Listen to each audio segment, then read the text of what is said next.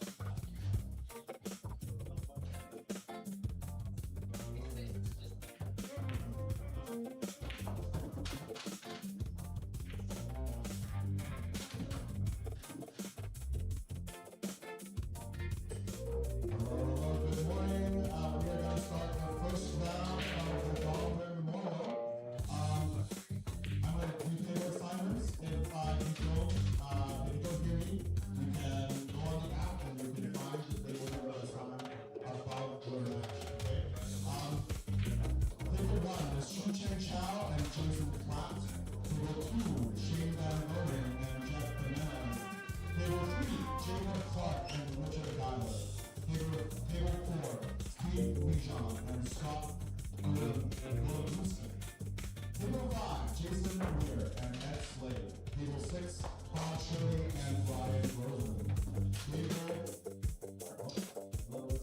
Table 9, Michael Ortiz, Michael Parker. Table 10, Tylen Hosapful and Justin McCory. Table 11 is Aaron Carlisle and William Linares. Table 12, Zach Mahler and Gary Christensen. Table 13, Philip Prentice and David Munson. Table 14, Ken Brown and Andrew Anglin. Table 15, Francis So and Tim Tudell. And finally, table 16 is Nicole Felici and Jack Kiske. Again, if you have any questions, you can come up and ask at the desk or the table to the conference room.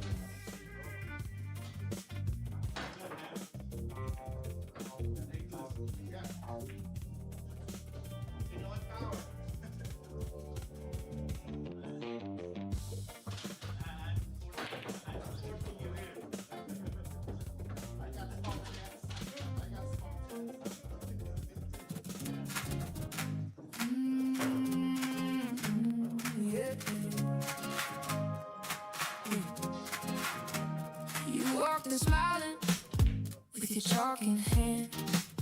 Always had a joke, always had a plan. You lit up the room with a fearless grin. Every game you played, we all jumped in. We still see you by the green felt light, laughing at the break, making hard things right. Keep that smile alive, keep that cute held high. You play with the full heart, now you shine in the sky. Keep that smile alive, we're singing your name for every perfect shot and every burning flame.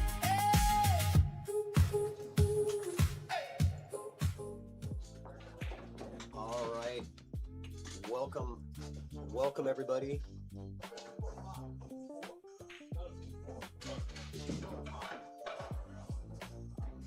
Welcome, we got great action for you coming in all day. Welcome everybody. 2026 Don Weir Memorial 9-ball Invitational is about to kick off. We're on the feature table. This is Patrick Nix coming to you live from the Golden Fleece in Everett, Washington. We got a great first matchup. The star of the show, Shane Van Boning, facing up against a local legend, Jeff Jimenez. Jeff excited about this opportunity, I'm sure. Been around the game for a number of years. And I believe he's played in this event every single year, as has Shane. It looks like Shane wins the leg. And we are about to get kicked off here. 9 a.m. start on today, Friday. Tomorrow will also be a 9 a.m. start. Shane with the break. He's going to have a jump shot to get started. I don't see him pushing out anywhere here. But then again, he's pretty crafty. I think this is a very high percentage jump, and he agrees, immediately getting the short stick.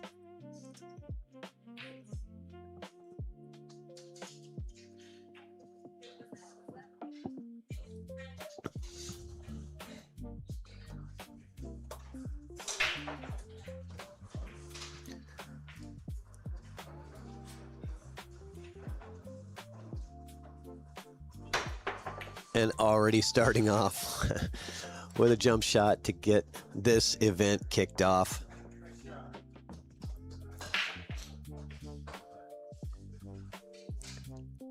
That might have been what you would call a hanger for Shane when it comes to the jump shot. One ball was obviously right next to the hole.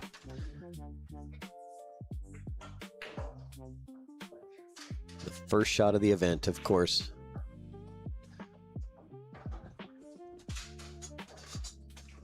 Gets us off and running. And that was really the only issue that he had.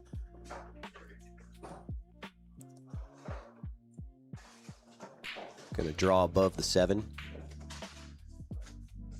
to float over for the 8, and he's in perfect position to make a very quick first rack break and run. I didn't think that he would have to go into the 9-8. I was assuming that the 8 was actually playable to the bottom left corner. But I guess maybe this wasn't as straightforward as I expected. I was calling the break and run just a little bit too soon.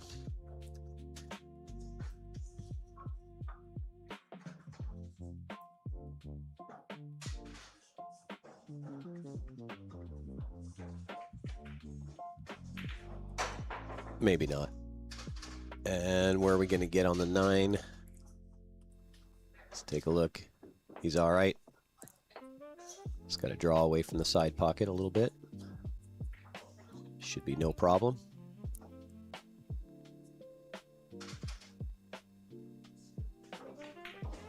Oh, and he's missed the 9. Here we go. We got some drama here.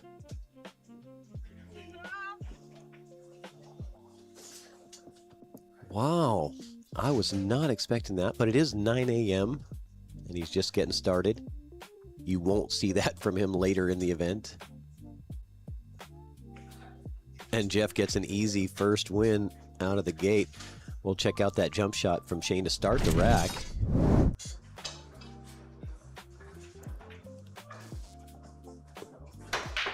And already starting off. Jeff Jimenez strikes first with the missed 9 ball from Shane. And that was exactly what Jeff wanted to see.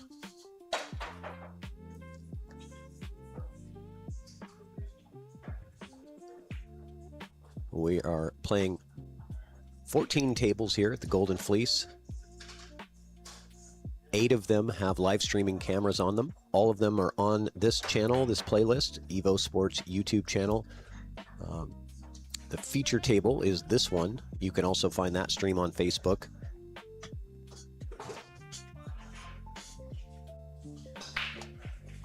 Jeff with a nice break, good spread, good action. Where's that cue ball going?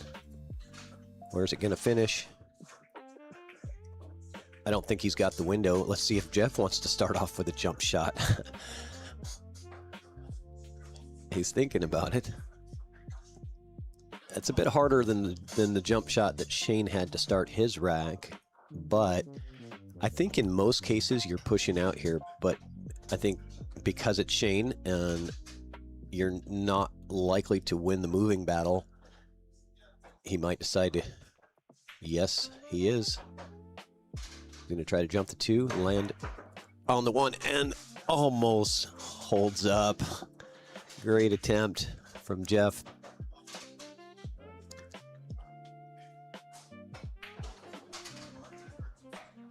That was a tough shot. He had to land that thing right either on the 1 or right before the 1. Keep the cue ball from hopping off.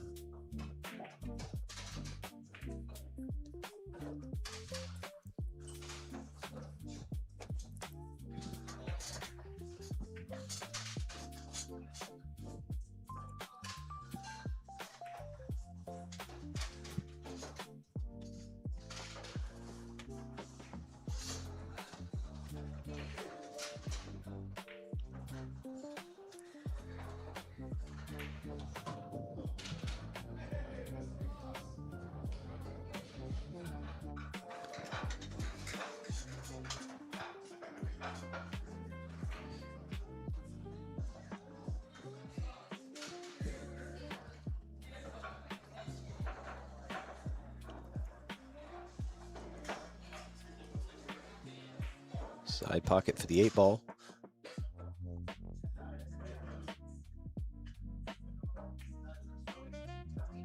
And Shane is going to try to make up for his error on the last 9 ball. Gets it tied up at 1-1 and breaking. Try to keep you updated with scores as we go along. Take a look here.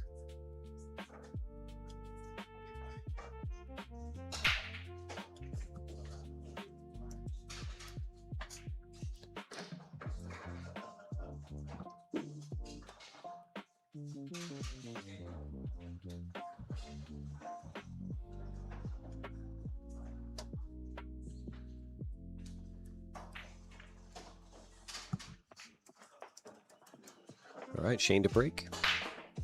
5 ball goes flying in the corner pocket, and the 1 ball is nice and dressed up. Don't really see any issues here.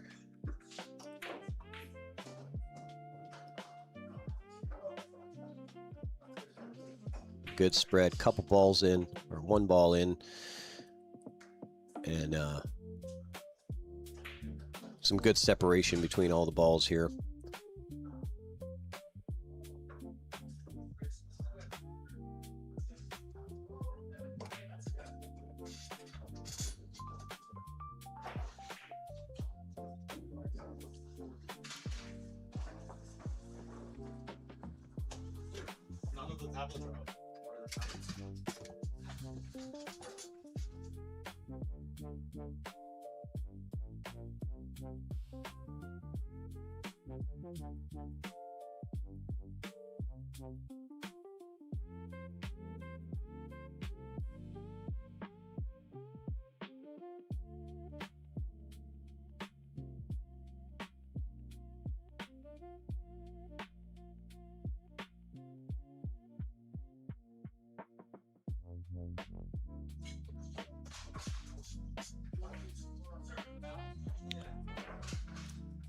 All right, Shane making quick work of this rack to seal off the first break and run of the set.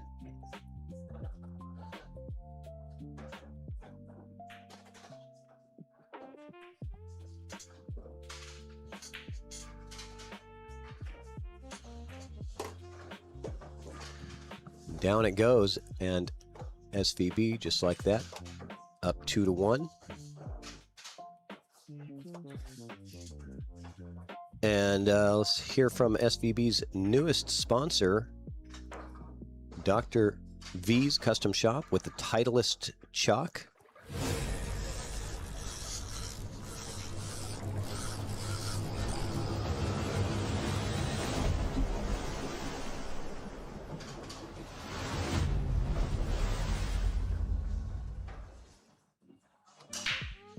If you haven't checked out Titleist yet, check them out, drvscustomshop.com. All kinds of great accessories, chalk holders, quality chalk. Also, they've got a good line of carbon fiber break and jump cues.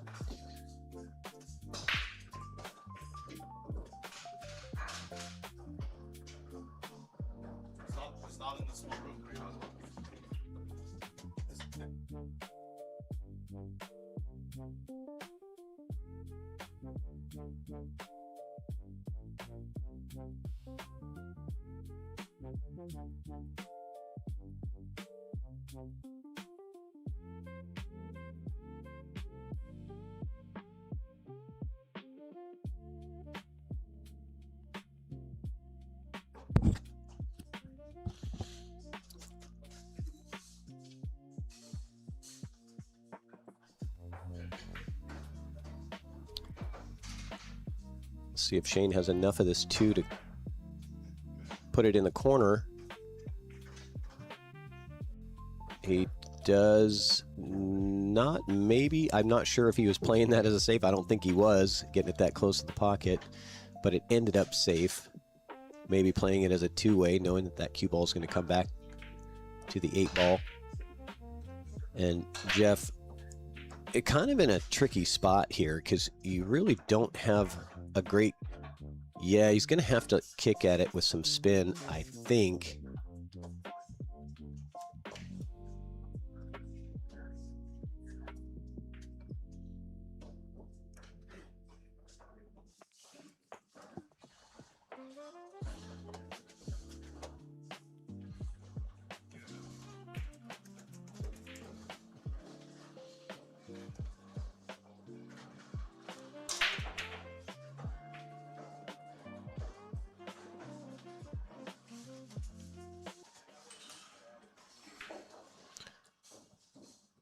So he's kicking that way at the 2 ball. Nice shot from Jeff.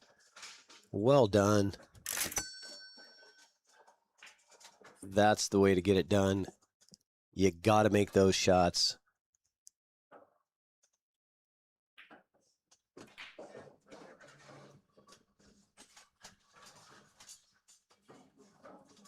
Great execution on that shot. Oh, and it's like, looked like he had just barely caught the edge of that pocket. I'm pretty sure he wanted to come up above. I think he hit that just too full. I think he wanted to come up above the 6. Being below the 6 makes this a little tricky because now you got to watch out for that 8 ball when playing position on the 7. Well done. Just a couple more shots to close out this rack for Jeff. He's overhit this ball. And he's going to end up right on top of the 8. He might still have a play on the 8 ball. But obviously the adrenaline and the nerves of 9 a.m. match against Shane, and sometimes you get a little more force into those shots than you want. So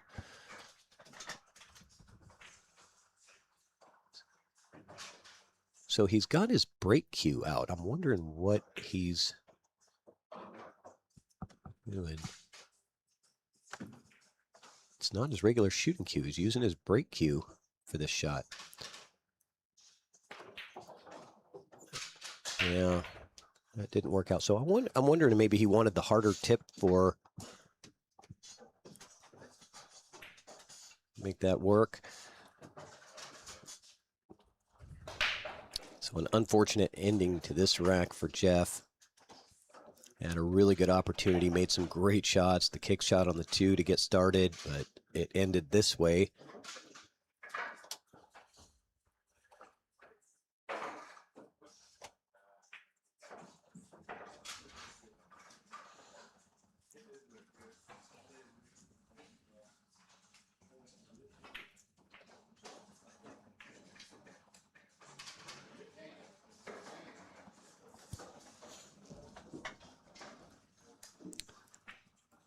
Two in the back, he says.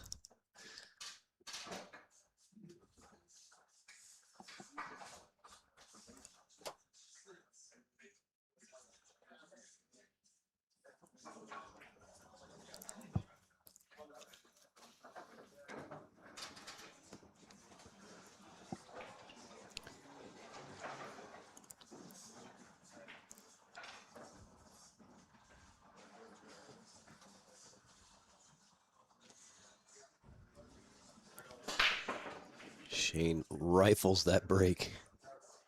God, he hits him so hard and gets such a good spread. I think he might have gotten a little bit unfortunate with this one.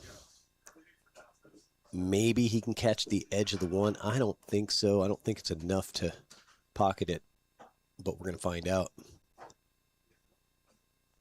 Yeah, maybe it is. The way he's cueing on it, looks like he does have it. Yeah, he caught it just too thin. I mean, he had to narrowly miss that 9-ball to catch enough of the one to pocket it. Ends up hitting it too thin. Jeff getting a great opportunity here.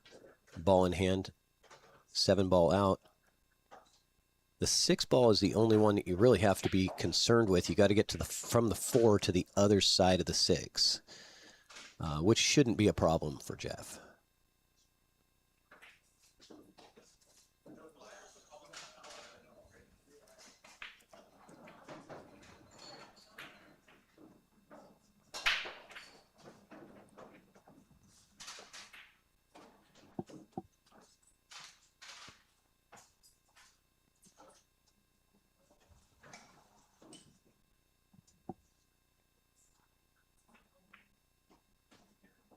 Yes, that's the way to do it. Just avoiding that side pocket and getting around to the other side of the 6. That's the way. He might have kind of took that one a little quick. I'm kind of wondering what his thought was there. I'm guessing he was trying to bump the 8 down towards the top left corner and ended up catching it thin. Okay, he's still alive.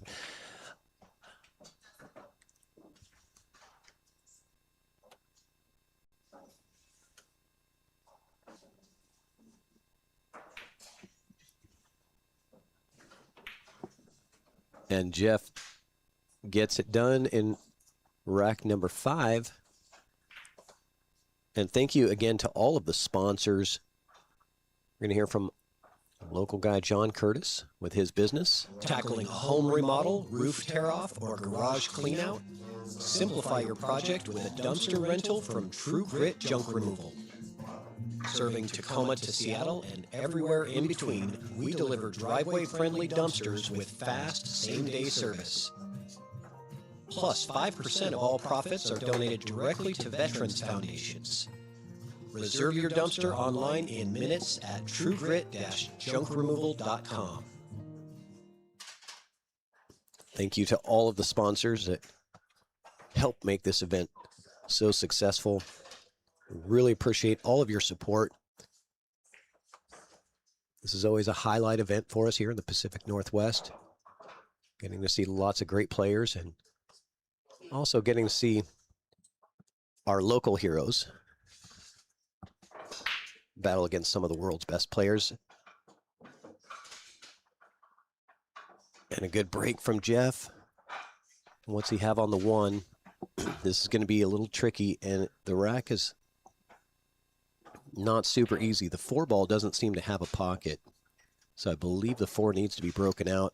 The 3 is right next to it, so... But first off, he's got to start with this 1, and I don't know if he's going to want to bank the 1 just to be able to get easier shape on the 2, because if he cuts the 1 in the corner, he's going to have to move that cue ball through traffic, and that's what he's looking at. Those lines do not look good for getting the cue ball to come through and have a look at the 2. Yeah, he was going the cut. The bank does afford you a much more natural position on the 2. He's overcut it, and maybe a safety from Jeff.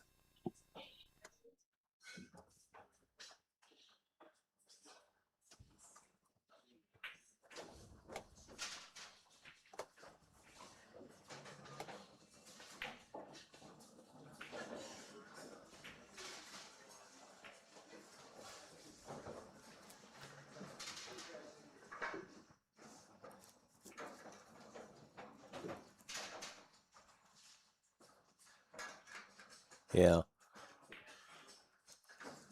Okay. Jeff getting another opportunity here. He's got a window to the 1.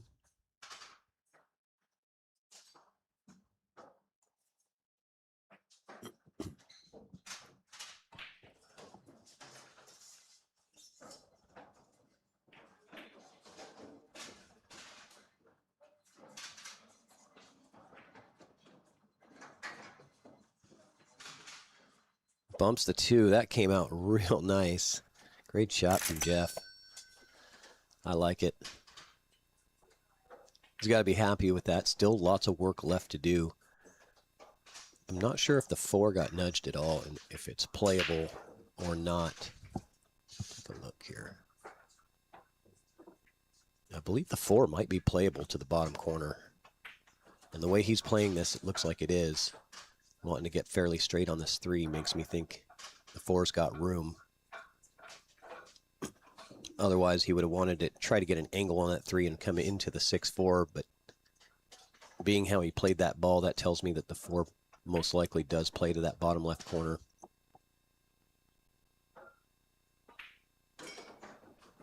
Or not. It does play to the side, though, however.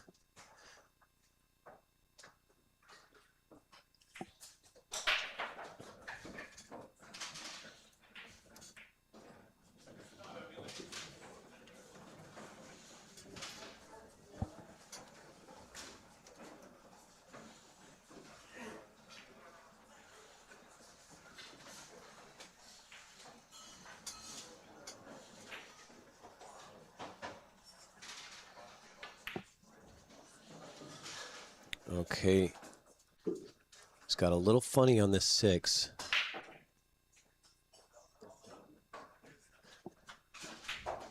See how he wants to play this. He's got the option for the bank or the cut. No room for error here. If you take the cut, you're most likely running into... So he is going to bank with soft speed. Drills it. Let's go. One more good shot here from Jeff to tie up the score. I like that soft, slow roll bank shot. Those are tough. And how's it going to finish? Does he get a nudge? He does get a nudge on the 9 ball. There we go. Let's go.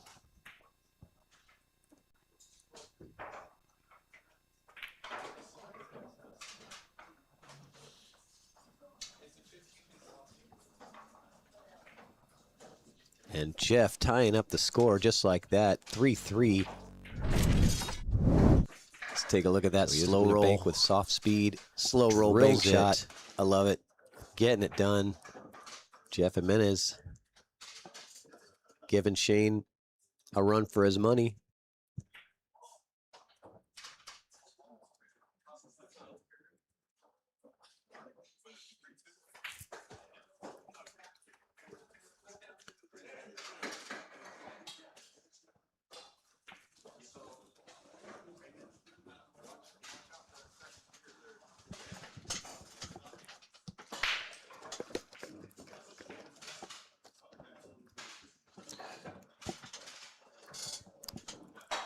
Another crushing break from Shane. Does that 1 have room to go to the corner pocket past the 9? Possibly. Or does he want to just play the 9 ball? I don't think so. He's playing it to the side, but he's going to come into the 8, I think, with the cue ball. He is coming into the 8, and that's going to be unpredictable as to what you're going to get after the shot. As we can see, he did not end up that great here. He does have a good portion of 2 ball to play with here. See what happens. Just playing the safe, putting the 2 on the rail. Smart shot. Jeff is probably going to have to return the safe. I don't think the bank is in play to the side.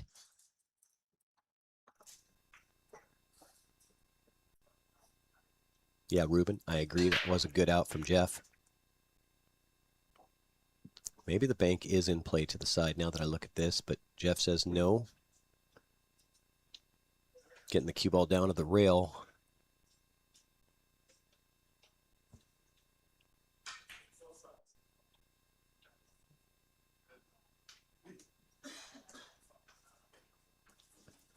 Shane going to roll this 2-ball right to the center of the pocket and trying to hit it as soft as he could to hold for the 5.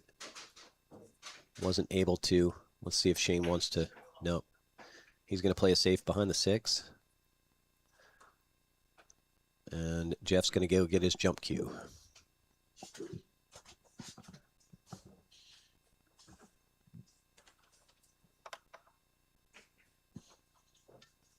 Jump cue in hand.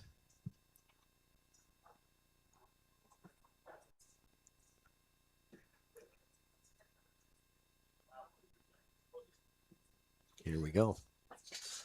Going airborne. Lands on the 5. What are we going to end up with? Oh, almost got some love. A little bit harder.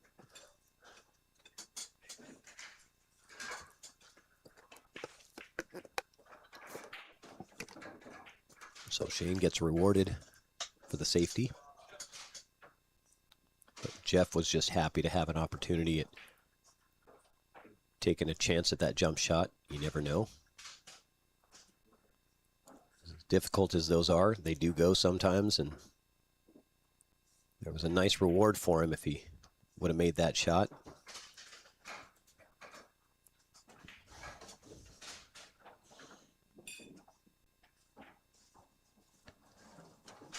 All right, Shane up 4-3 in this set.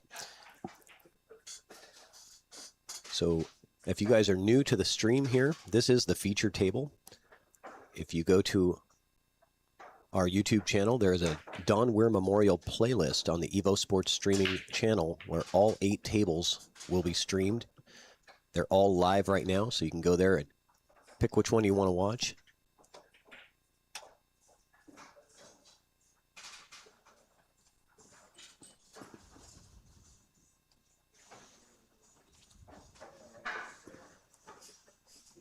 Another thing that you can do is you can go to the digital pool bracket. If you go to digitalpool.com, you type in Don Weir, you're going to see the first one show up. And you'll see live stream links above every single match because the Evo Sports system is integrated into the digital pool bracket. So you'll be able to see all of the live scores and click on whatever stream you want to watch. Some may have commentary, some may not. We'll keep commentary on the feature table.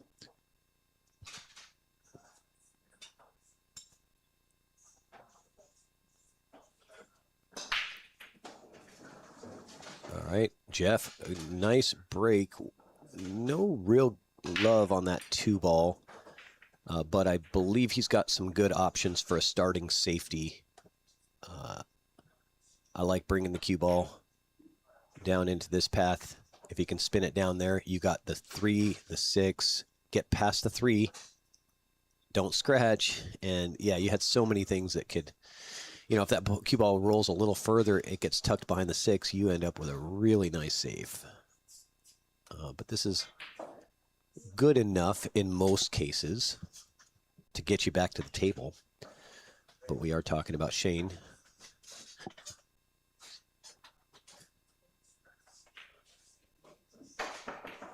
Jump shot on the 2.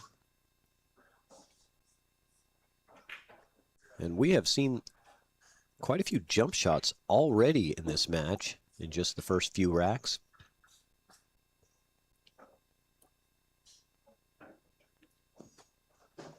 But Jeff got a nice reward for that safety. Good look at the 2. I'm not sure if the 3 plays by the 6 to the top left corner. We will find out.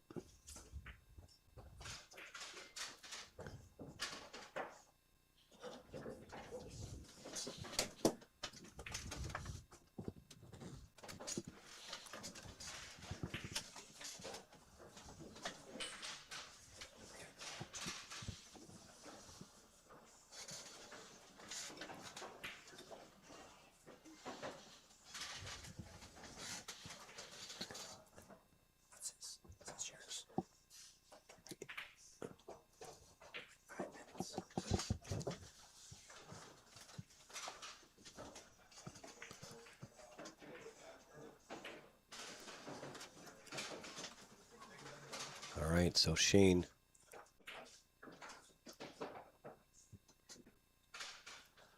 Pretty open look now.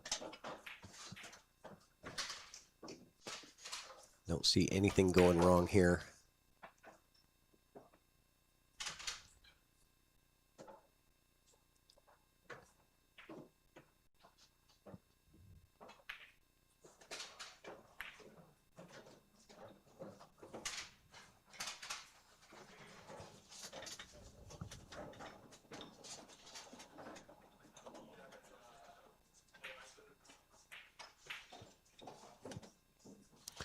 SVB up 5-3.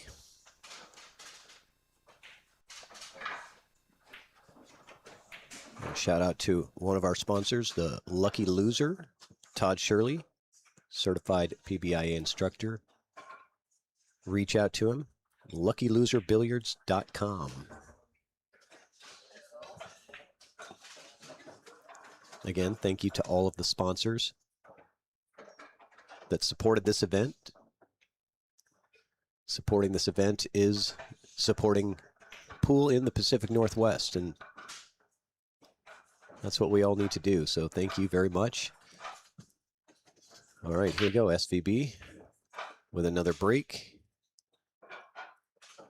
One thing we have not seen is a dry break from either player. I think he's going to probably take this carom shot, just thin the one, put the 5 in the side.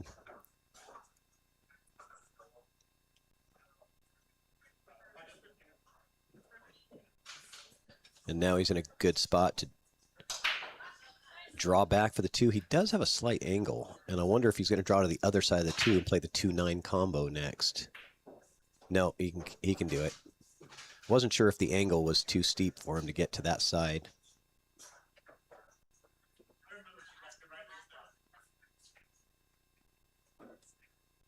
Ooh, narrowly avoids the scratch, comes off the point of the side pocket, and really gets fortunate that he's still got a look at this 3-ball. That cue ball could have easily ran further and scratched or been hooked. He's going to come to the other side of the 6. He did not get there at all. So he was trying to hold for the top side of the 6. I thought he was going to come around to the other side of it and play it on the side. But nope. So Shane doing a little more work than expected on this rack. Just recovering from the one positional play.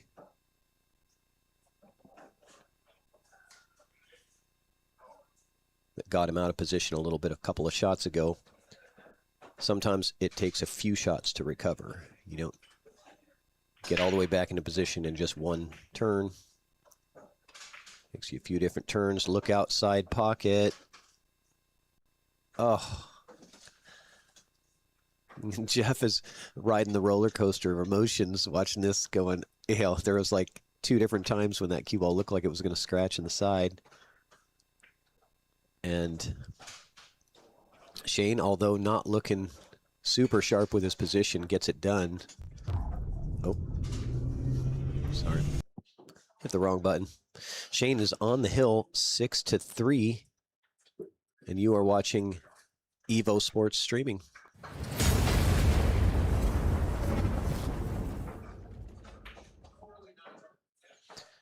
Let's check out the upstairs vibe camera here.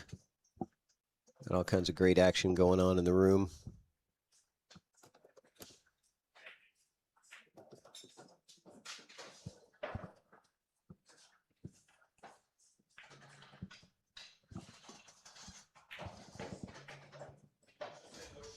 There's Rich Geiler, the hat, in the house.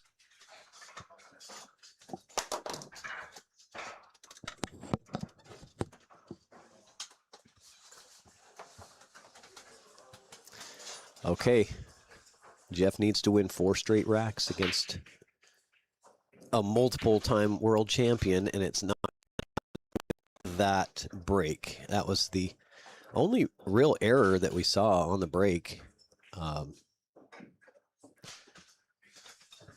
Just lost that cue ball a little bit.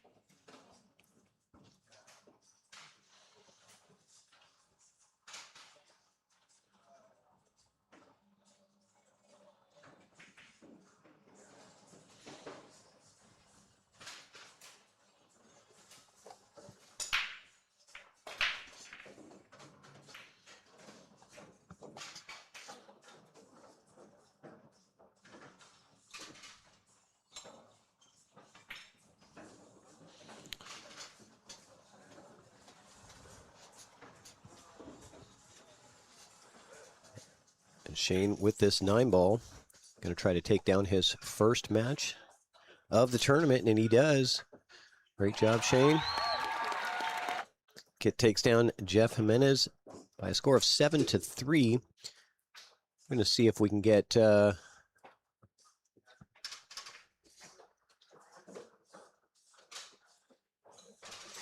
we're going to have another match starting on the feature table shortly, but we're going to go to an intermission here. Hang out with us here or join in on one of the other streams. I'll give you a scoring update, guys.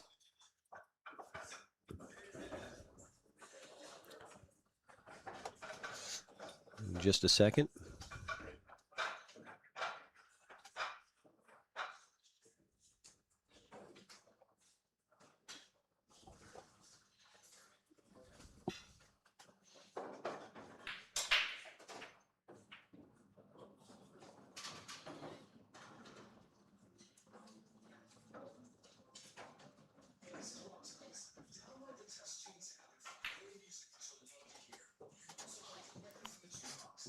And we'll be back momentarily.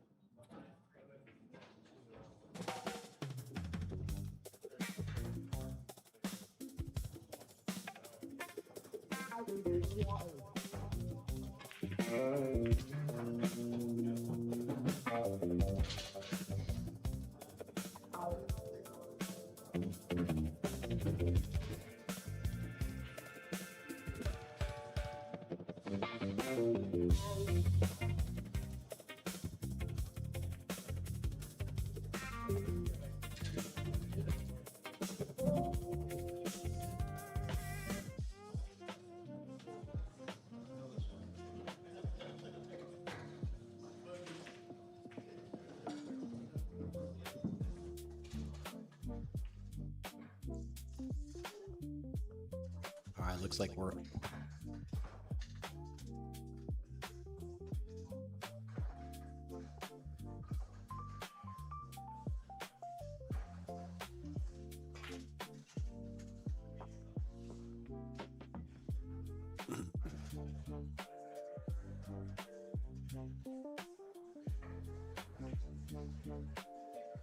test.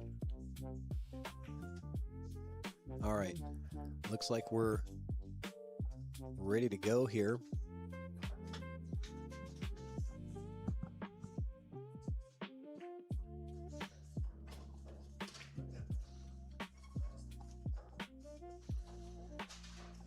might have missed the first rack if they had already started maybe a little bit before we expected here, but we got Corey Duell and Gordon Graham getting started here.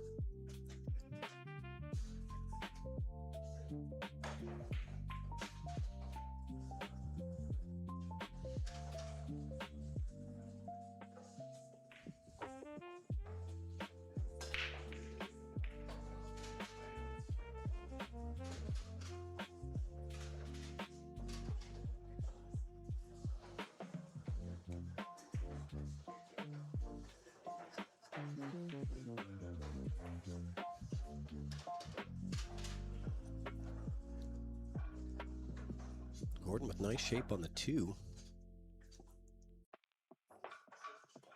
And 1 to the 2. Coming down to the 3, getting a little tight on it, but ends up nice.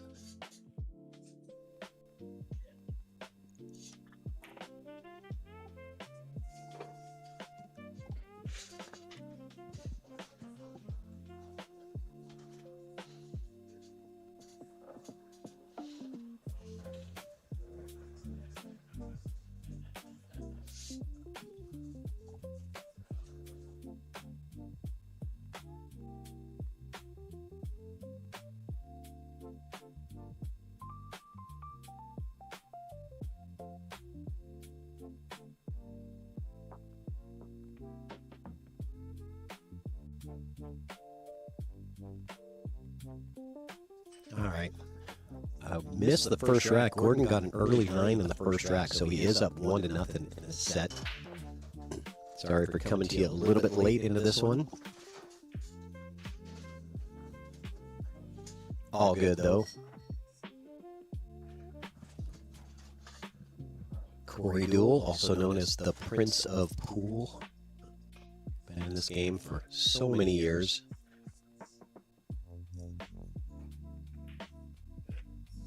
Great pool player and an excellent golfer as well. Spent a lot of his time this week on the golf course here in beautiful Western Washington. We got sunny skies and 75 degrees out here. There's no better place to be in the summertime than the Pacific Northwest.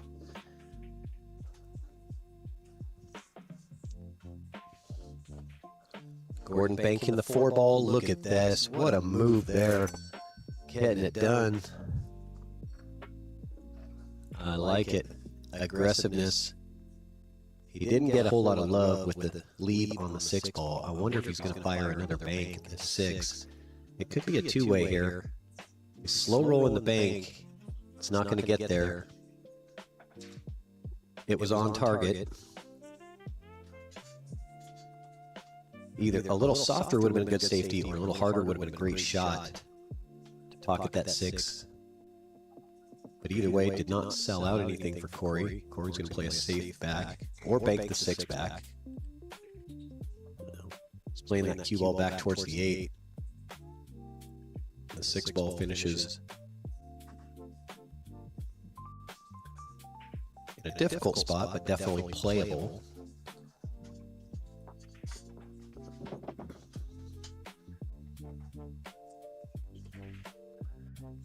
Another bank for Corey, for Gordon. This one didn't land as great. Corey does have, I believe, the full ball available to him on the 6. If he wants to cut it, I believe that's there. He's also got the safety opportunity to try to get the cue ball behind the 8, but the safety is very difficult to execute because of the separation on the balls. I would assume he's going that way with the safety. More likely to get safe, and we might be seeing the jump cue come out for Gordon. Let's see.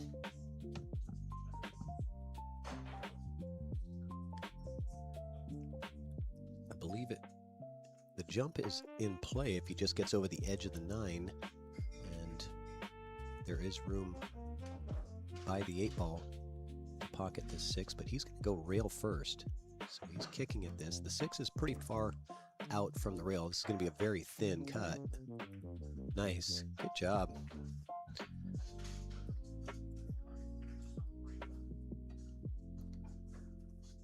Well done. Oh, and he's rattled the 8 and scratched. Salt in the wound. Ouch. He's made some great shots in this first couple of racks, but that one's going to bite.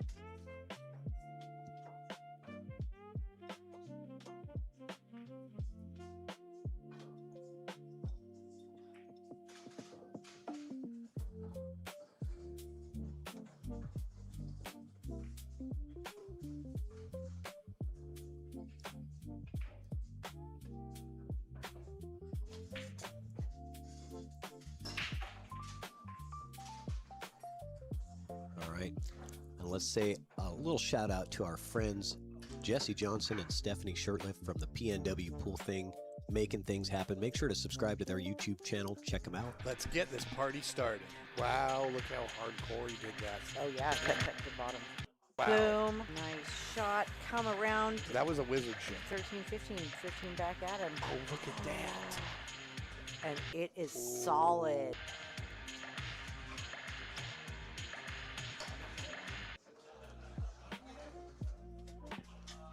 PNW Pool Thing on YouTube. All the local matchups. Jesse and Stephanie, great people, open their homes to local amateur players, putting on great live stream productions, great commentary. It's a lot of fun. Make sure to join them. Get on there and subscribe to their channel and catch that action. All right.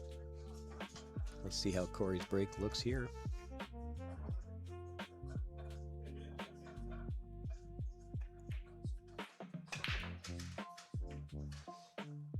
It looks dry. Does the one get covered up? I don't believe it does. Pretty sure he's still got the... Yeah, he's all the way available on the one. I wonder if he's going to try to draw back for a potential 2-9 combo.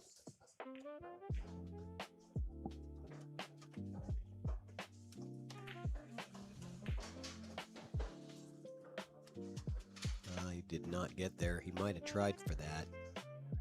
He had the angle. But he does have the line to the 2-ball.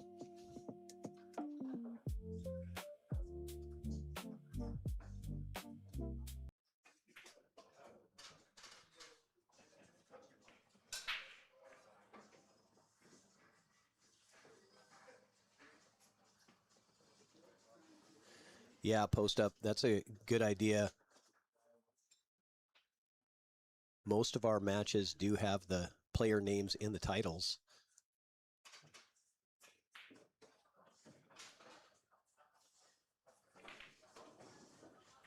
But because this is one longer stream, we could certainly update the titles at the beginning of each match. But always appreciate the advice. Thank you for chiming in.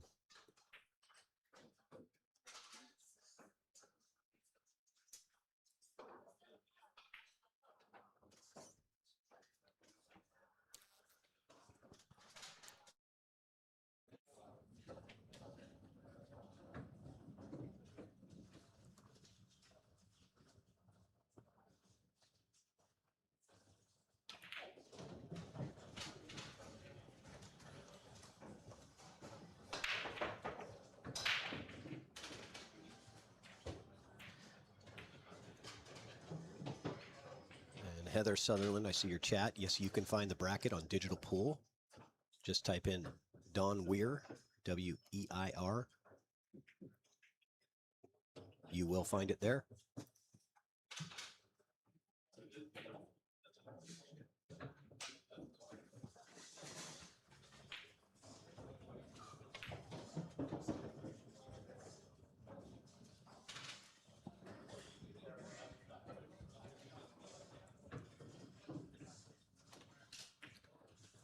All right, Corey takes down rack number 3.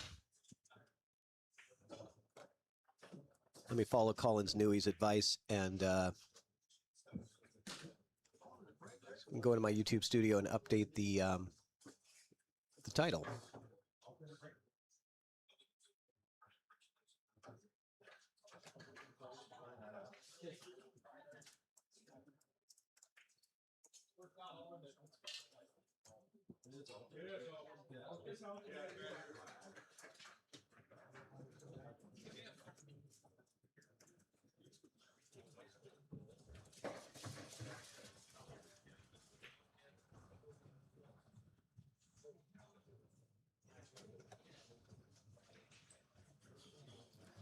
All right, done.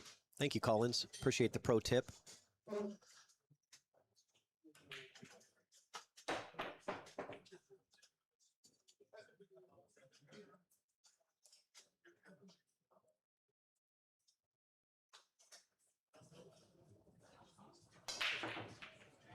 Nice strong break from Gordon. Does end up dry. Corey's going to have a really open look. This table is very available. No two balls are even close. I don't really see any issues without some type of a positional error from Corey.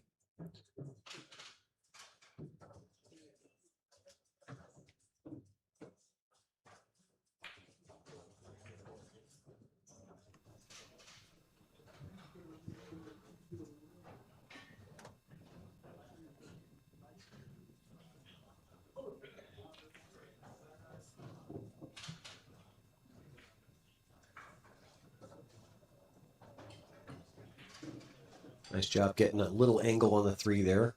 I know he didn't want to be straight on it.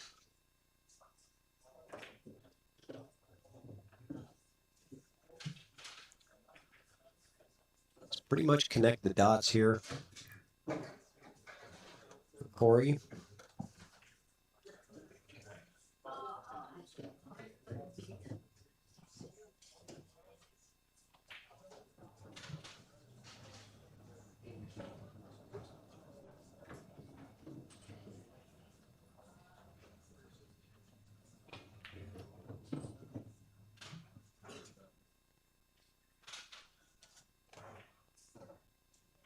And I'll be back in just a second.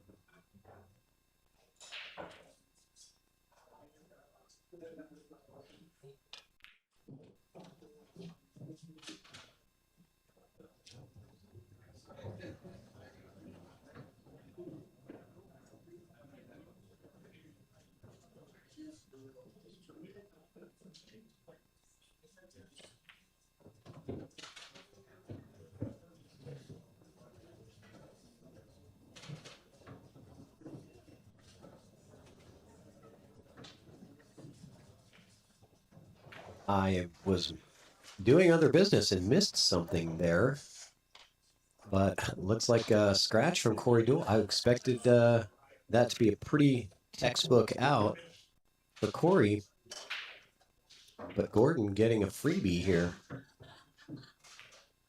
to tie the score against the Prince of Pool. I'm always curious, Corey's been playing with this sort of slider thing that it puts on his shaft instead of wearing a glove. Kind of interesting. I've never seen any other player use that except for Corey. I wonder if it's just something that he created or made for himself. If anybody knows if that's something that's like a marketable product or if it's just something that he made on his own to maybe have more slide.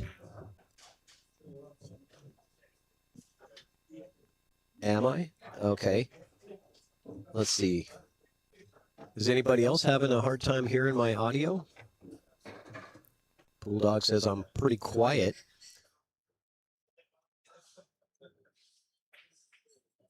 Looks like my volume meters look normal over here on the soundboard. So let me know out there in the chat if anybody else is having a hard time hearing me.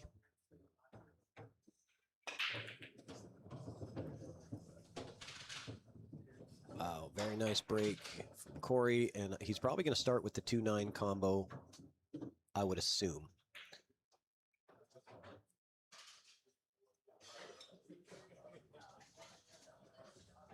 You think it's just a cut piece of a glove? Okay. So here we go, 2-9 combo for Corey to take the lead. And it hangs. Oh my goodness. Look at the cue ball. He does get safe. And I don't know if the kick is really on here. Let's see. I don't think he can really kick to this too. He might be able to kick the top side and carry him off of it. He comes into the rail with some spin, avoiding the 4, spinning that cue ball off of the 2. That could work, but it's very touchy. He's going to jump.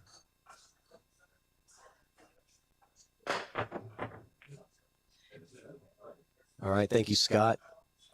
Scott says audio's good. All right, Corey gets that win. The easy 2-9 combo. Takes the lead.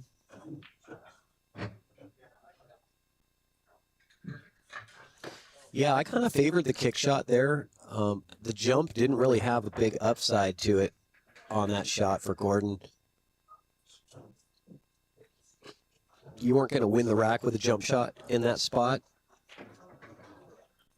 Whereas the kick was difficult, but gave you the chance to win the rack on that one shot. When the 9 ball's just hanging in the pocket like that, you've got to take some risk.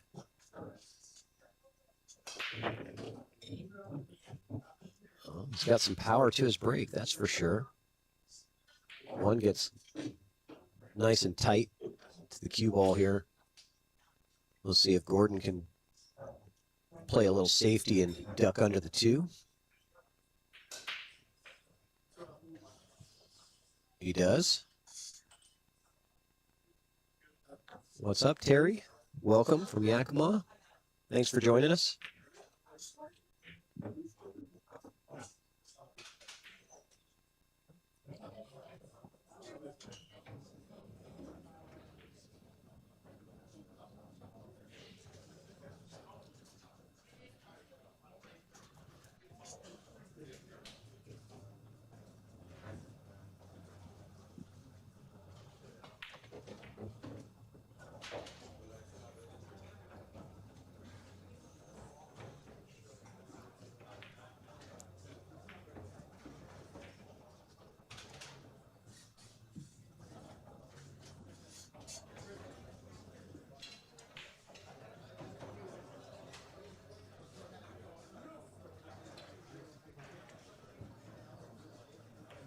Good kick shot, makes contact. Doesn't give anything easy for Corey, but I assume the safety is in play. Lots of options here for the safety. A couple of different ways he could play this. Yeah, I like coming off of the left side or the right side of the ball for him.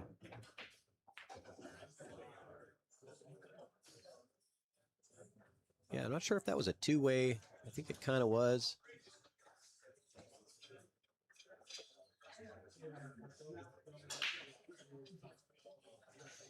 Yes, Jeff, you do have to be authorized or whitelisted on Evo Sports to be a commentator for each venue. So thank you for your commentary at Griff's. I appreciate that. If you're interested in doing any commentary for this tournament, hit me up on Messenger.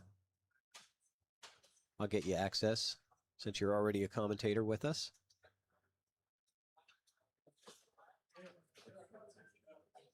We have lots of tables that don't have any commentary on them.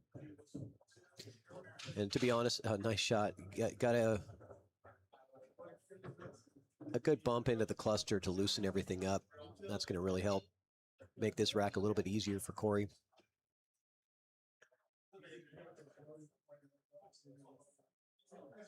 Yeah, most of our Most of our commentators, a lot of our commentators are in the Pacific Northwest, which means they are here in the building and they're not at home doing remote commentary for us like they usually do. We've got a great volunteer group of pool players and fans that love to do commentary.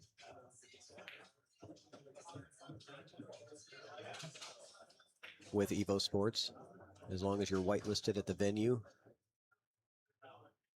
you can jump in on any device from anywhere in the world and commentate matches.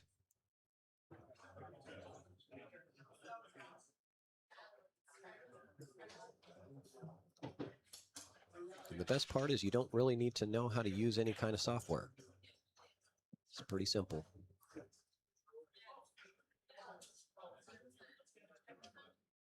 Oh, wow. I mean, he really babied that ball. Like he let up on that stroke just trying to hold for good shape on the 8. Almost didn't go.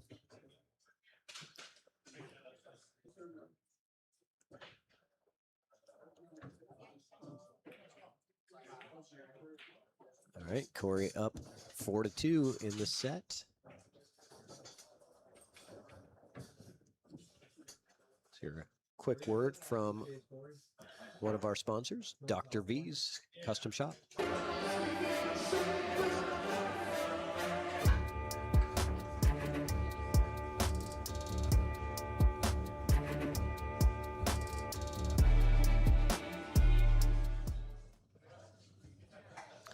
Thank you very much to Dr. V for sponsoring this event. We appreciate the support.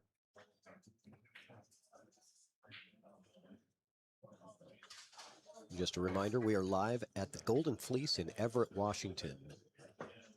The 2026 Don Weir Memorial 9-ball Invitational Tournament. 128 player bracket. We're just getting through the first round this morning. We're going to go all the way through till Sunday night.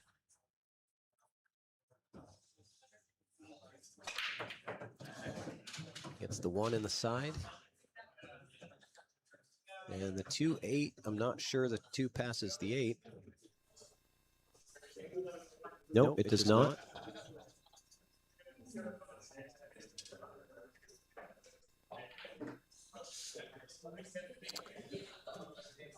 Jeff, we made a little update to the commentator graphic on our screen.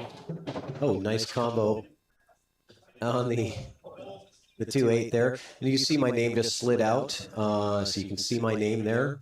We just made a little change to the graphic to where it's not always a static image that's sitting there. So the commentator names will slide out and appear every 10 minutes or so for about 30 seconds, and then tuck back in to the side of the screen and just show the profile picture of the commentator.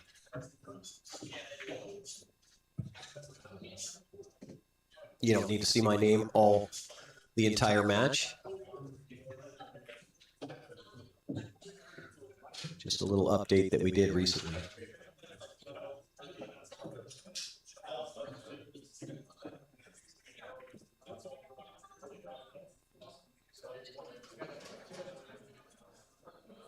Inside English to check it up, to get above the 6. Beautiful shot from Corey. It's got a little angle that should be able to get him to the other side of the 7. He didn't need a lot, just a little angle gets him over there.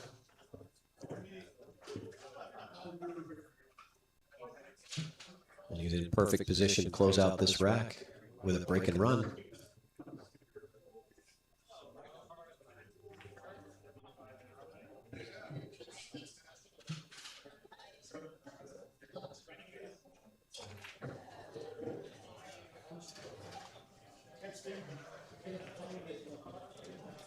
All right.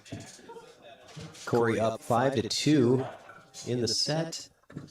And let's take a look at some of the scores that are around the room. Let's see, what do we got here?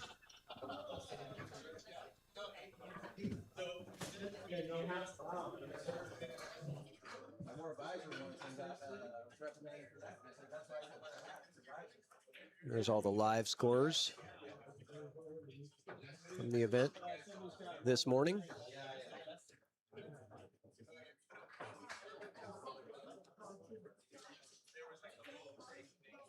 I'm here getting kind of long too. I'm ready. There's a barber shop right across the street. I'm 5 seconds away from a world-class mall.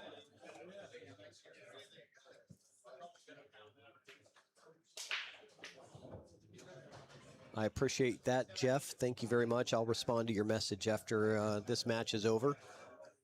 We'll get you whitelisted in here.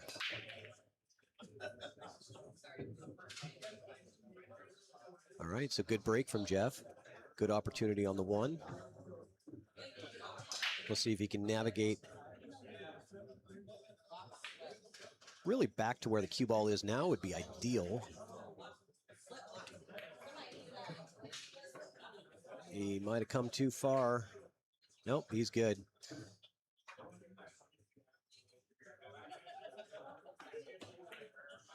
That draw stroke fell a little flat. Not get the follow through that he was looking for on that.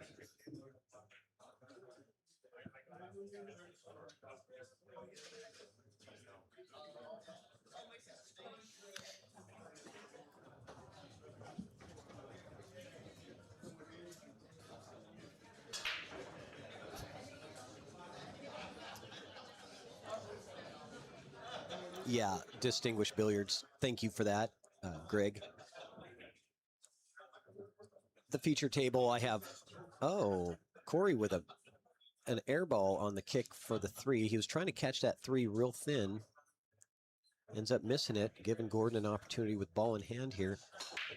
Yeah, I'm using a little more advanced software than your normal Evo Sports system. So normally Evo Sports is fully automated, whereas I am actually using streaming software to kind of bring in some extra enhancements and features.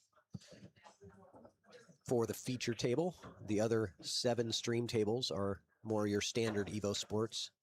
Nice masse there from Gordon to get around that 6 ball. But now he's got the long distance 6 to navigate.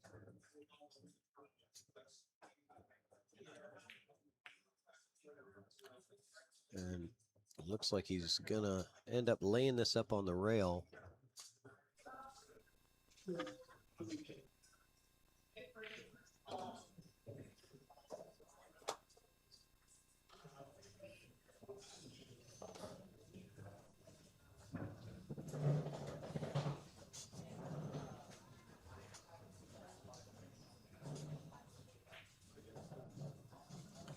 See what Corey likes here.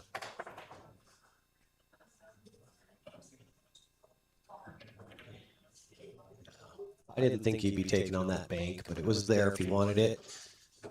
He didn't get the blocking safety, just the distance safe.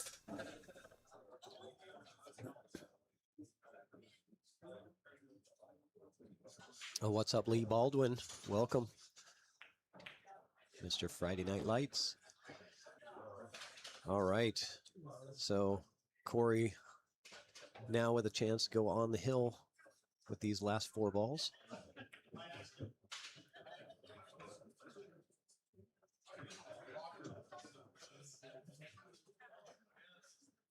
The Prince of Pool.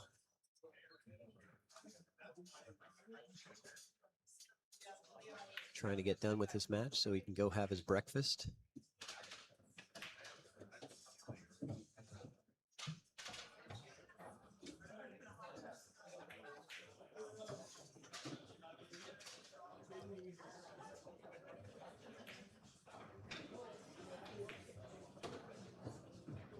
Nice shot to draw up and under the 9.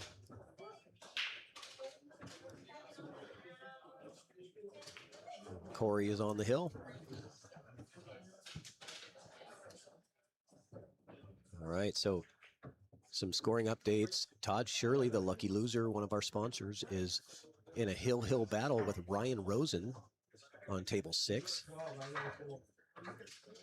Yuto Atsuka is up 6-1 on the hill over Justin Kiski. Trevor Sickendick is down 3-0 versus Chad Raswick. And Dave Schneider Jr. and Damian Pongpanic. Dave is up 3-2 in that match. Leah Hurst down 4-1 to Brett Duncan Brent Duncan, excuse me.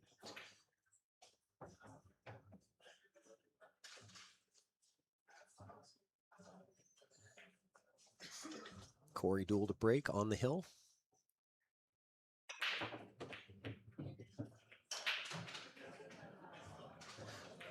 He's got good control of the cue ball. Not much movement after making contact with the rack. And that's what you want on these small tables. You don't want that cue ball flying around, getting kicked around.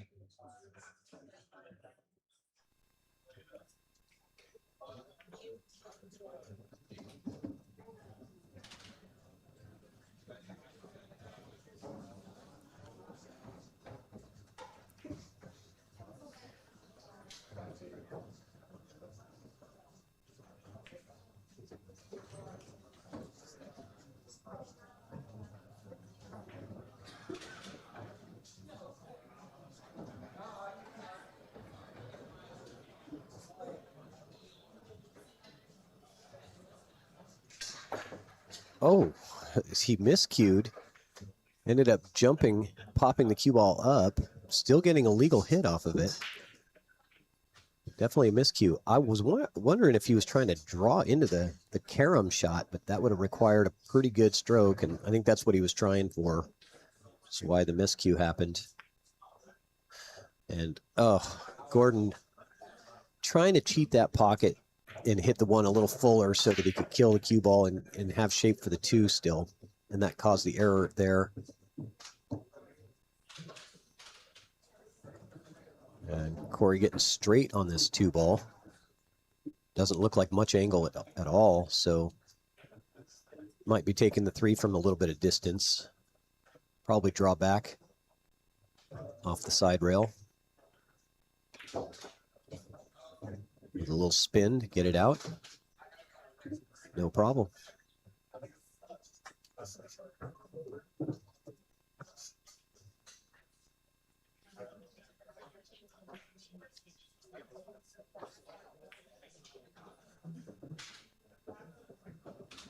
All right. The only thing to navigate really is the 6-7 combo. So he just wants to be on the correct side of the 6. So that way the leave is natural. Yeah. Leave is natural for the 6 after the combo is made.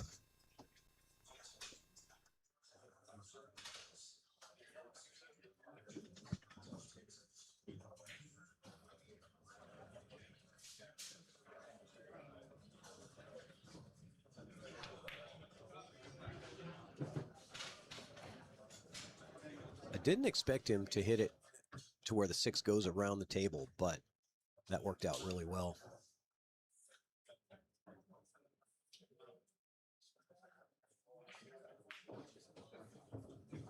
Bringing the cue ball back up. Would have liked to have been just a hair above the 8. Make it a little easier, but no problem here.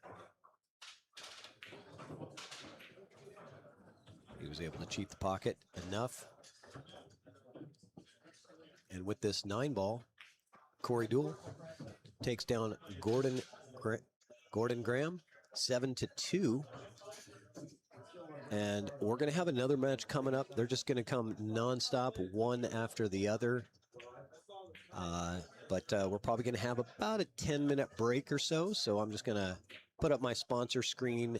And but before I do that, let's pay a tribute to the man who we are celebrating tonight, Mr. Don Weir. You are loved and missed in the pool community here in the Pacific Northwest. And this tournament is all about your legacy and your memory.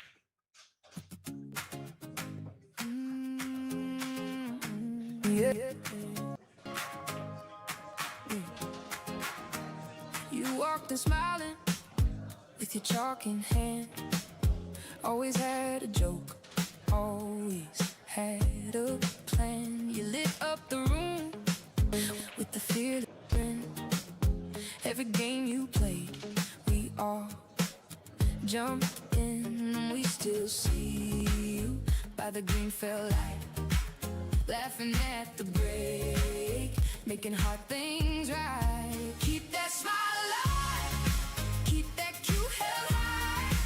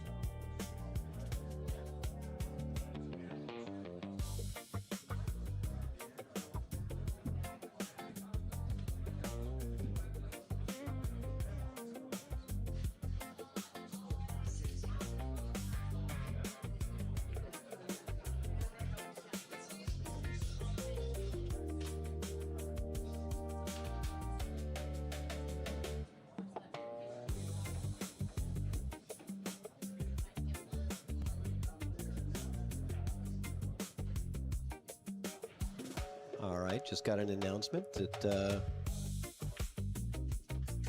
we have a feature table match scheduled here. It's going to be starting probably in the next 5-10 minutes. I think it's going to be one that you guys will enjoy. Jesus Atencio will be on this table. We'll be back in just a couple of moments. Hang out with us.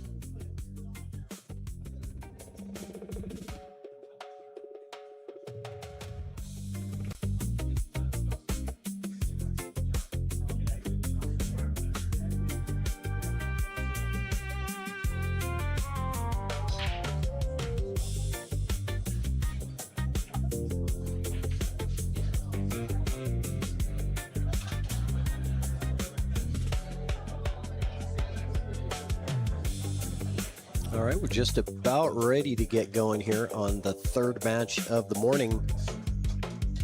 Jesus Atencio, 796 Fargo, is going to be facing Jordan Henriksen, 523 Fargo.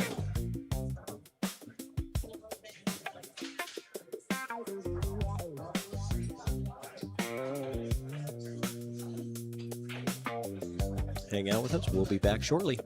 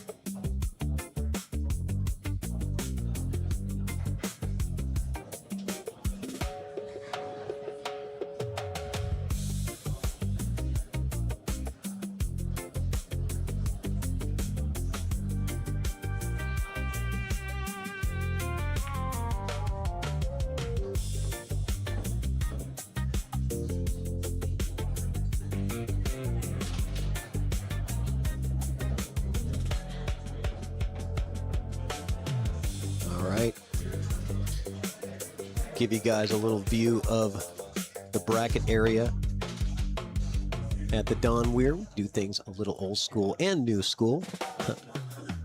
Got the digital pool bracket online for those of you following along, but inside the building, the man with the best penmanship in the room, Mr. Mike, getting it done, filling out that board. 128 player spots. It take him several hours. His penmanship is superb. And we got these banners hanging up around the room. Shout out to Sophia Tran for the donation of the beautiful flower bouquets.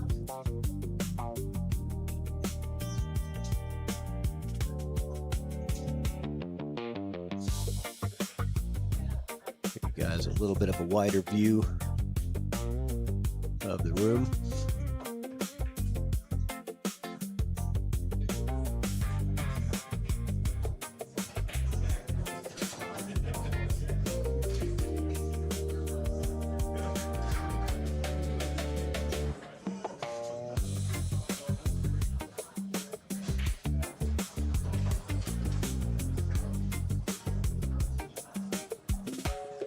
This is the upstairs area. So at the Golden Fleece, you've got 6 tables upstairs, and then you've got 8 downstairs. So we're playing with a total of 14 tables today.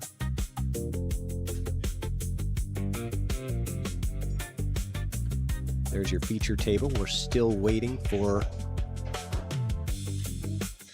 that next match to be called, but I have been told that it is Jesus Atencio and Jordan Henriksen. There's a take a look at the previous boards from the previous Don Weir Memorial tournaments. 2024. We'll just go into who won that.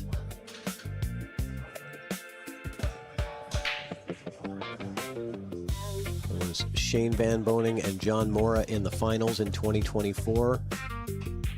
Shane comes away the victor. And in 2025, I believe, we are right here. Oh, sorry, guys. No, I'm sorry. That's 2023 here. This is the 2023 bracket. Shane Van Boning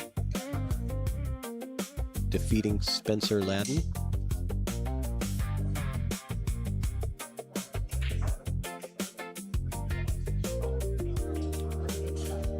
I believe we've got the 2025 board over here. Not sure if I can get you guys a view of that. It's not in my camera view anyway. Just giving you a look around the room.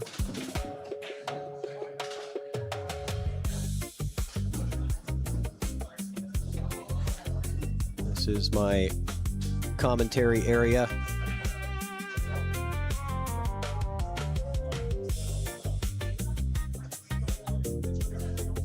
They got me tucked up here in a little attic area that they've built specifically for commentary. Pretty cool. I got a little crow's nest view. It is a little tight quarters up here. There's Iris Wang on her match down there.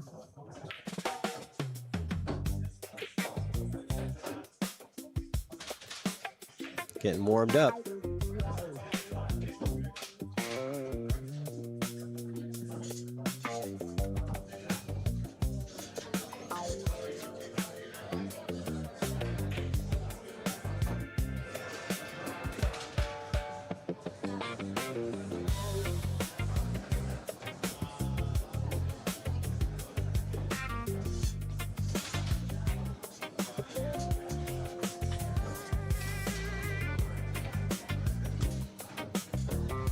See Mr. Stan Taranjo down there.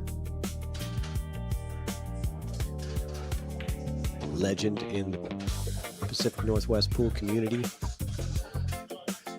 Coming out of Vancouver, BC, Canada.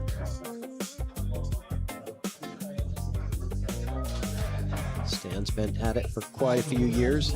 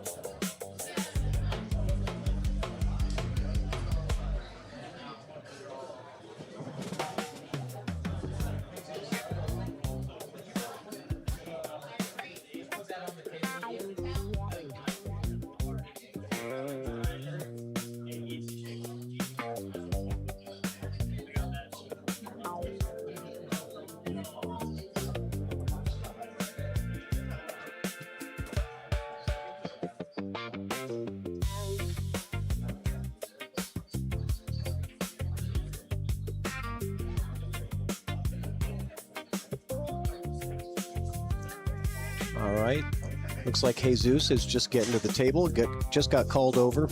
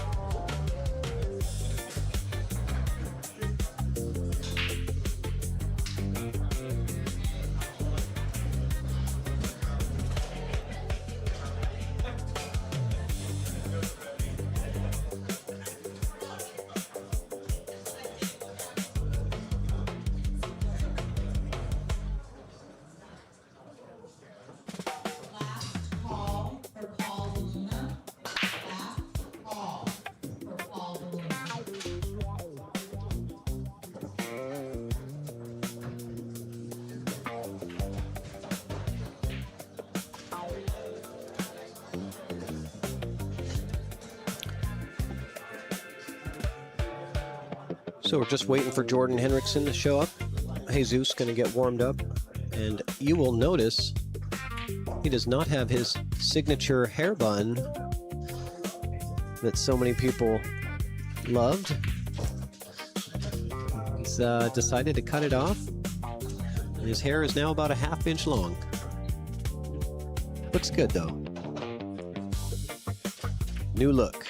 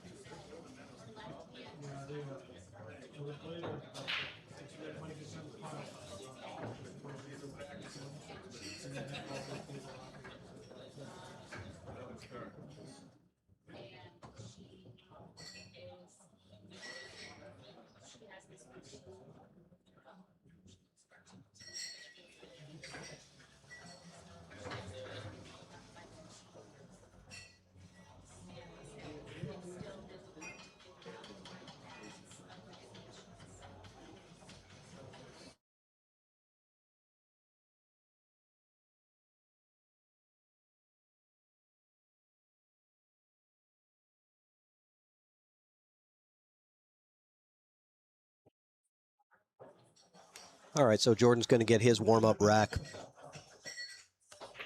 and then we will be underway. So players still getting warmed up. Just a couple more minutes.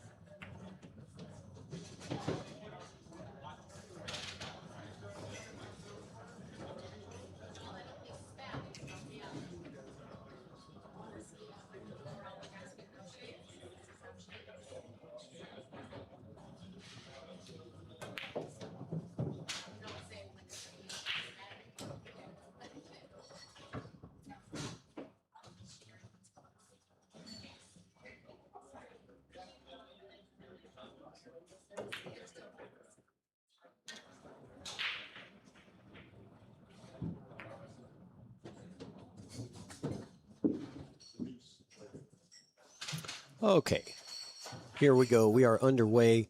Jesus Atencio, Jordan Henriksen, race to 7, A side, first round. Let's go. Jesus wins the lag. We'll break first. Thank you guys all for joining. Thanks for being patient while we got things sorted out this morning and getting the matches flowing. A lot going on here. Huge shout out to Katie Burley, the tournament director for this event. She's got like 1 million people coming up to her asking her questions, and she's handling it like a champ. 128 player bracket started at 9 a.m. this morning. We're still in the first round.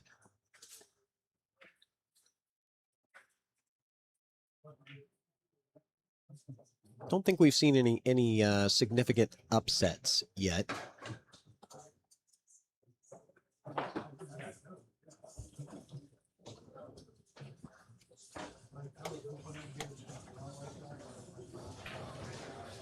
Okay, here we go. Jesus Atencio, 796 Fargo. To break, couple balls in. The one is gonna end up, interesting.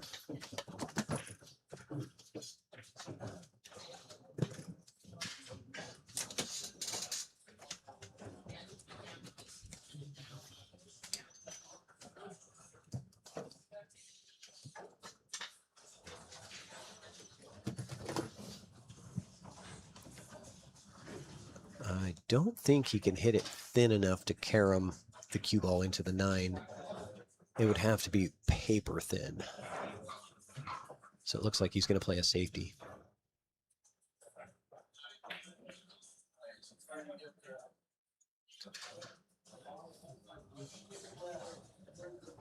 Not as successful as he was hoping for. Eric has a good chunk of this one ball to do something with. So I look for a return safe. I don't believe that he has the pocketing angle on the one to the side, but he is kind of looking at it, so it is possible.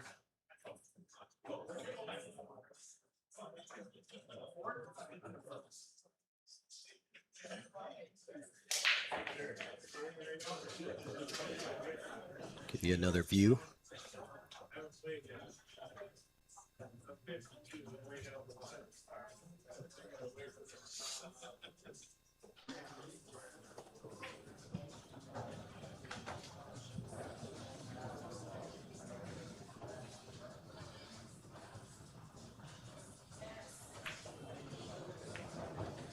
See how good he can get this. Yeah, he was going for the shot all the way. Might have been looking for the two-way, thinking that he's going to get some coverage from the 6, but it did not work out that way.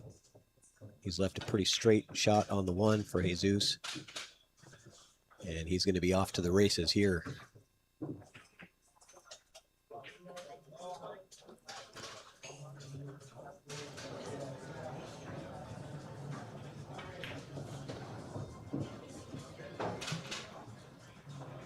Jesus, a very exciting young player.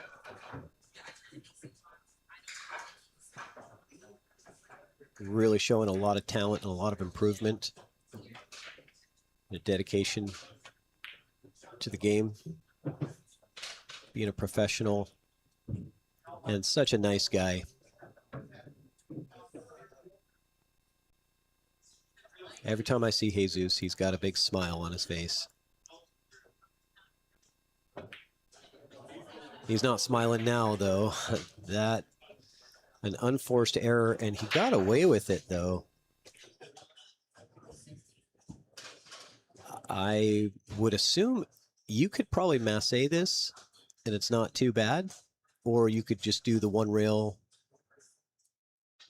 kick, or 2 rails right before it. I think those are your only 2 options.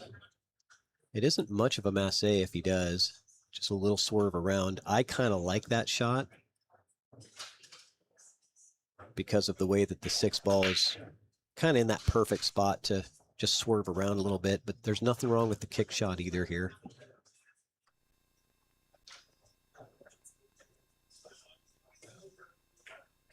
Comes in a little too full on it. So Jesus with a shooting error, getting back to the table, got away with it, and gets back to the table with a really nice look. And another shooting error from Jesus. Very unexpected.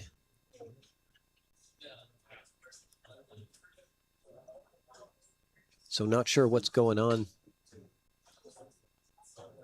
But being that this is the first round, you can get away with that in the first round. He's not going to get away with those on Sunday. And neither is Eric. So we're seeing definitely some very uncharacteristic mistakes on both sides. And we'll see if they can settle down and really get into this thing.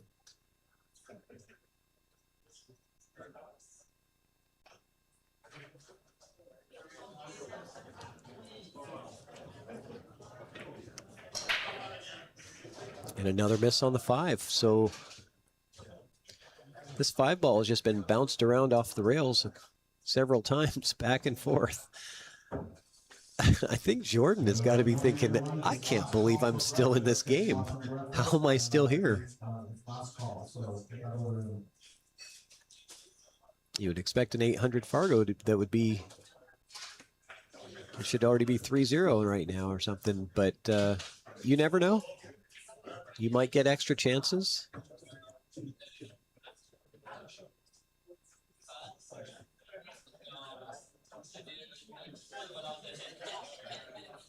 Not sure what kind of look he has here. Yeah, he's got it to the side.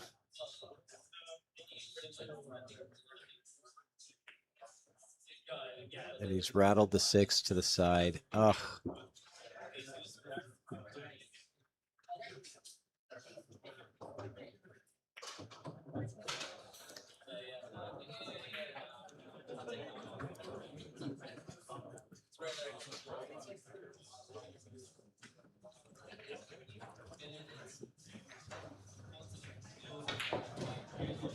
Jesus just does the draw shot into the side to get better position.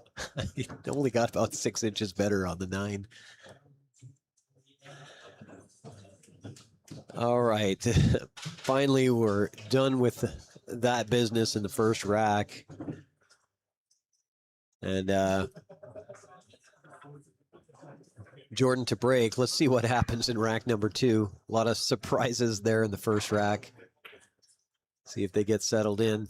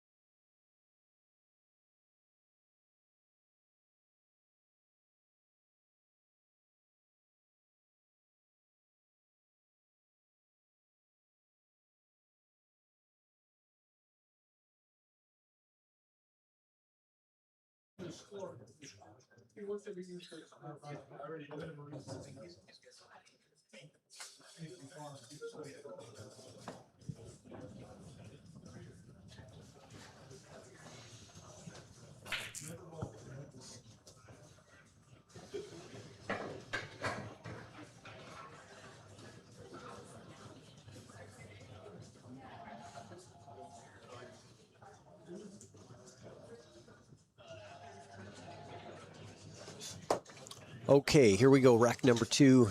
Jordan Henriksen to break. He's got his Golden Fleece jersey on, representing the home room here.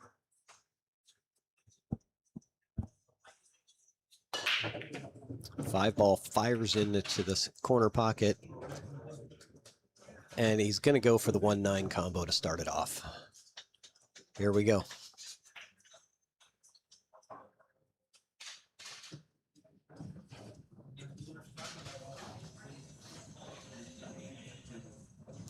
This is the shot that I'm not trying to like do anything two-way here. You know, you could play a two-way and try to, you know, kind of stun the cue ball to the 7.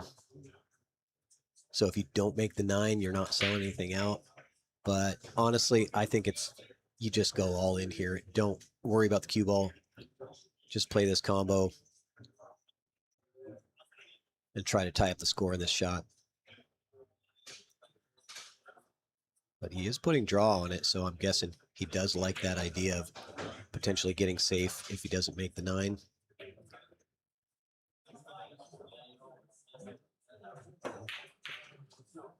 And he did not get the safe, and he did not get the 9.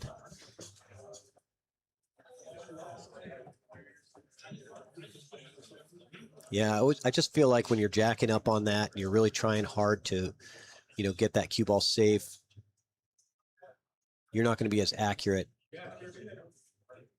I feel like that was one of those shots where I think I'm going 100% all in on the combo. But I understand the desire to have the two-way.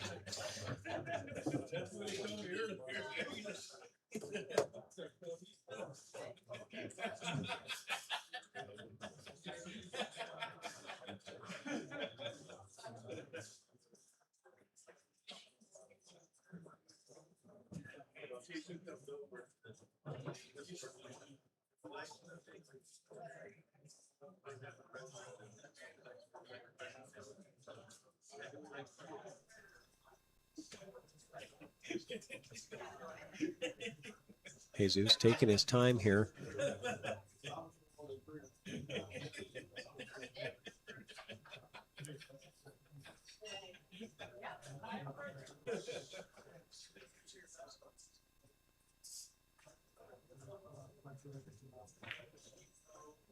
He's playing the 2 down in the corner. Nice shot.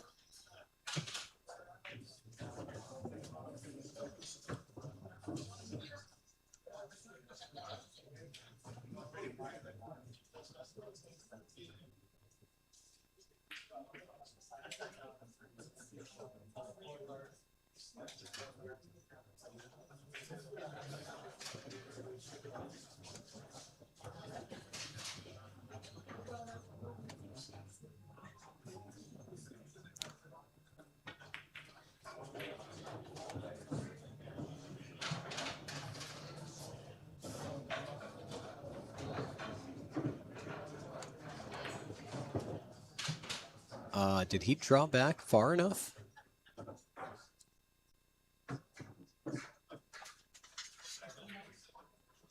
Yeah, he did. But it looks close. Like it didn't quite. Looks like it almost didn't make it. No, maybe he didn't. He's got to jump the piece of the 7 here. That's the man to do it, though. Pretty much a hanger. How's my audio sound, guys? I'm not sure if I've got the audio dialed in just right. So let me know in the chat if the audio sounds good or if there's any kind of an echo.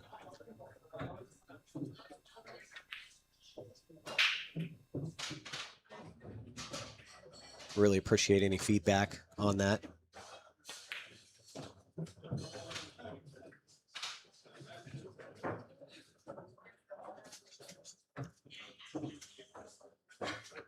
Jesus now quickly up 2-0. Thank you very much, Lee Baldwin.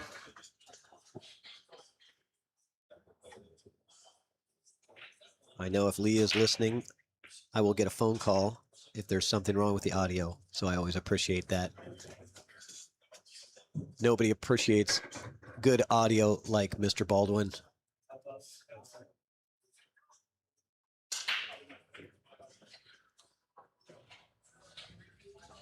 Awesome. Thanks for the feedback, Lee.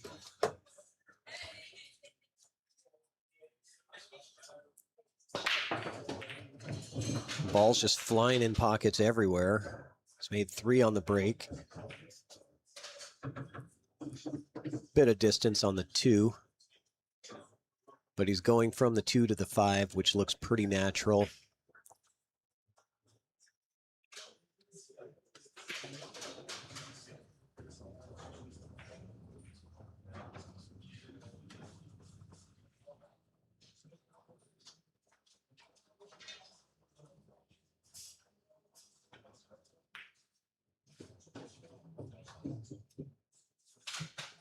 Very good.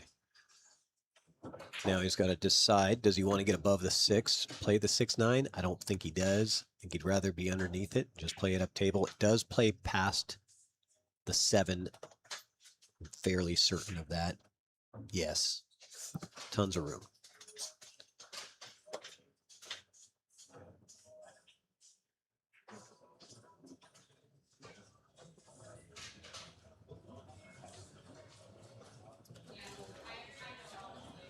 It's not bad to maybe nudge it if you run into it from the backside and just kind of, yeah.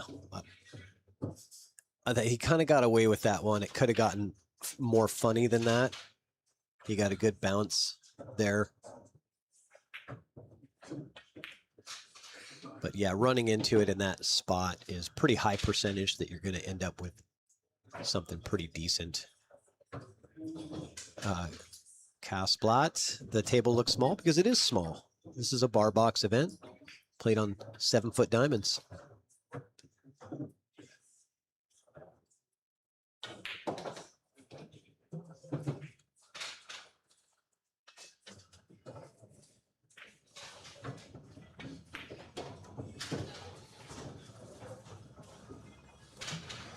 All right, Jesus quickly up 3-0 now.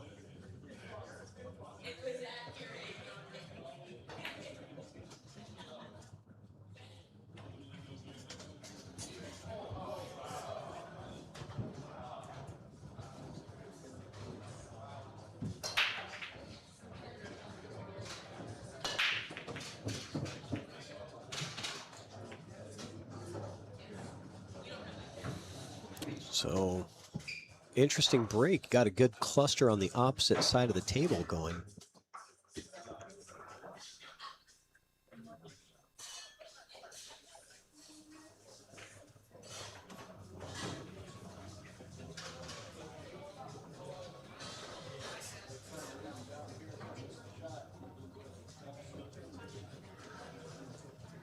Not sure what the right move is here.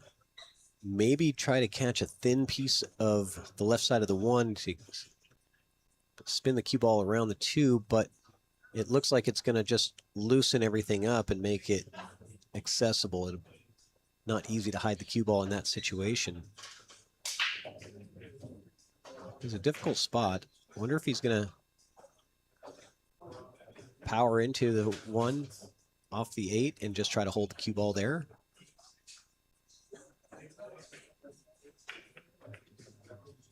Oh, he made the 4. I didn't even think that that was a possibility the way that the 1 and the 8 were tied up, but great shot to get started.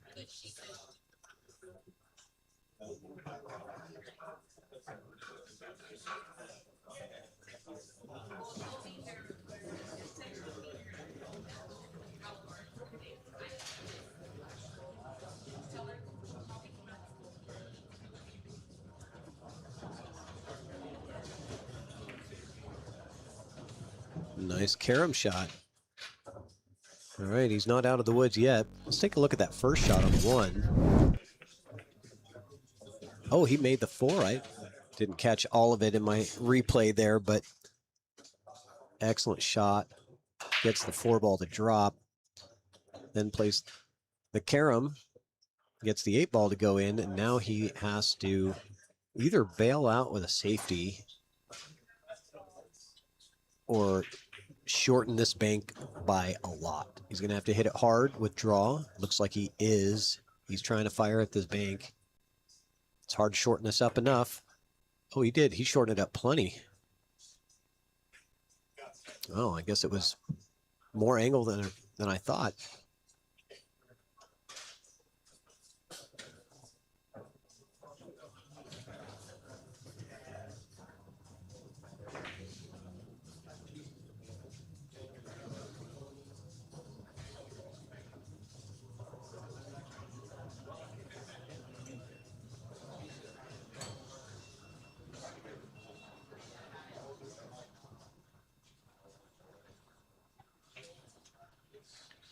Let's see what Jesus likes. Looks like he's going for the cut. The 7 holds the cue ball for him a little bit. Come off the 7, come back out. That's nice. Well played shot. All right, how many of you in the chat like his hair better now, or did you like it better longer with the little bun that he had? What do you guys think? Should we do a poll on Jesus's hair? Old hair or new hair? What do you vote for?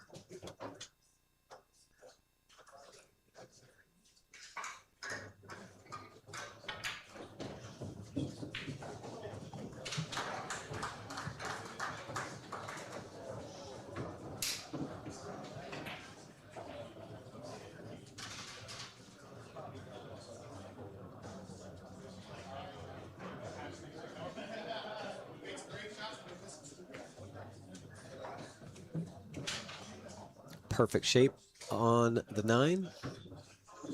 And that's going to be a 4-0 lead for Jesus. A couple errors in the first rack, but after that, he's settled in nicely, getting it done. Jordan still looking for his first win. Had a couple opportunities, especially in the first rack, but both players were just not settled in.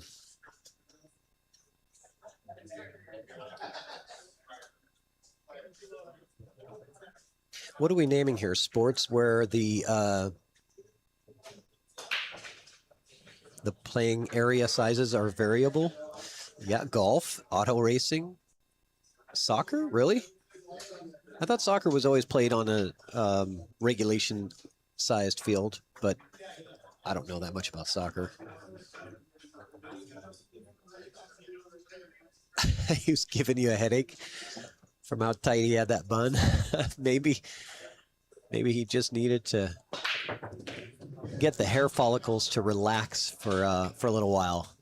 Maybe he'll go back to the old high and tight hairstyle bun that he had.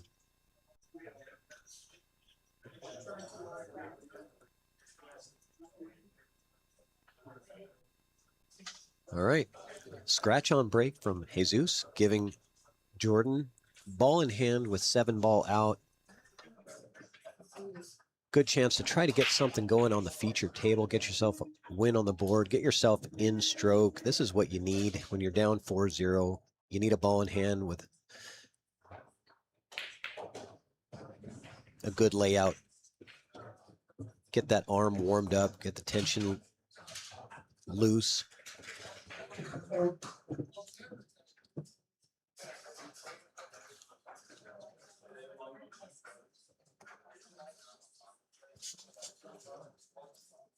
So he's going to have to navigate between the 7 and 8, and he wants to get on the 5. I wonder if he can draw back around the 8, if that's what he's trying for. Yeah, he's going to draw into the 8. Yeah, he was trying to draw to the other side of the 8. I didn't like that a lot because the scratch was well in play. I liked trying to go in between the 7 and 8 with some spin to get it to jerk over towards the 5 after hitting that bottom rail. So coming into the 8 there is not the end of the world, though, for Jordan. He can still see a line on the 5. Just difficult shot.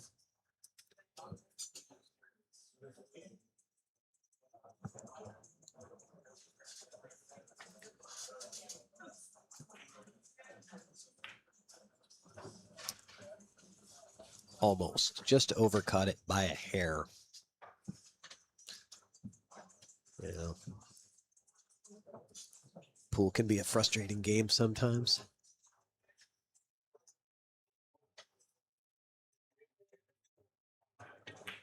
Diana, you like the top knot? Is that what we call it? I didn't really know what to call it. I said man bun, but that's not really right.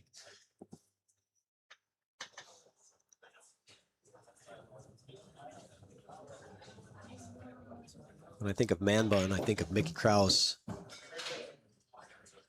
But his was Jesus's was a little more unique. We'll call it a top knot. I like it.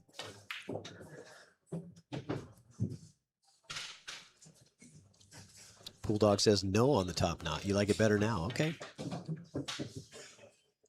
He still kept the sides shaved.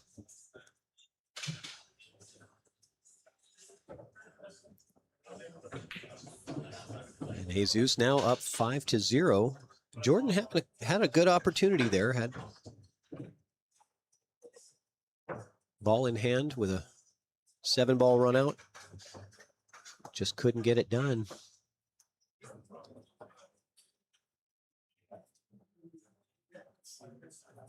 You know, as a 250-point Fargo underdog or whatever it is, 230-point Fargo underdog, you know you're probably not going to win the match no matter what, but you want to get on the board. Just get me a win. The best chance is off the break for Jordan.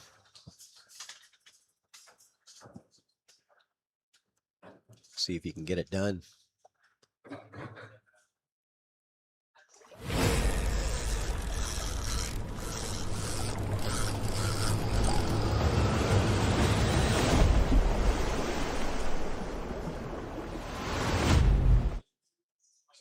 I had to slip in that SVB fishing video.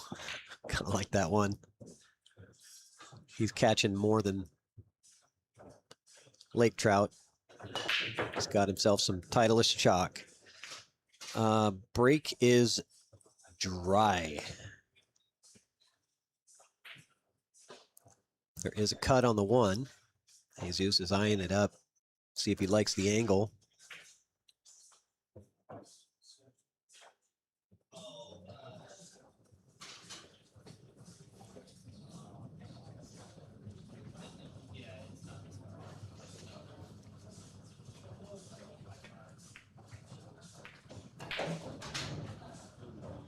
And he got right on the 2-ball.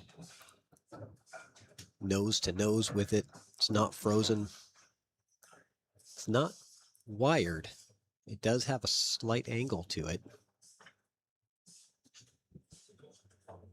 I don't think it's frozen.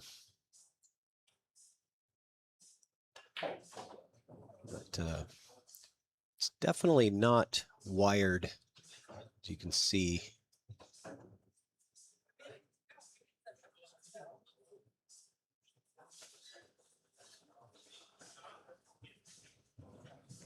So he's going to play this as a safety, maybe pocket the 3-ball, actually.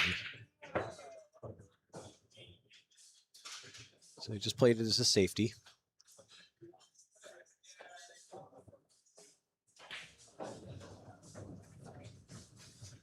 Jordan just needs to hit this with a little bit of outside, avoiding the 4.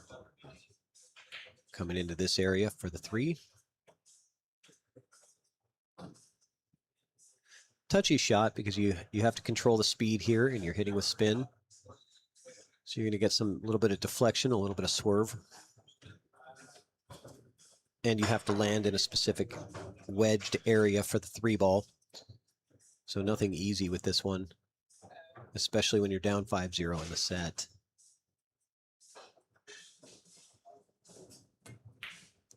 He goes, yeah, outside in on the other side of the 4-ball. So that's going to create a little bit of an issue. I like a 2-rail, maybe a 3-rail kick to the 3-ball. I don't think the 2-rail does anything for you. I think you've got to come 3 rails into this. And pop it out from behind. Maybe you end up safe. Maybe the 3 goes into traffic. You know, there's a lot of good things that can happen on the 3-rail, but if you come into a 2 rails, I don't think you're going to end up with anything you like as a result of that. We'll see.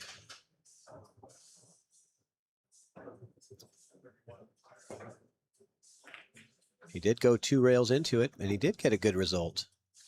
What do I know? I just figured that 7-ball was going to cause a problem, but he glanced off the 7 and got separation with the cue ball. So great shot there from Jordan Henriksen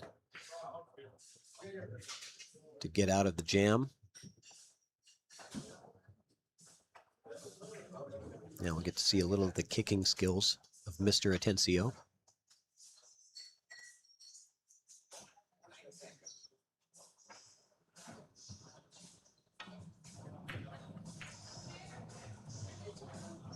How's it going to finish? Jordan's got a look.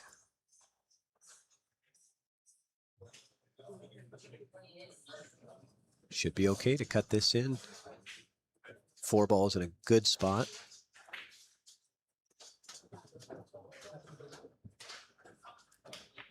It's really going to be the 5-ball that's a little bit more tricky.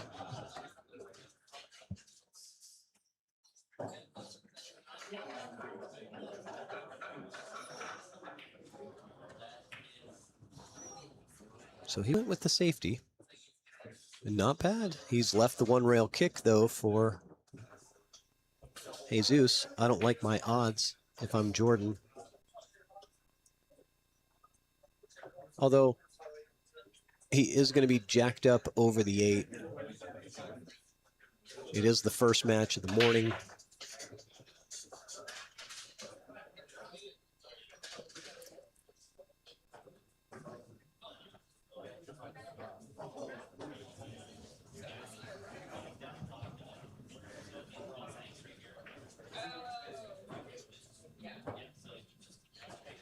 So good hit. Jordan with another opportunity. What does he like here? I don't hate cutting the 3-ball to the corner and trying to play the cue ball into the 8. It does. That 5 is not really easy to play to the corner because of how close it is to the 8. If you can control this and come into the 8, it's an easy back cut on the 4 afterwards, and it solves your 5-ball issue.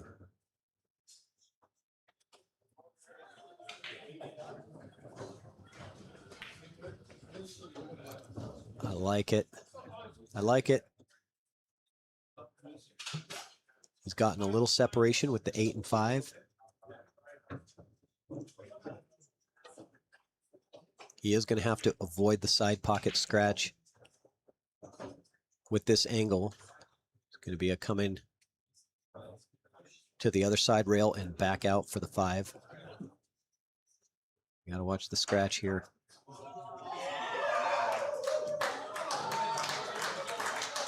Oh, he decided. I didn't think I thought he had too much angle that he wasn't able to hold that.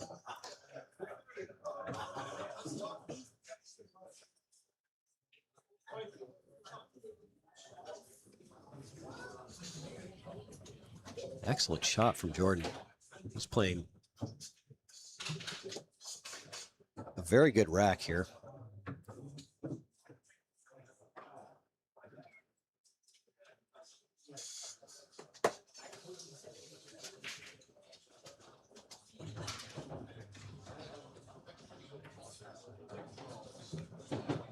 And he just needs to hold it together for a few more shots. This one's not ideal on the rail, and he's pretty straight on the 7. Hopefully he has a little angle where he can push forward and get that cue ball back out. Otherwise, he's going to be taking an 8 ball from distance.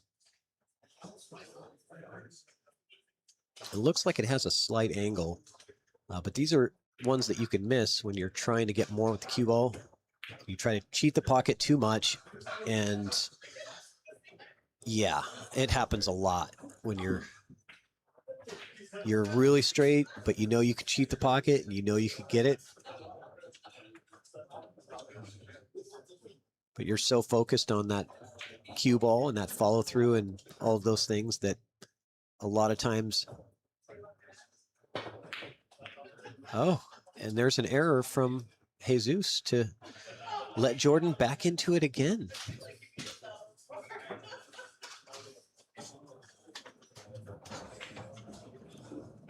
All right, Jordan, now's your time, man.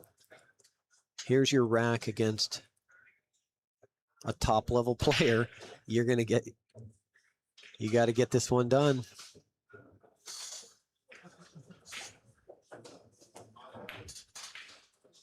Heartbreaker.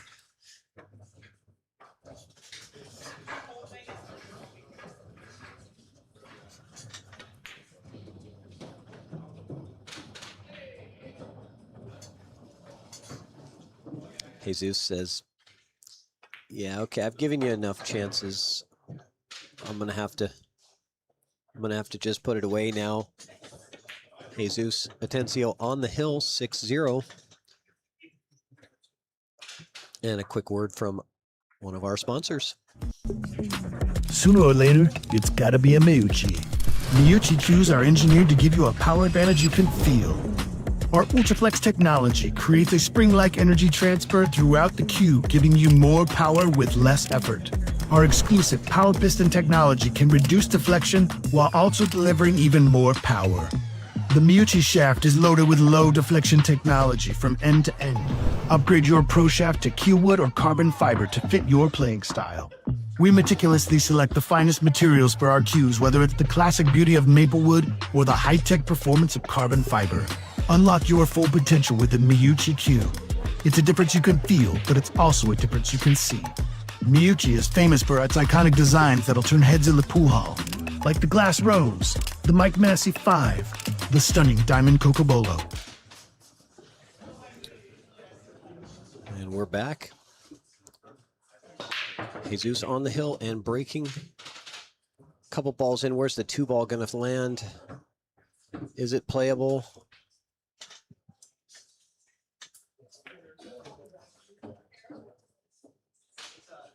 I don't think it's playable to the corner, but I could be wrong. He glanced the 5 first. That's going to be a foul, right? Yeah, okay. I'm like, pretty sure I saw the 5 move.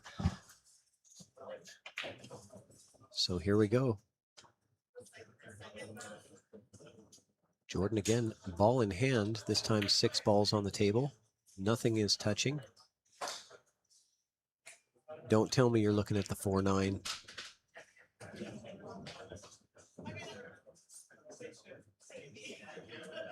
He is not looking at the 4-9, is he? He is looking at the 4-9. Well, here we go.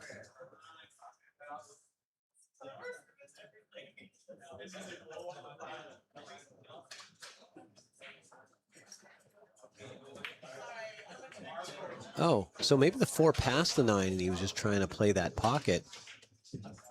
Either way, it didn't work out. I was wondering why he wasn't looking at doing the 4 on the side. 4 on the side, 5 on the side. It looked like the simpler pattern there, but maybe I'm not seeing it the same way.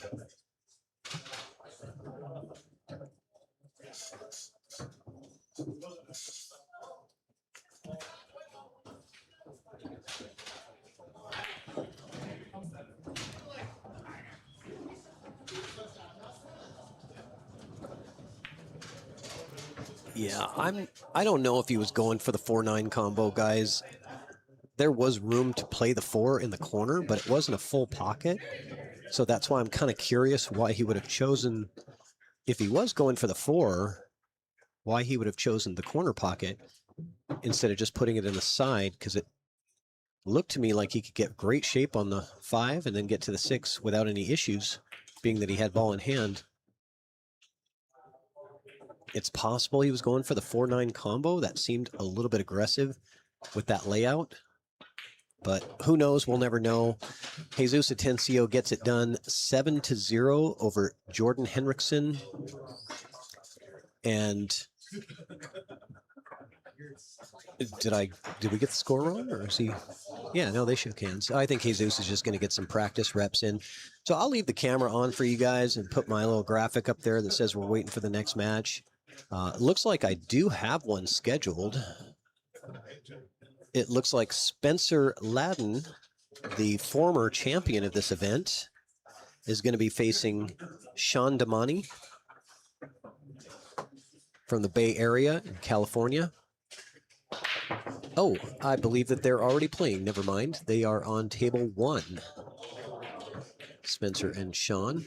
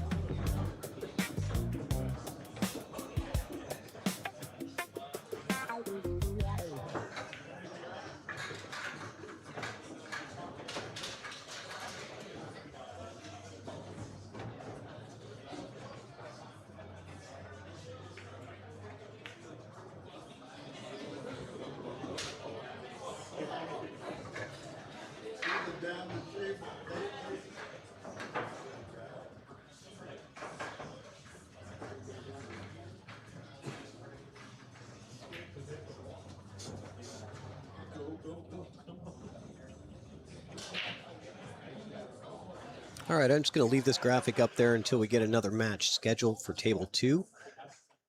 Still got a lot of great matches going on right now.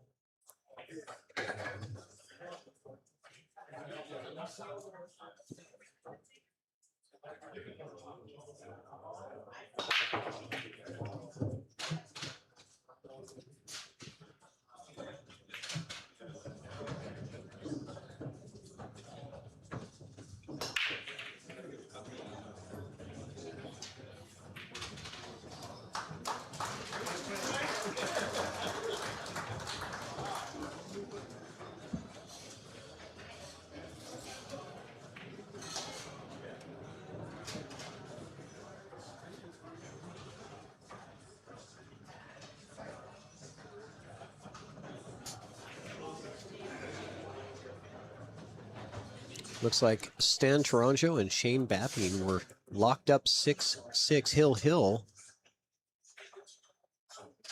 And I believe Stan took that one down. That's where the applause was coming from in the room. Give you guys a look at some of the other matches that are happening.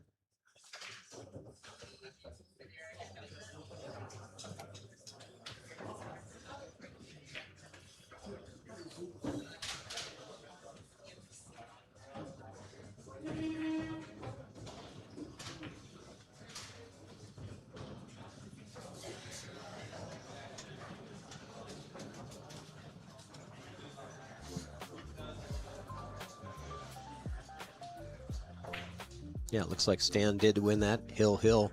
Great job from Shane taking Stan to the hill. Stan defeated Shane Van Boning last year in this event and plays super strong.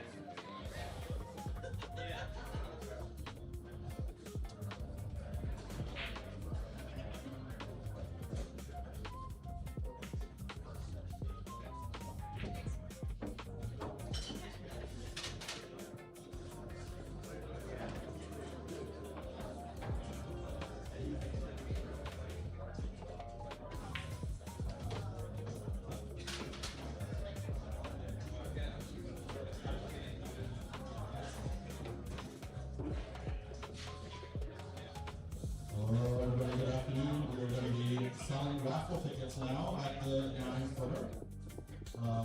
So if you're interested in winning a meal with the prizes, please come by the table and buy some tickets. What do you got?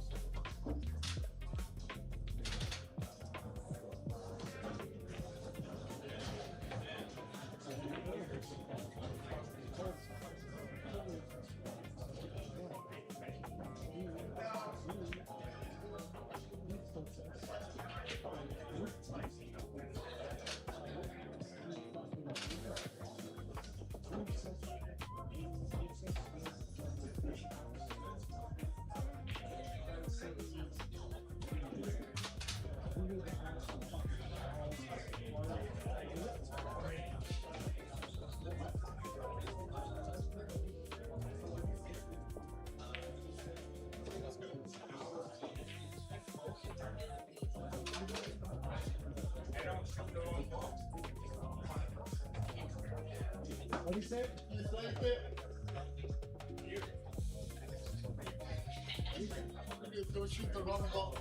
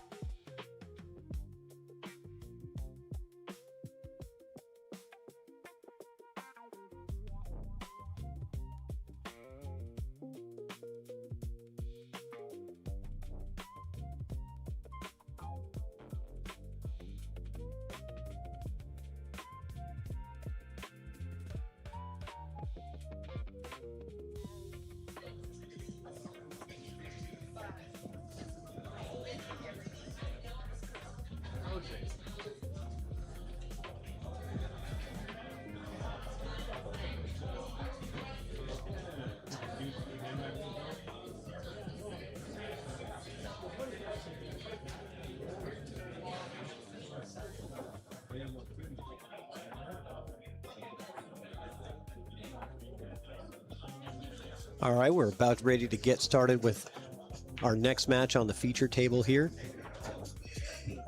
Douglas Dunn versus Chris Reinhold. Interesting. 1 second.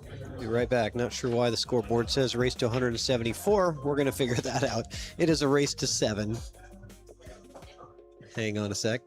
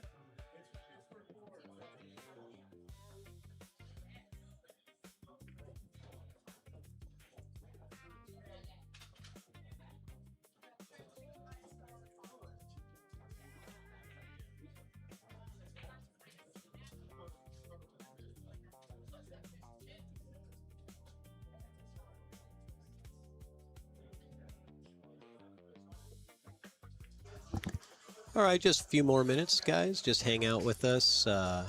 Chris Reinhold versus Doug Dunn. Coming up here, going to give each player a rack to get warmed up. Once both players get here, they just assign the table. So hang out with us, watch them warm up. I'll be back in just a few minutes.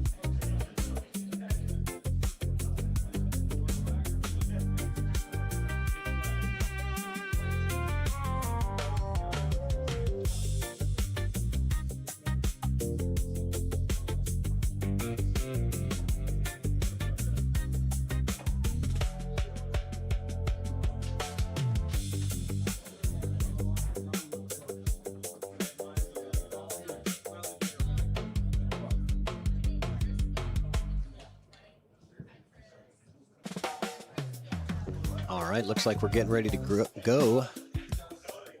Reinhold wins the lag. Doug Dunn from Everett, Washington is a, let's see here, what is his Fargo? 492, I believe. Yeah, 492 Fargo. Local player, Everett, Washington. Facing off against professional player Chris Reinhold from California. And that's what the Don Weir Memorial is all about. You know, you see a lot of these tournaments where it's all professional players. This is a tournament that gives the opportunity for all of the amateur players in the Pacific Northwest to have a chance at playing the pros. The average Fargo, I believe, is 580 something in the 128 player bracket. So you've got, you know, about 10 to 12 guys that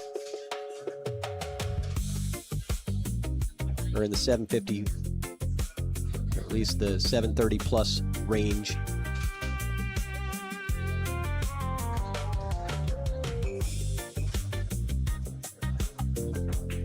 So Chris with a dry break. Doug getting started with that 1 ball and the 2 ball. Here he goes. He's got short side. That's going to be a scratch. A little too much juice on that cue ball.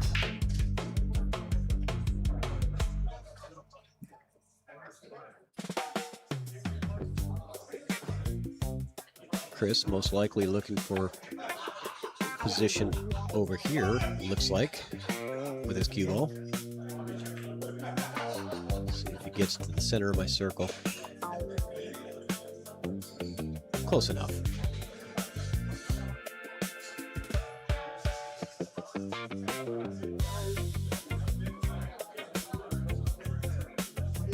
It's going to play the 5 from distance. Nothing wrong with that.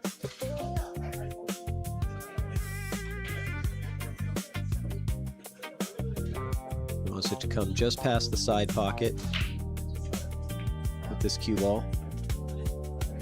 Might decide to take the extra rail. Yeah, I was going to say take the extra rail and come over to the other side of it is smarter rather than trying to hold it to a small position. That's where you see a lot of differences between the higher skilled players and the rest of the pack is they know when not to hold the ball and just go ahead and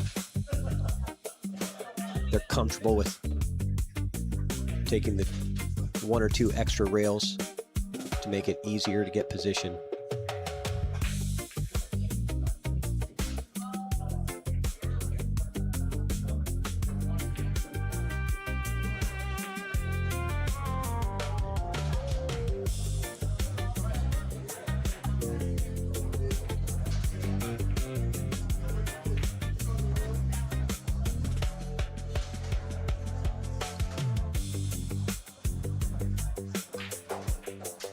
And quickly 1-0 for Chris.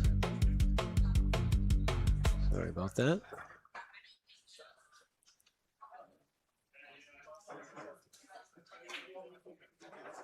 A view of the room.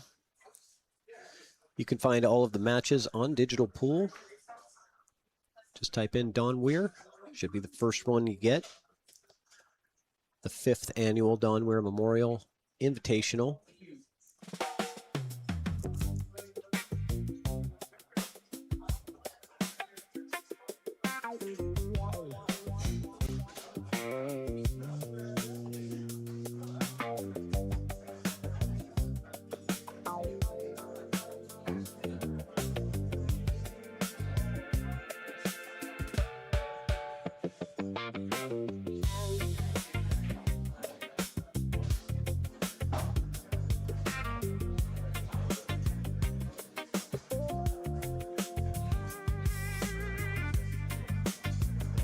So Doug to break, going head ball. 9 does not count on the break. scratch in the side. There's really not a lot of advantages to hitting dead straight on the rack if the 9-ball does not count on the break. You're really giving up more than you're getting with that. It also, believe it or not, makes it much easier to scratch when you hit it full in the face, because you're any little bit off on the sides one way or the other and it scratches right to the side, as we just saw.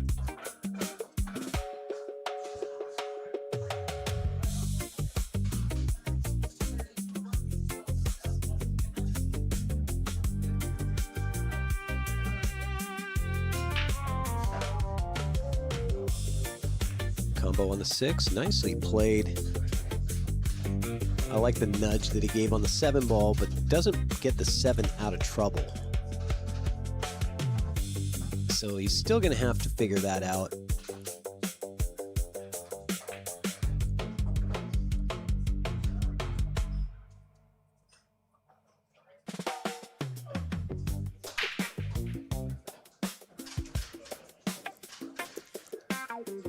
I would assume most likely going to play for position for the safety on the 7 to lock him up to the backside of the 9.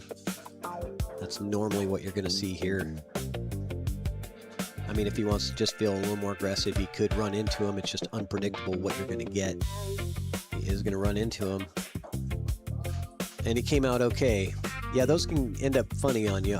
I typically would play that as a safety and just set it up for sending the 7 past the 9 and lock up to the back of the 9. Oh, and got an error there from Reinhold.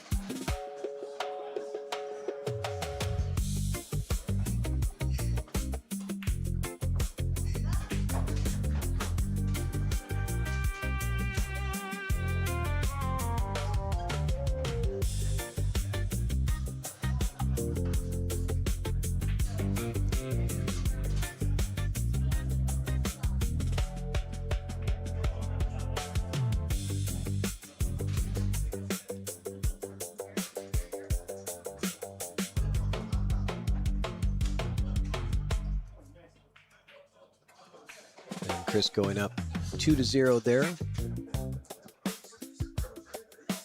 Let's take a look at the live scores on the bracket.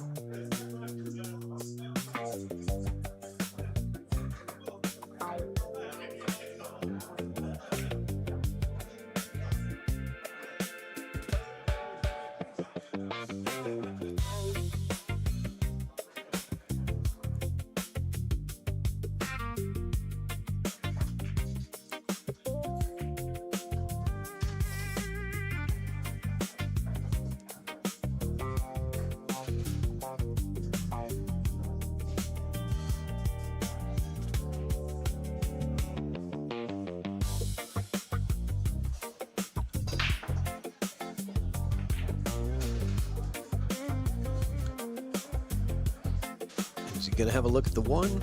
That's the question.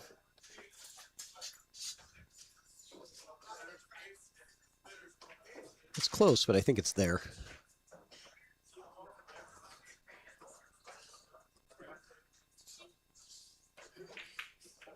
Nope, maybe not. It's there for Doug.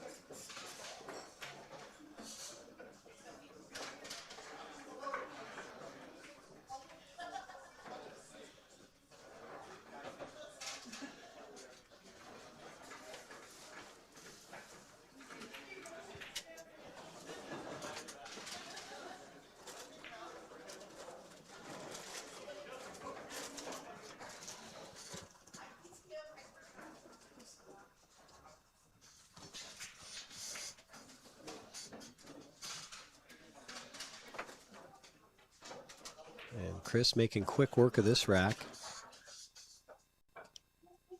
after the error earlier. Seems to be more dialed in now. Chris came up to the Pacific Northwest early, maybe about a week ago. Was putting on coaching clinics at several of the rooms. I've heard great things. A lot of people said a lot of great things about his coaching ability, the knowledge that he has, and the way that he's able to explain it. Great learning opportunity for anybody looking for high quality pool lessons. Not sure if he's going to be doing any more of that while he's in town. I don't believe so. A lot of these pro players, they're flying right out after this event to go to Florida for the Florida Open.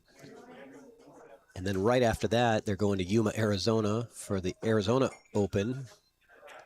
And then immediately, or maybe 1 week later after that, you've got the U.S. Open in Texas. And then right after that, you've got the Texas Open at Skinny Bob's. So lots of great pool coming back to back. And right now also there is the Vice City Classic going on at Classic Billiards in Florida. Shout out to Dave Bartosiak, doing all kinds of great things down there for pool. Lots of great pool to watch, really, for the next 2 months straight, if you're a fan.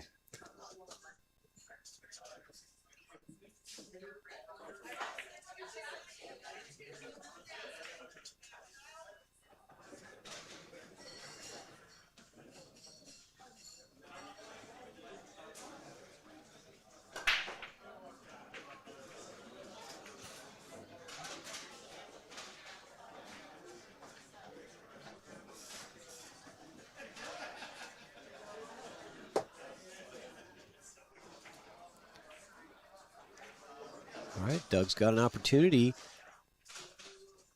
I mean, you got to be looking at the 4-9 combo. The 4 doesn't really play unless you get underneath it, and I don't think he's going to be doing that. I like playing this 3 on the side, send the cue ball down to the bottom rail, back up.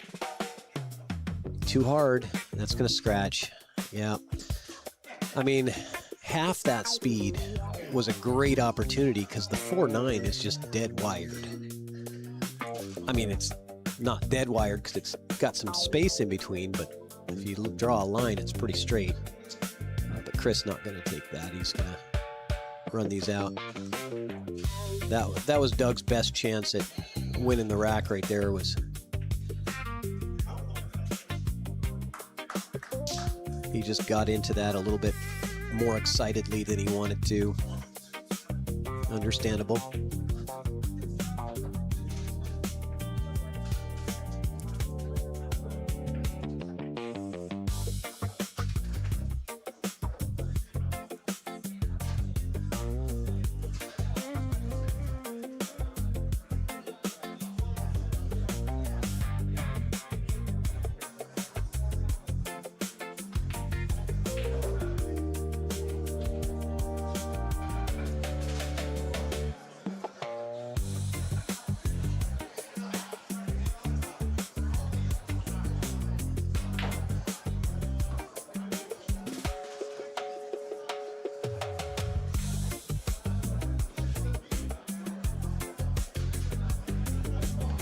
And Chris making Doug pay for both of his last 2 mistakes. Ended up in runouts from Chris, up 4-0. Let's get a quick look at one of our feature sponsors, Luxe Electric Car. Here at Luxe, if you can dream it, we can build it. Work with our designers and create one of your own custom Luxe Electric cars. All of our custom cars are made in the USA and manufactured right here in the desert. Every Luxe car comes with a 5-year warranty, and we offer concierge maintenance service right at your home. Elevate your style. Visit our showroom today and start designing your very own custom Luxe Electric car. Luxe, the name you know and trust in the Coachella Valley.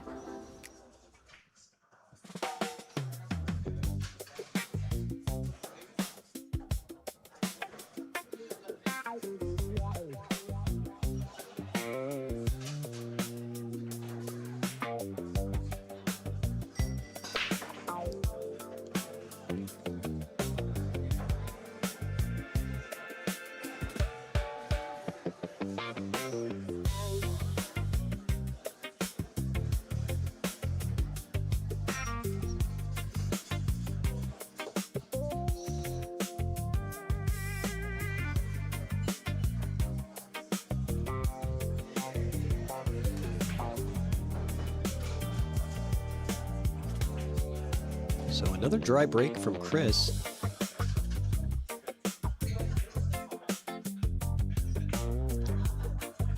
We'll watch throughout this tournament to see if that continues. Obviously, at the later rounds, that is very costly. First thing this morning, we saw Shane's match, and he is just absolutely destroying those balls. Wood rack, bar box 9-ball. The break is unpredictable with the wood rack.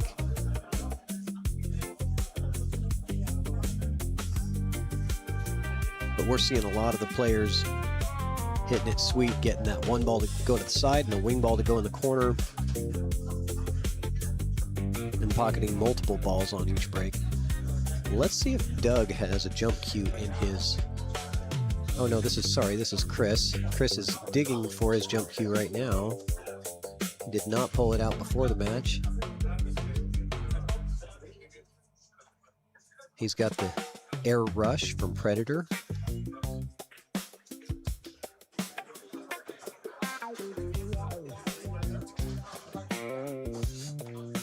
Let's get you a different view so you'll be able to see this. Going airborne. Over the pile of balls, into the 3-ball.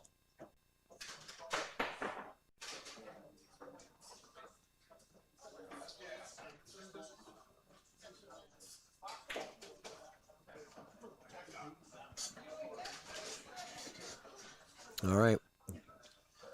Doug gets an opportunity, not a great one here.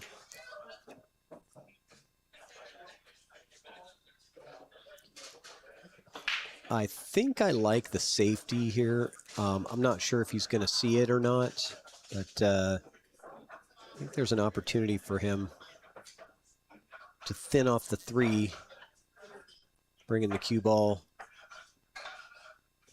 into that area. He tried to pocket the 3. That just looked tough, but he was pretty close to it, and he did get the shape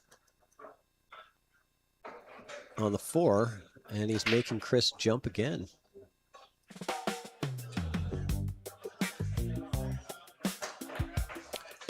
Thank you. I forgot to turn that BGM down. I apologize. Thanks for letting me know, Tala. Oh, Chris with the scratch.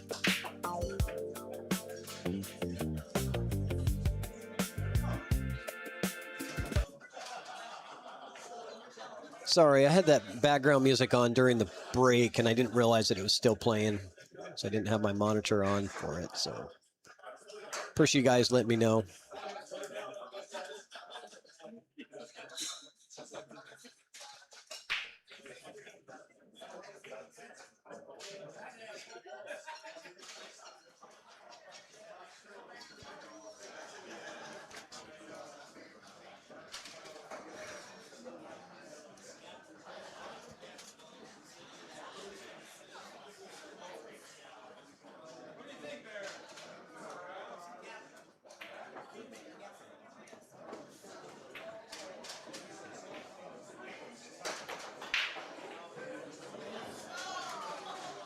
Oh, we got Dominic Dunn.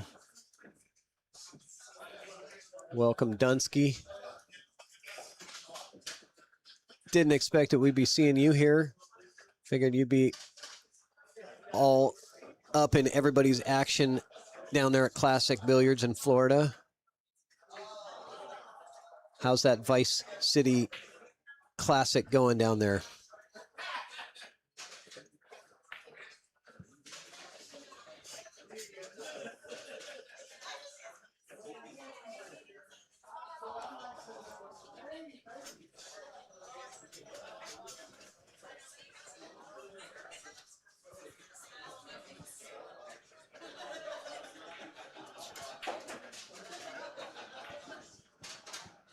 Nice shot. Good shot, Doug. Good shot. You're going to have to go up and down, but that's okay. Don't try to baby this. He's got room.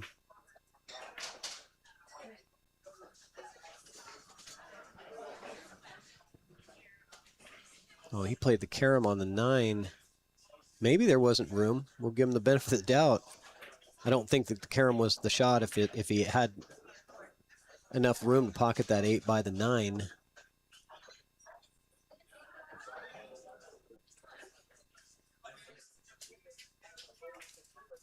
Again, there is about a 270-point Fargo difference between the two players at the table here. Keep that in mind.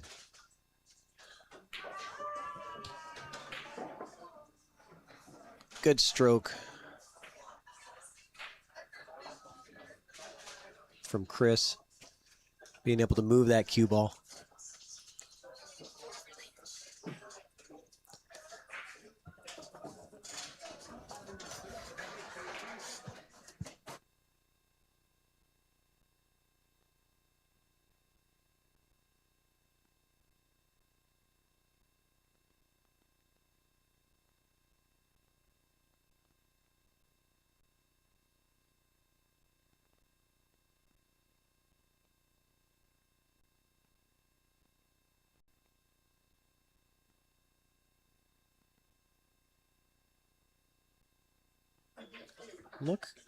Look who I found.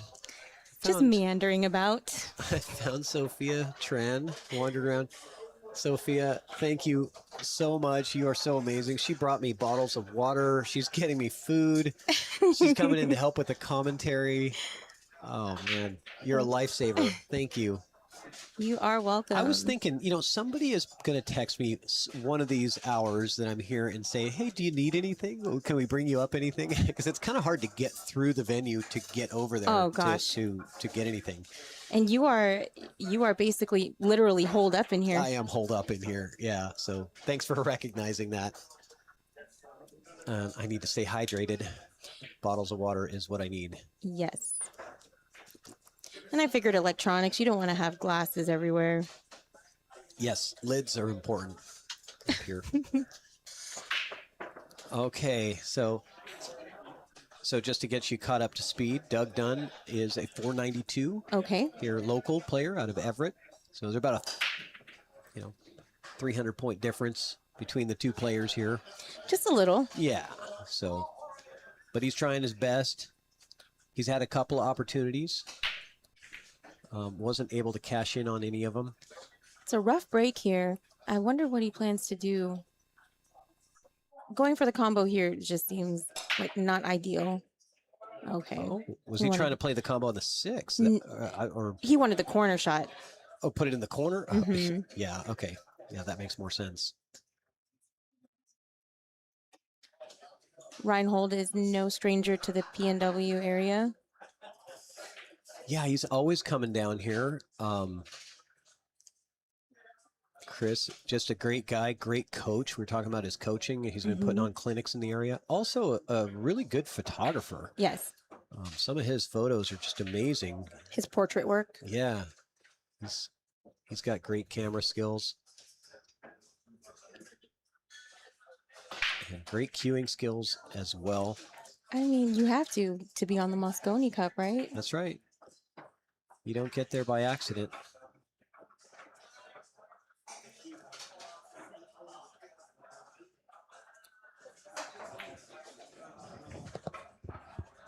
Big shout out to Evo Sports. It's amazing. So many people have messaged me saying, hey, where's the link, or how can I watch? And I'm like, I posted it, I swear. Yeah.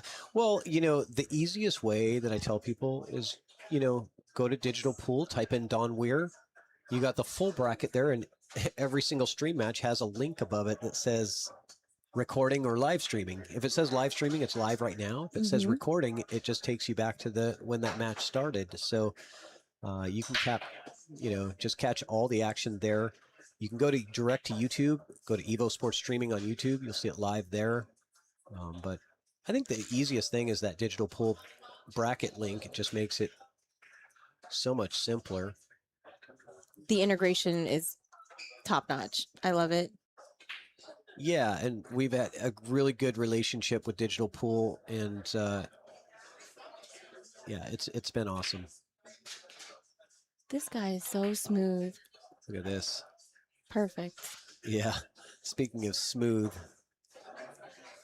And you can see the rack, I'm guessing. Oh, I'm making him shoot. I'm kidding. All right, Chris on the hill, 6-0. We have to talk about some of our other sponsors. We got Jesse Johnson and Stephanie Shirtlift from PNW Pool Thing. I love those guys. They're so much fun. Check them out. Let's get this party started. Yes. Wow, look how hardcore he did that. Oh, yeah, he's cut to the bottom. Wow. Boom. Nice shot. Come around. That was a wizard shot. 13, 15. 15 back at him. Oh, look at that. And it is solid.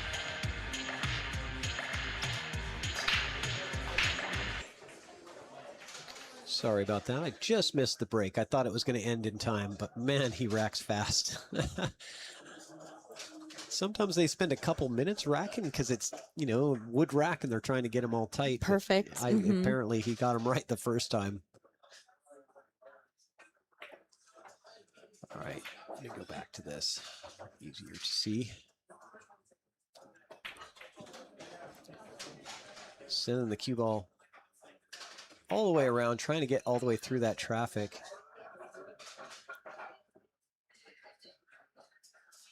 Is he gonna? Yeah, play up underneath the 5-9. That's the perfect spot. You end up in jail right there. Brutal. There's no way out. There's really no way out of this. I mean, I'm going to try to guess if there is a way. I mean, you could jump it technically if you have those kind of skills, but most 490 Fargos don't have the ability to jump over a ball that close to the cue ball. And I don't know if the 9 is actually like hindering it, frozen to it. Yeah, actually the 9 is in the way. So yeah, he's gonna have to try to kick his way out of this thing. Maybe. Ooh. Yeah. Okay. Ends up just catching the point, and that's what happened there. I mean, I think there was like a slight chance that he could end up going that way and getting a good hit, but it was 99.999% you're going to foul. And in those cases, typically makes sense to try to just tie up a couple of balls if you can. I don't even know if he had that opportunity, though. I didn't see one from there. Yeah. Or put the 5 somewhere really, really rough. Well, where is rough, correct? Like in this in this situation. Yeah, exactly. There was no. Yeah, Chris just put him in the worst possible place. Doug is a super nice guy as well. Yeah, always great for the local players here in Everett, Washington. Doug plays out of, I believe, this venue. Mm-hmm. And to play a pro. Yeah, to play professionals at this event is what it's all about. Like I said, 128 player bracket. The average Fargo is 580, I think. Okay. Mr. Lee Baldwin, hello. Now who's up on deck? Yeah, I don't know until they assign it. So I'm up here blind. So we'll see what happens for the next match. We'll have something coming up shortly. We'll maybe try to throw in another commercial for Mr. John Curtis and True Grits. Tackling a home remodel, roof tear-off, or garage clean-out? Simplify your project with a dumpster rental from True Grit Junk Removal. Serving Tacoma to Seattle and everywhere in between, we deliver driveway-friendly dumpsters with fast, same-day service. Plus, 5% of all profits are donated directly to veterans foundations. Reserve your dumpster online in minutes at truegrit-junkremoval.com.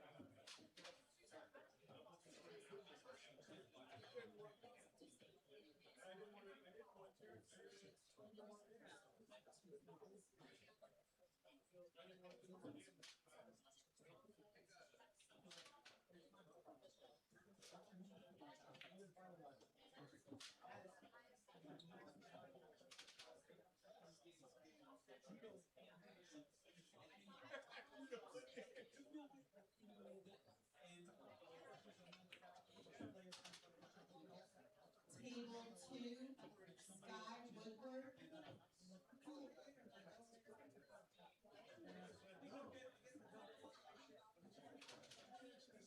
versus Stephen Gray.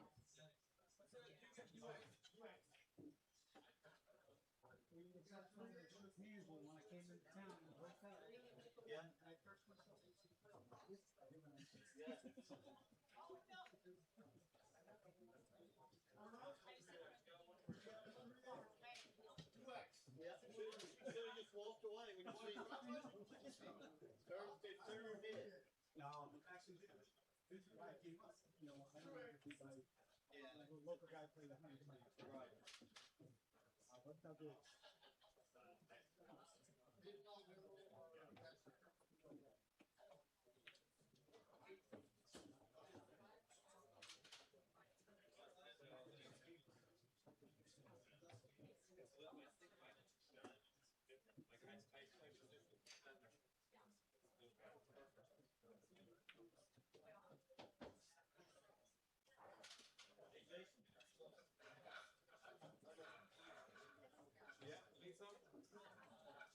So this is the last photo that I got.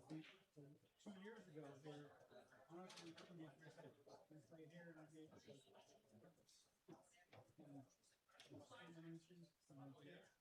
like that was like 7th grade.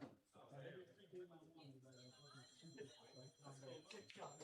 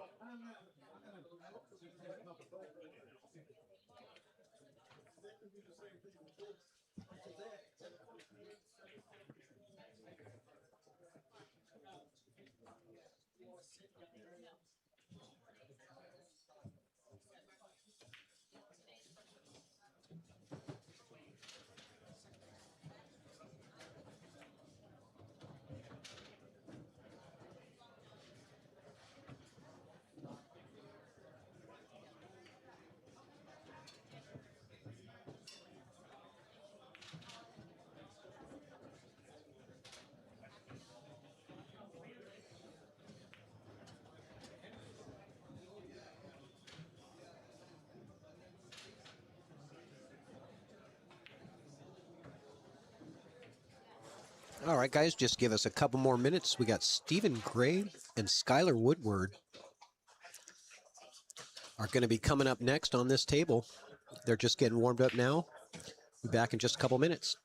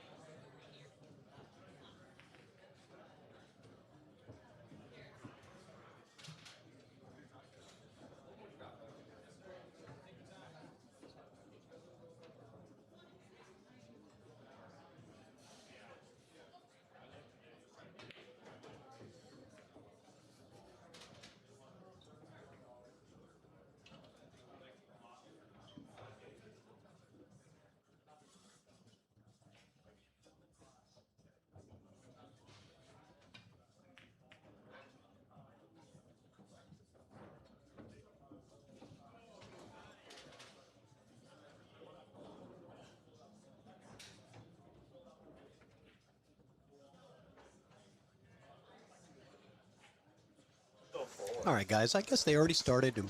We're over here eating. And chit chatting. I know. Well, I thought they were warming up still. Okay, Sky Woodward, Stephen Gray. First rack. What is Stevens Fargo? Did we get that? 585. 585. Okay, cool.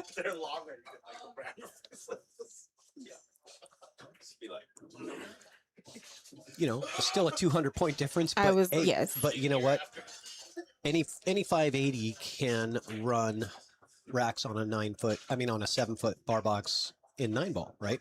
I agree. If he's breaking good and he gets a couple rolls, like.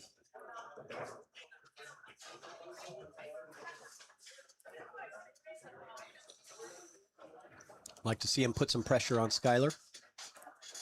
Don't really know the history there of that first rack. Maybe you guys in the chat can let us know if it was a break and run or not. But It was not a break and run. it wasn't? Oh, because, yeah, they had multiple innings there. Mhm. Okay.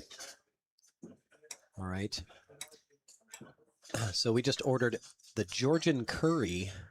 Here at Golden Fleece. Yeah. And Dave, the owner, is from Georgia. Not the state, but the country. And they have a dish called Georgian curry. It's my favorite thing to get here. So if you ever come down to the Golden Fleece, try it out.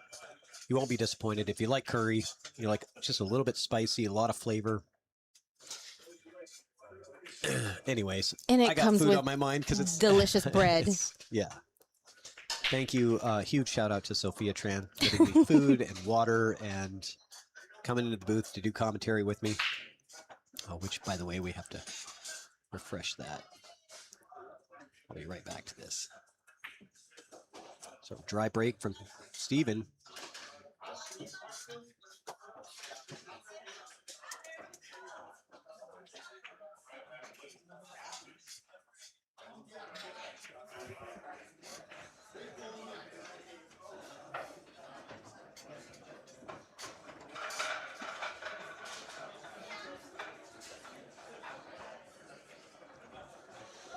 I'm jumping this. Well, kick is not bad. I mean, the jump is there too. You're right. You only have to go over half a ball. But he's measuring out for the kick. I kind of like the kick because you have a really good chance of getting positive results. You know, you got a good chance of sending the one ball to this area and the cue ball to this area. Well, that's going to be No a ball in rail. hand. Yeah, he just hit that really thin.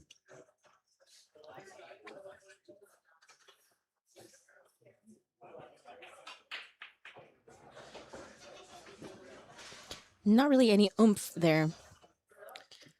So Skylar Woodward, his first time coming to the Don Weir Memorial Invitational. He has had an invite every year. Jason's been trying to get him to come, but he keeps, you know, either getting married or having babies. You know, it's like, you know.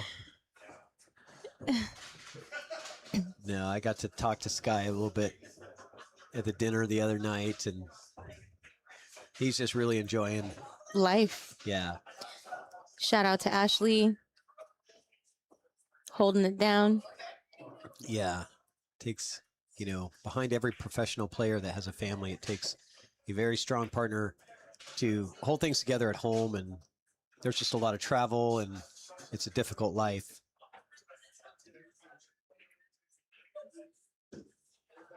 Especially with the young one. He's got the 4 to the side.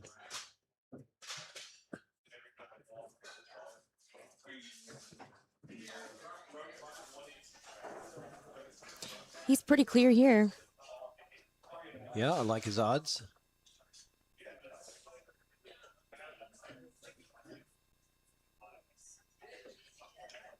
Can he avoid the 9? Yeah, oh yeah, easily.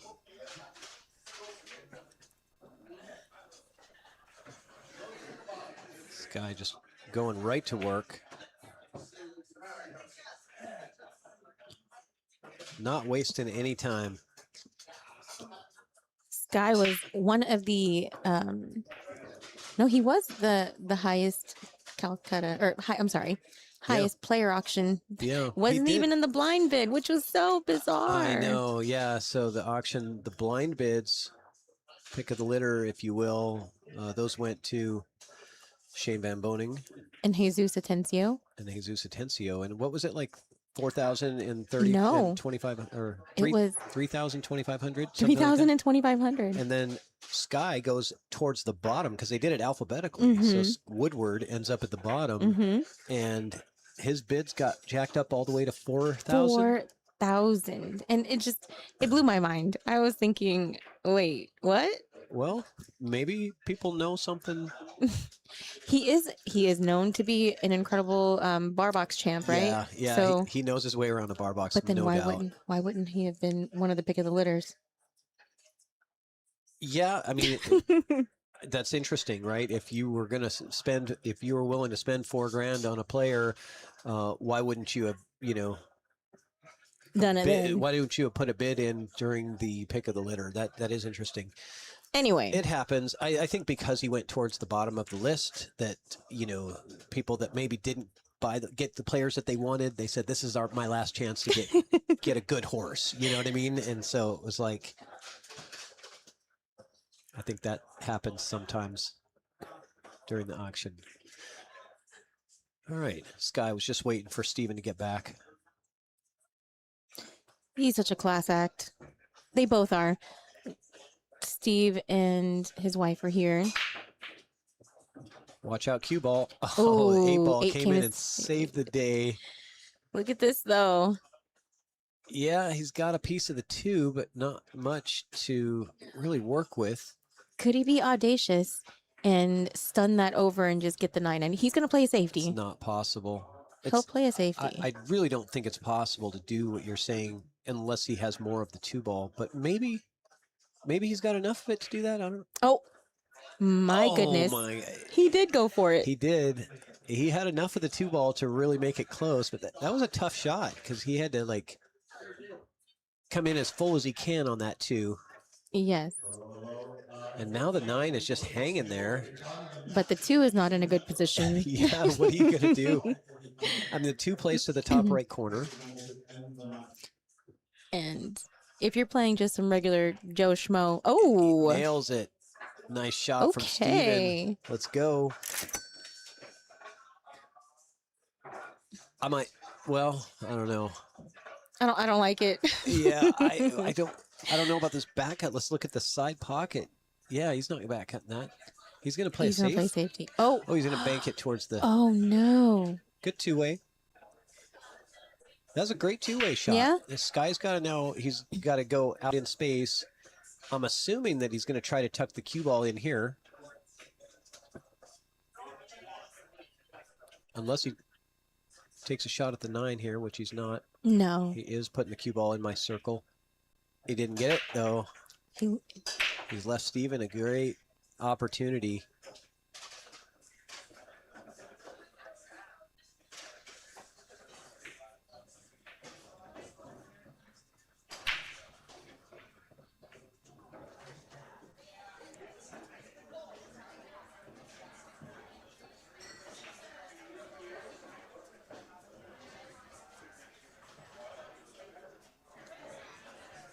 What's he looking at doing here? He's just going to cut it in and let it come off the rail, maybe 2 rails. Oh. No, he's banking it to the 9. Oh, Look at wow. That was aggressive. There we go. Stephen Gray gets it done. It was aggressive, but you know what? You're playing Sky. You're a 200-point Fargo point underdog. Why not? Take a chance. Heck yeah. Let's see that He's again. just going to cut it in. He had to avoid the double and kiss, let it too. come Watch off the, right? watch the cue rails. ball. Ooh. Yeah, he's banking it to the 9. Hit. Oh, That's a one. Like a shot. Wow, that was. Well done. I wonder. Let's see how fast he is to see if we can play some commercials in the future whenever he rags.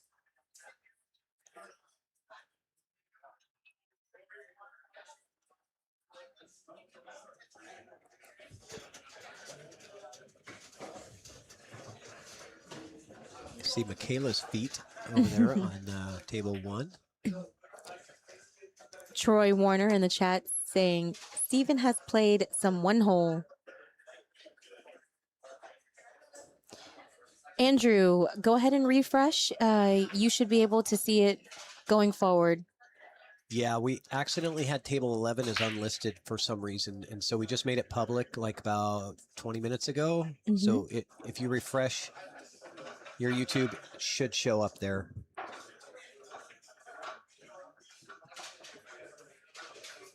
I'm going to double check to make sure. Yeah. Yep, they're all public. Table 11 is public, yes.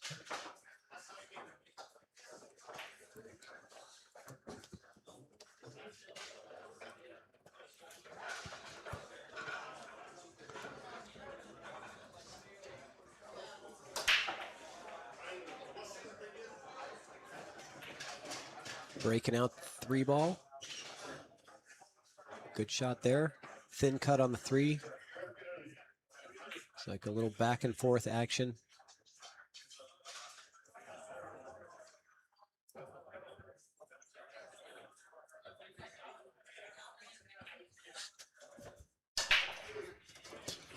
Look at that. Back and forth and back again.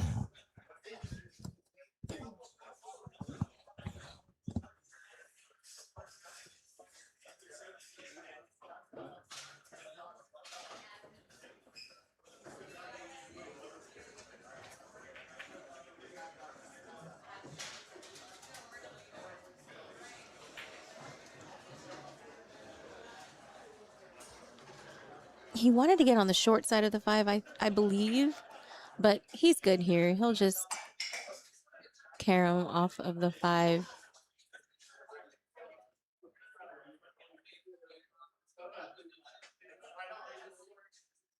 Get the 8 in.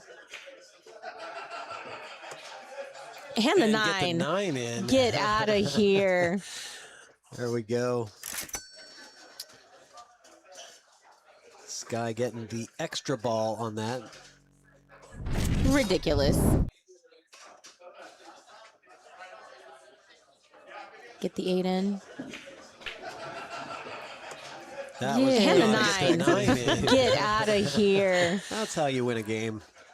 That's one way to do it. Wait, so is Steve breaking again? Oh, Yeah, okay. Yeah, I was going to say, didn't he just rack the He last just, one? Yeah. yes. Did they hear you? Oh. All right, I'm going to take a I'm going to take a bite of curry, so I'm going to Go go for on mute it. for a second. You got it. Now the rules here, you have to use the rack. No templates are allowed. Your opponent cannot check the rack necessarily. And no golden 9s. 3 foul rule plays. Alternate break. 7-foot tables. 7-foot diamond tables. And we are here in Everett, Washington at the Golden Fleece Billiards.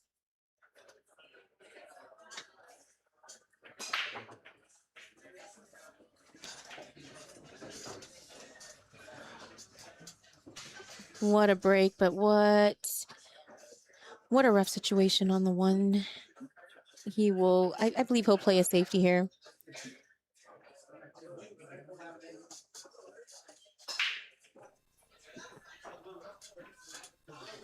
Yeah, there might be enough room for it to slide through. Oh, perfect. Go rail first. That's a smart play. Rail first at such a soft speed like that. It's hard for most people to... But you know you're going to get the rail because it's going to bounce off the 3. Mm-hmm. And he hit it the perfect speed. Absolutely perfect. Was there some outside English on that? I'm not sure. It's a good shot, though. Absolutely.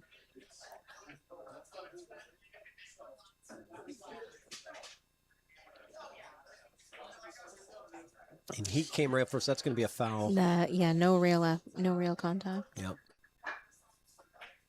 Or was it? It looked like a foul to me, but it's up to them. Maybe Sky doesn't really care. Oh, I think he does. They're the prize pool money is pretty decent, no? The way that the 2 went that direction, it made me think that you had to have hit the rail first before the ball, and then nothing got the rail afterwards. So maybe they just missed it. Or maybe we're crazy. I don't know. Well, I mean... That's possible.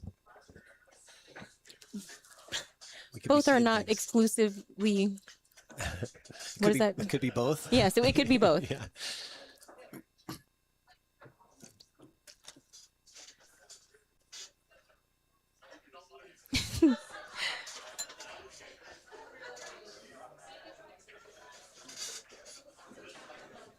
Just beautiful. Yeah. What a great touch.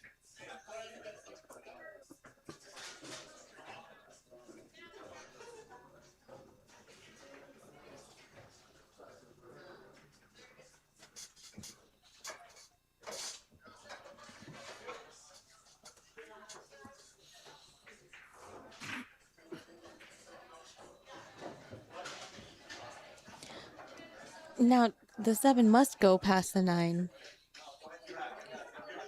Or oh wait, no, he'll cut it. He'll back cut it. Is he back cutting? Nope. It does It go does. past the 9. Okay. Okay. I didn't assume that it did, but we were just looking at the one angle. Yep, no problem. Gets to the correct side of the 8 here. Perfect. 8 inside, roll up for the 9.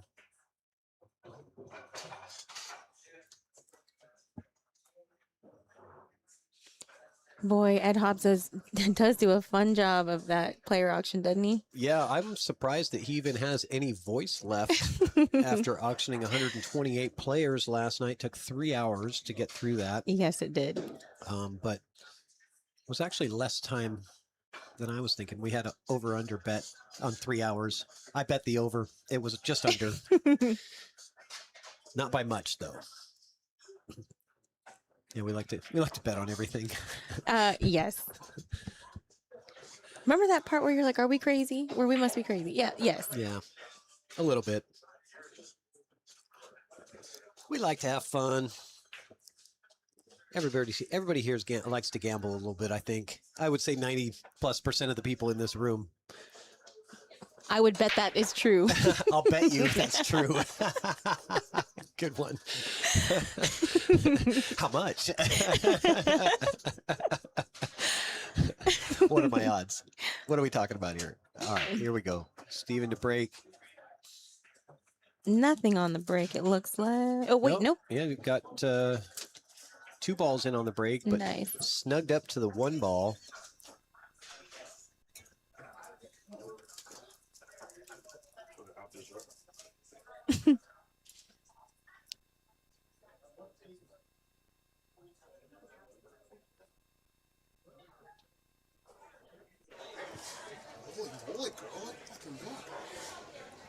Looking for another player? Oh, wait, no.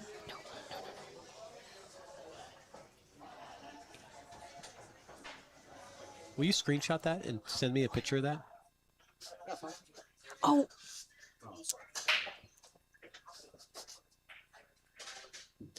Well, look at this shot. Look at that shot. The bank shot on the 1. That was a heck of a shot from Sky.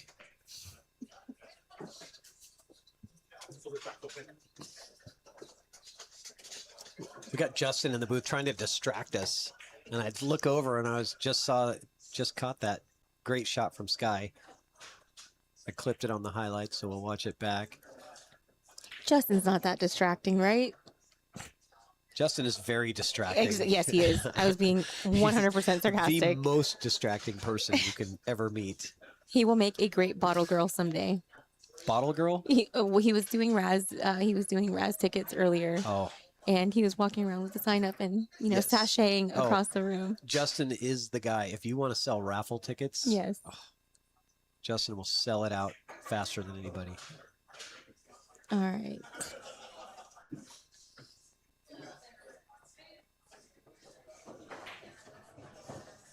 So Skylar Woodward looking to go up 5-1 in this set. Let's check out that 1 ball shot that you missed. Oh.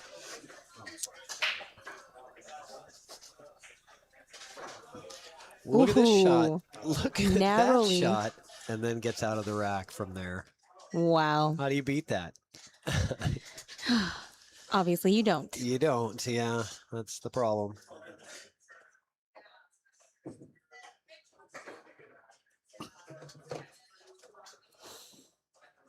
He is super fast with that racking. Yeah. Just ready to go. How many racks of 9 ball do you think that he's played in his life?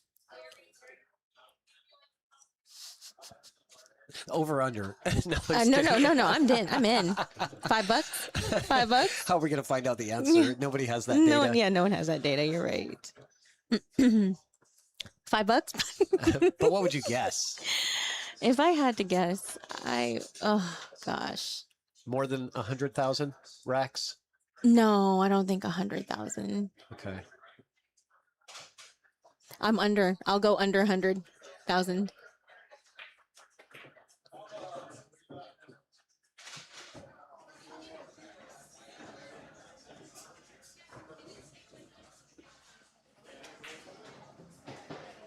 Yeah, I was talking to him about his favorite game, and he said, I've always loved bar box 8-ball.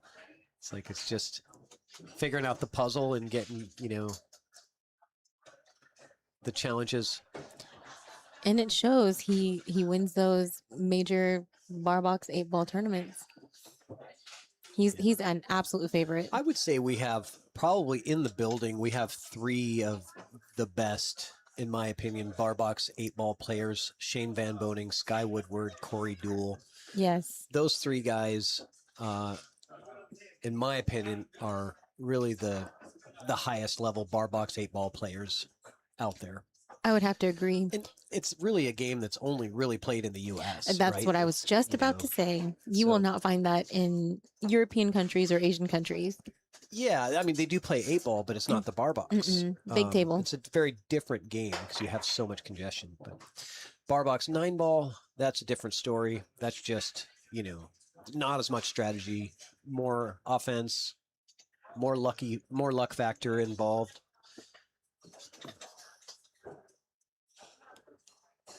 And your stroke is different, I think, going from big table to bar box.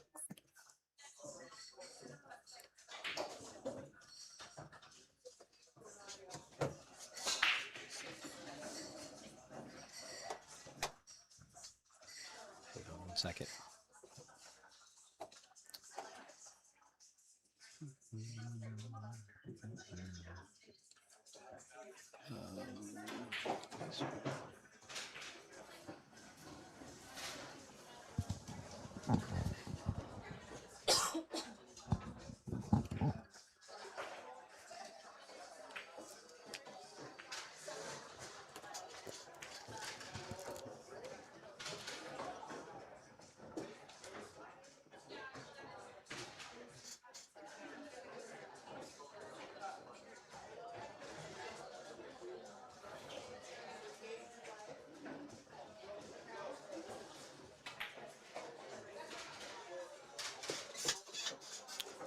All right, so this guy with a pretty open look on the hill misses the 3-ball and ends up giving a window to Steven.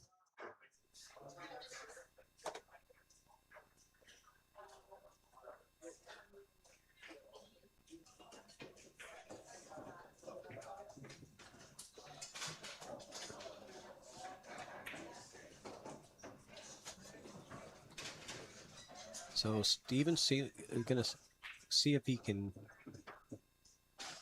He goes by Steve. He goes by Steve, right? So yes, Yeah. I've called him Steve for years. Then we're going to use Steve. But this is a great opportunity for him to get his stroke going. Opponent's on the hill, but it doesn't matter. You're at the table.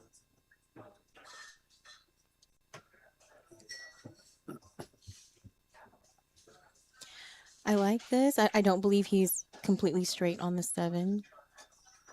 It looks pretty straight, but yeah, he might be able to push through it. Mm-hmm. But he's going to draw. That's the way to go. Oh. If you're that straight, then the draw shot is the best way to go. Well done. See if I caught that on the replay. It was a good draw shot. Some love. Oh, I knew it. Dogged the 8-ball. He popped up. Did you see him pop up there? Yeah. Ah, dang it. It's one of those where you know you've got him on the ropes, but I like the shot previous to that. Oh, they ended it. Yeah, it's okay. Oh, okay. And getting it back down there. That was a great shot. Unfortunately, missing the 8-ball. Gosh, dang it.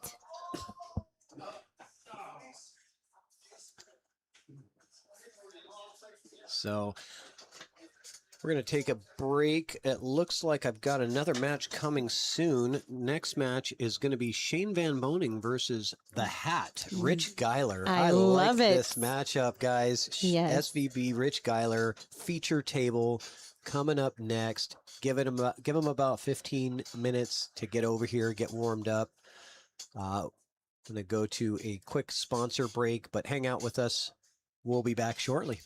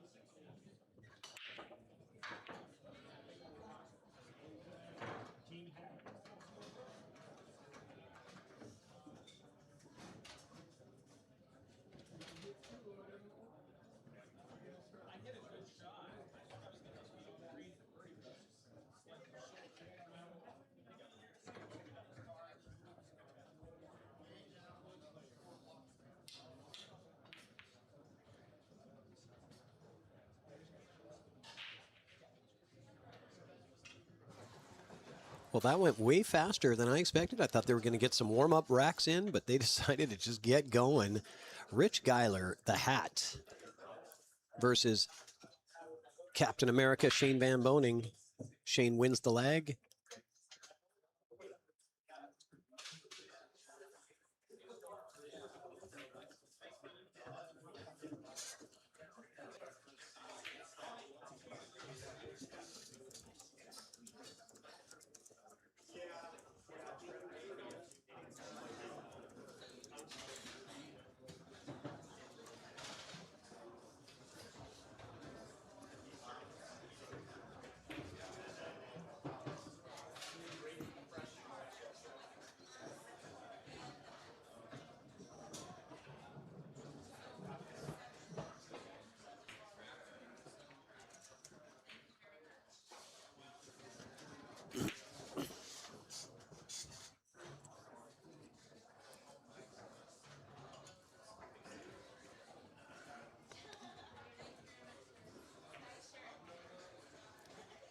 Good shot, but man, he really wanted to come fuller into that 4. Now he's got to decide, does he want to bank it?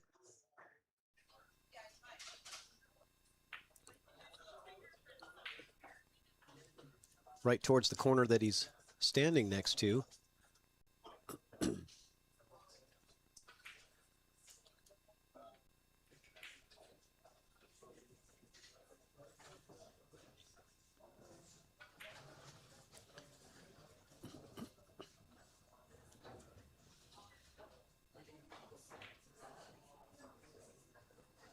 It does look like that's what he wants to do here.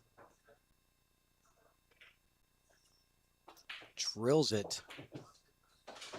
Doesn't really get the love on the 5 ball, but it was a nice bank. 5 ball looks pretty close to the rail, if not on the rail.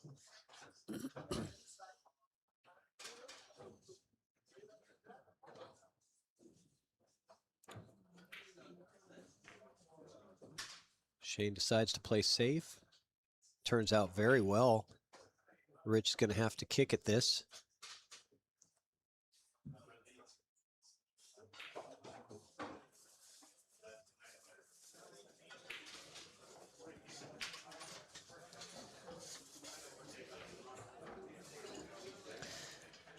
Rich Geiler, always a character in this sport. Always a good guy, fun to hang out with. And if you're lucky, you just might see a shoe on the table. You just never know. He was showing us his 3-rail kick shot, literally kick shot with his shoe the other night. Okay, so he said, take that, Shane, figure out how to deal with that. Tying up the 6 ball.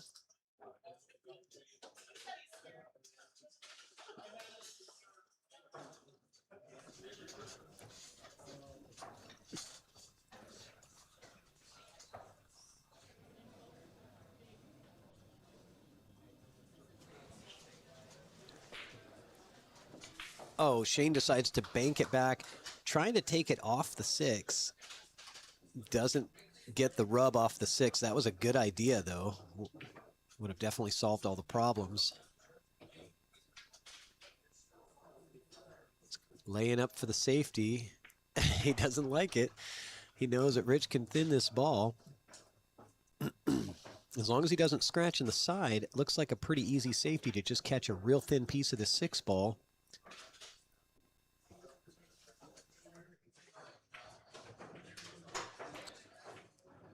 See which way he wants to go. He was looking at seeing if he had a thin side of the right side and be able to get the cue ball back out. I don't think so. Or enough room to push it through past the 8. Let's take a look again.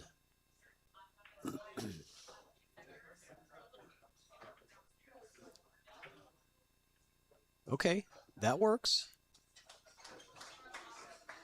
Gets a little round of applause. You got a lot of people rooting for Rich. Everybody loves him out here.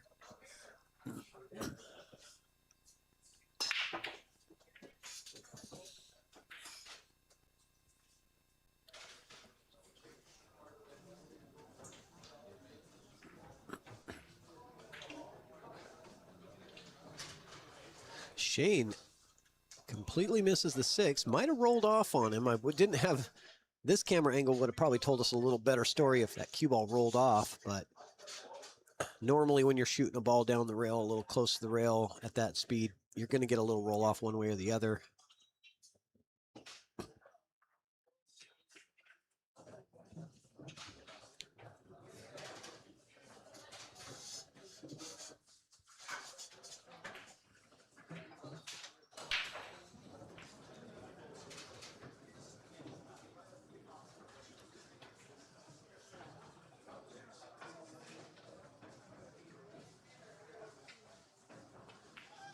And okay, he gets it to go down.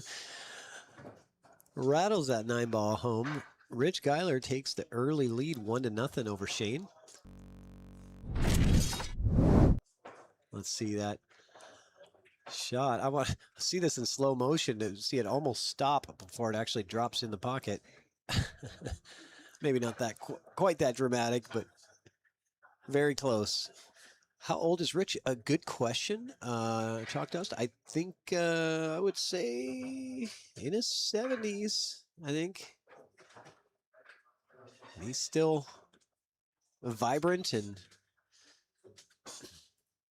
jubilant and getting out here competing. Make no mistake, he can still play. The fun thing about Rich is all the tools that he has in his bag. He's got everything in there. The bridges and the contraptions and the things that you'll see in his pool bag.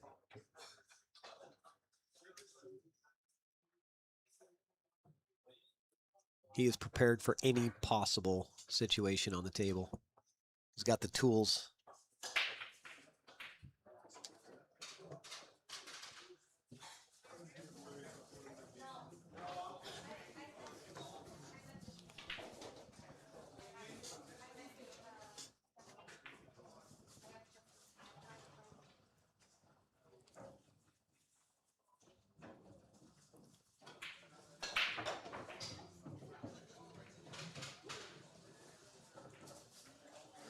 A good break, but he needs that 6 to move out of the way a little bit more.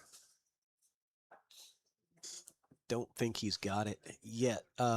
Yes, Daniel is playing in the tournament this year.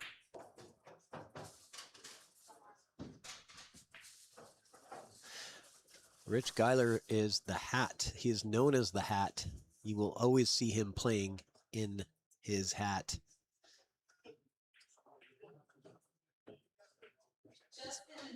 Part of the character. We are raffling a Q-Tech SBB Gen 2, Q-Tech Synergy Truewood, a Meucci Cue, Dynasphere Palladium ball set, and a signed Weir SBB playing jersey. So please come see Sean Damani for raffle tickets. Thank you.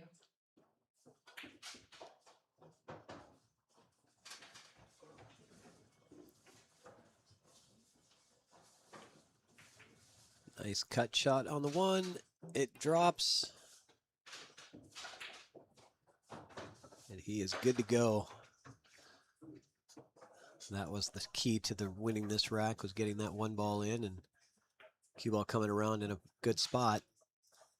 He hit it well.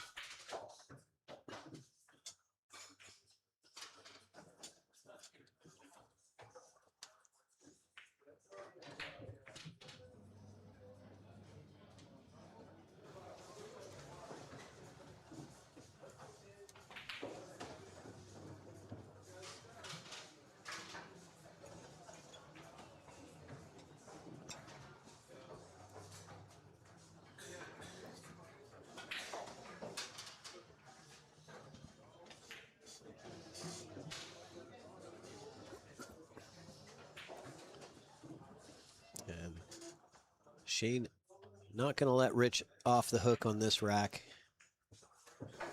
Welcome back, Sophia. Hello, hello. Did I hear right that Shane rattled?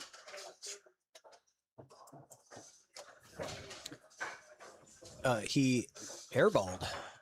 So he tried to slow roll thin and hit a thin piece of the 2 in the previous rack. And he airballed it, giving Rich ball in hand. Rich got that first rack. And then the second rack, I believe might have been a dry break from, oh no, it was a break from Rich, but he didn't really get a good look at the 1, tried to play safe. Didn't get there. Shane ran out. And that's where we are right now, 1-1.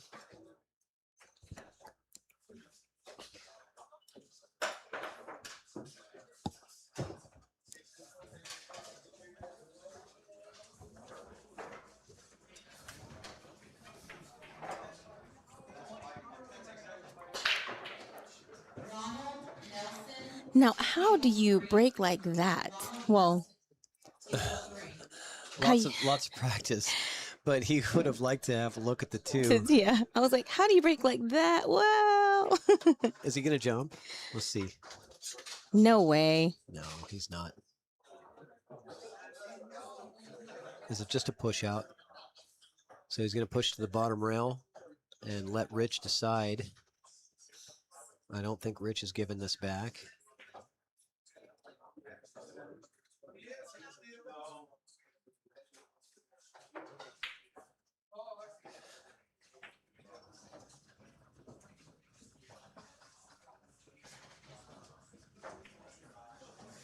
Great safety from Rich. Good control of that cue ball. I like it. That's how you're going to beat him. He rolls out, you lock him up. That's how you're going to beat him. Tough shot here. Jacked up over the 9, kicking 2 rails at the 2. Oh, and he almost makes it. Wow. Unreal, but great safety from Rich. Let's take a look at it again. From distance, he makes it look easy, but that is not an easy shot to lay up like that. So good for him, and he got the reward of getting an open look. He is going to have to navigate how that 3 is going to move. Another safety coming, lock him up to the back of the 6. What do you think? You think so? I think he's going for it. He's going to back cut it, or? Oh, never mind. He's going to do what you just said. But I would back cut it. Yeah, you just got to get that 3 to get to the rail. And he's not going to get there. That's the challenge with that safety, is it is common to not hit the rail because you're trying to hold the cue ball. Hold the cue ball. And even if you would have gotten a bump on the 6, it still would have been all right. I don't think you're not really going to get a lockup on that. You're going to get some separation, but he knows it. Shane going to play for the gap here between the 7-9. No, he's going to go underneath. It's come a little far. It's all right, though.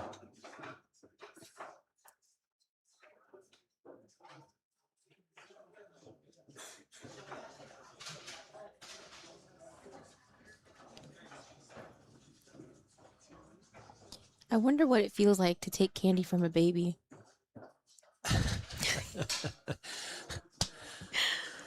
I don't know about that. Well, I'm not saying about this match in particular, but I'm just thinking about the matches where the Fargo is like 300 plus difference. Yeah. No, the hat can play. The hat is known. Look, I mean, I think, that's the beauty of this tournament is everybody, no matter what your level is, you got a shot. It is a seeded bracket. They see the top 8 players, right? So, so you're not going to get, and it's just, I think top 8 is the seeding arrangement. So that's why you're going to see those huge mismatches on day 1. Got it.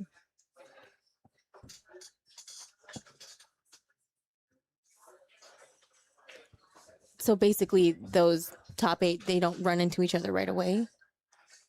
Or Right. okay.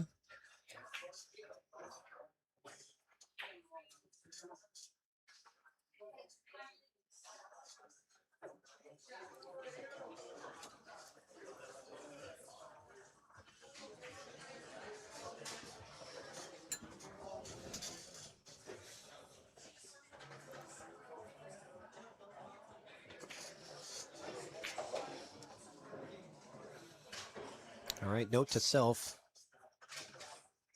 When Rich is racking, that's the commercial break time. Yes. He wants to get it perfect. He takes his time.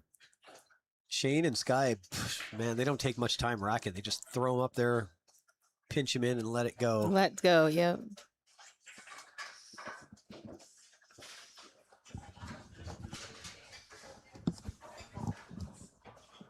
All right. He's looking for the wing ball. Excuse me. Excuse me. Bless you. Thank you.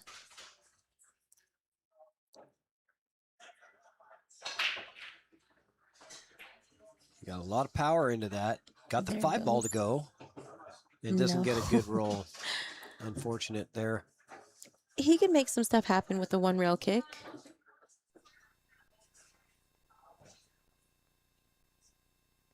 Wonder how much of this one ball he can actually see.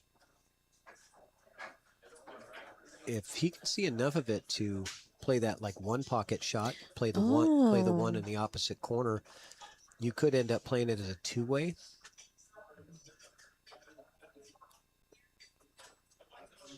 I don't mind that shot.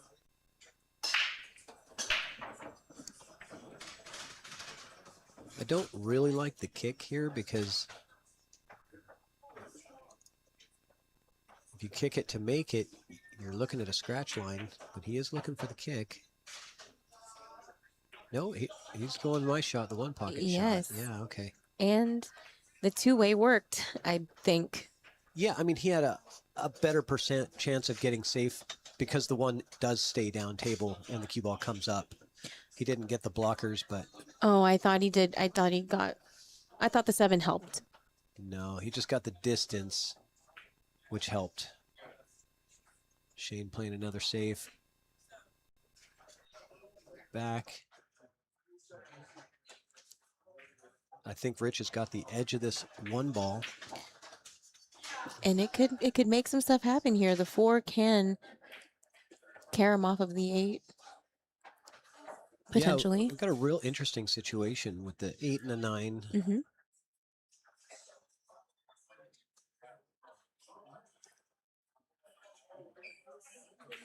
Yeah, he needs his fishing. He should have his fishing little hat. bucket. Yeah, because the rules, there are dress code rules, and so there's no baseball caps are No allowed. baseball caps. And so Shane wears a baseball cap usually, a cap hat, and but those aren't allowed. So Shane's going hatless. Rich's hat is allowed in the dress code. And if it wasn't, we'd still make an exception because it's Rich Geiler. Because it's because he is who he is. He is the hat. Yeah, so you can't. He is an honored guest.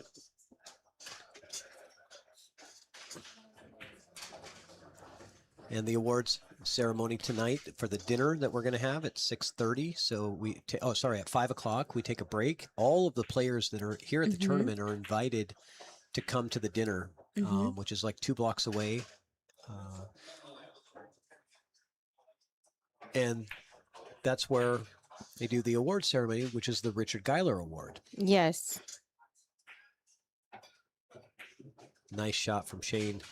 Gets it to go in, but no look on the 2. He's going to get his jump cue out. And this is pretty standard jump shot for Shane. It's just a matter of what is he going to get on the 3 ball afterwards. I have no doubt that he's making the 2, but can he get around to get shape on the 3 is the question.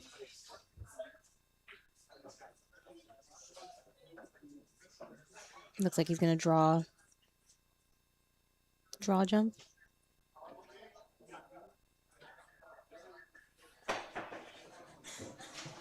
Oh, look at that. Amazing.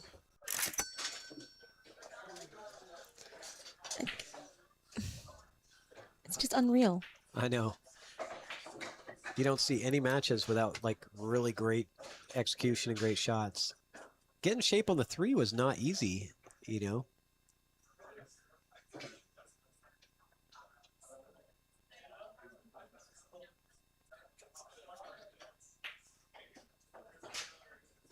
Maybe this is the secret right here is the it's blocking it. The Titleist chalk from Dr. Q's custom shop. Shane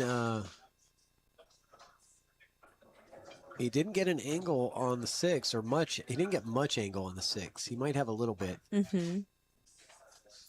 So you think the secret is the Titleist chalk that you can... Well, he used to use Master Chalk for his whole career. And he's never had a chalk sponsor. And now he does. So that tells you something about the quality, because he's not going to use it if it's, you know, if it's not good. So he doesn't like this. Yeah, because I mean, doesn't really want to play the 7-8 combo because the 8 barely goes by the 9. So you want to get to the other side of the 7. He just didn't get much angle here on the 6, if any. So I would assume he's going to draw back to where his hand is. Oh, he could stun goodness! it. But Look he's going to. Oh, he's going to land perfect. Look at that.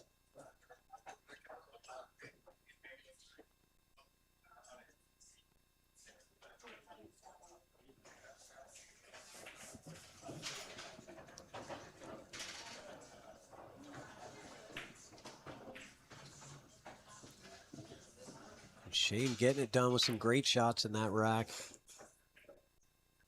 Goes up 3-1.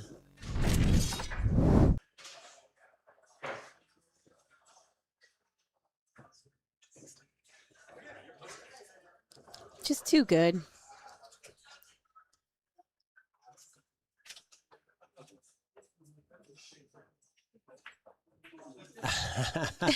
I'm reading Lee's chat.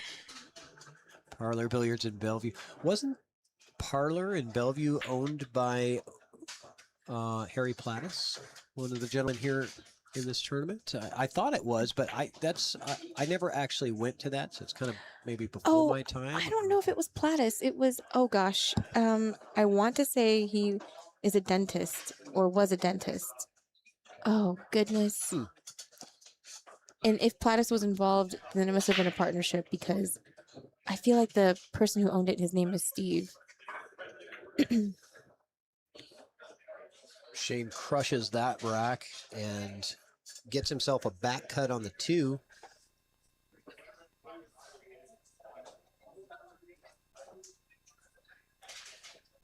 I'm assuming he's going to load up with inside English to check the cue ball up for the 3, but no, it doesn't look like it. He's going to try to...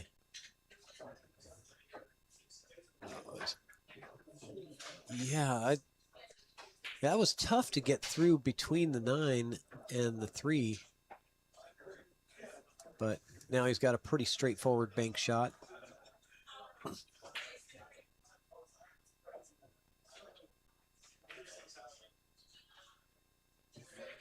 I like how he banked it perfectly, but also put a little low right on there. Helps it go, yeah. Yeah. And landed him nicely on this 4. Oh, it's just so cool to watch. So smooth.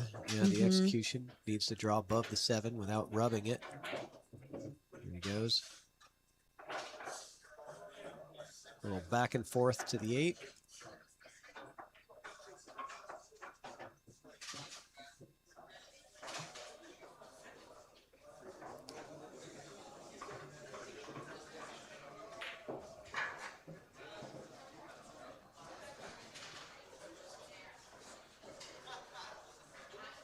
And that was a fast rack right there. Super fast. Super fast. Break and run from Shane. Rich Geiler's going to get in there and see what he can do now. Since we got Shane playing, let's play the Titleist video. Let's do it.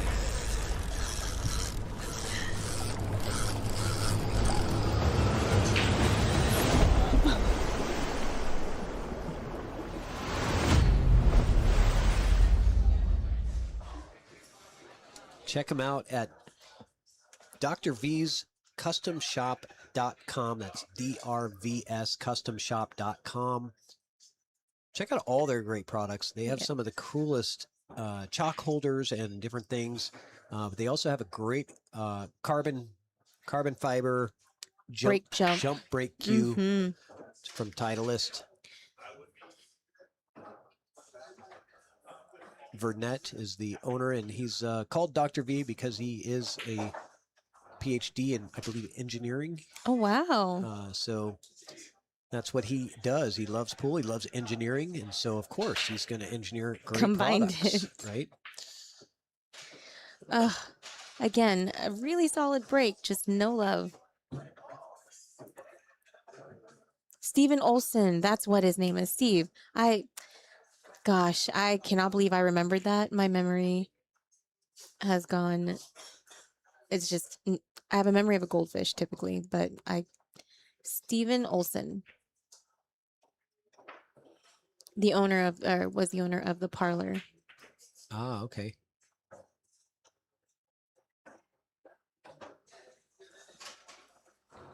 So what do we got here? A push. We got shoes on the table yet?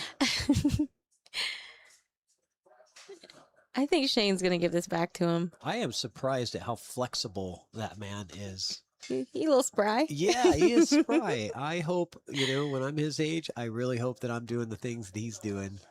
And he's just got this, he's got this aura about him. Like he's never going to be old. Yeah. He's never going to be old. You can't be angry when you're around him. No.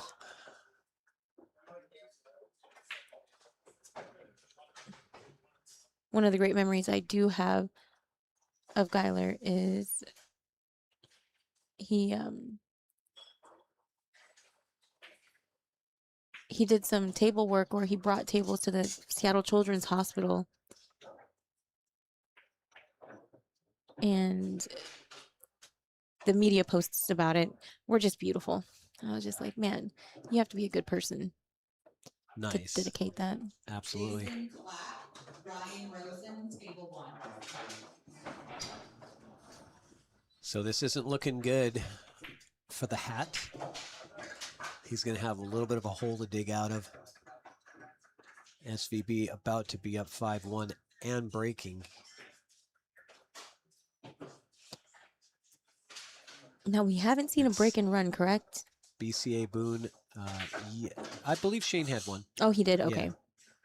BCA Boone, yes, that is why you're not seeing Shane at the Vice City Classic right now. I know as far as the professional players that are in the country right now, a lot of them are in Florida and the rest of them are here. We've got Shane Van Bonen. We've got Jesus Atencio. We've got Mitch Ellerman in the house. We got Corey Duell.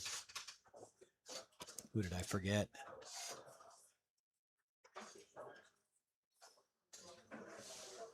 We have Raymond Linares. Raymond Linares, yes.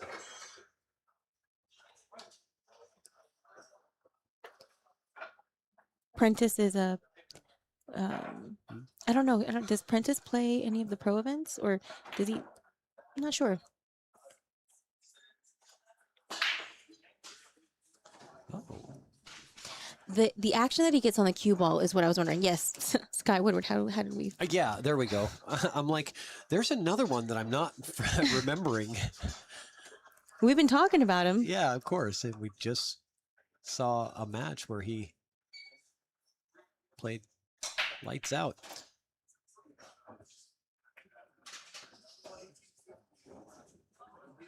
Shane is not pushing out. Going for the jump, and he narrowly avoids disaster with that. Then he's going to have another jump here. And another jump. We're going to see back-to-back. Let's catch that one first before he gets off on the next one. I love a good replay on the jump shot. Doesn't get the position that he wanted. Lucky he didn't hit the 8 and scratched. Right. But here we go. One more. And he's jumping with the Q-Tech Propel.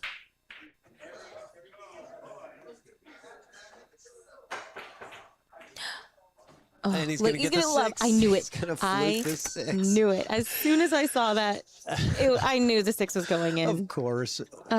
You know, Do you have to be lucky and good? It's just not fair. It's not fair. It's not Yes. fair. You can tell who God's favorite are.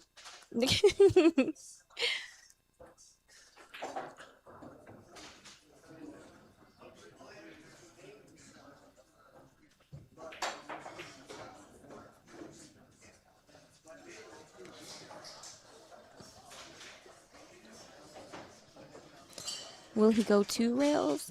2 rails to come around for the 3, or maybe even 1, 2, 3, 4? 1, Wow. 2, 3. Oh, There's the scratch There's off the off 8 the ball. 8. It's like he Mhm. narrowly missed that scratch 2 shots ago. He just ran out of luck, I guess. You only get so much. He powered that thing in at Mach 10. I think he was doing like a multiple rail shot to try to get back for that 3. It was pretty rough with that angle on the 2. All right, so Rich Geiler. Let's go, Geiler. Let's go. Never count him out. You know what? We had one of the most amazing matches 2 years ago in the 2024 Don Weir Memorial. You had Rich Geiler and Loy Long race to 7. You had Lee Baldwin and Ron Plaja commentating from home remotely. And Loy Long goes up 6-0. And you can guess what happens. Rich just comes back out of nowhere, fights his way to the hill, gets himself hooked, and then makes an incredible kick shot to win hill. I remember that. That was pretty impressive. The room erupted. You got to see a little bit of everything too. You had the shoe on the table, you had the double-decker bridge thing. He had all kinds of tricks going on in that match. And after it was over, Loy was just like, what just happened? I thought I'd already won the match like a half an hour ago. Nope. Never gives up. Never gives up. Rich gets another one, 5-2 in favor of Shane.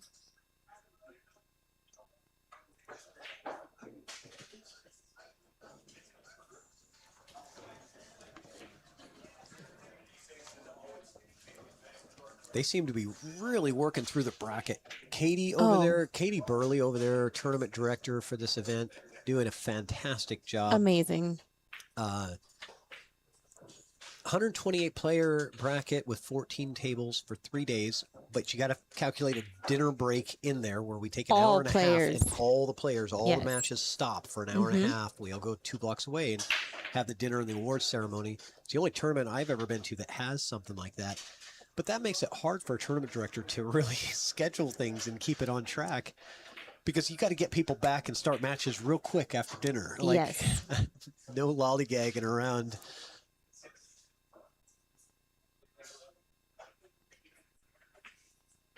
But I like how Jason does things differently. He doesn't do things. This is not, your regular pro tournament. He's in This is control. a true memorial invitational. The reason it's an invitational is to keep the integrity of the game. You do have to be invited. And the rule is, if you do get invited, you're guaranteed to get an invite the next year, unless there's some kind of problem with your behavior, which I don't think has happened very often, but maybe a couple of times, but if you got to know somebody to get into it, and then you got to be a good class act to stay here, and then you'll get invited every year, and it's a great time. $250, well worth the experience. Come out here and hang out with everybody and play some pros. Okay, Rich gets safe on this. I think he was trying for the 1. He ends up getting safe, I think. Is he safe? Oh, okay, yes. Yeah.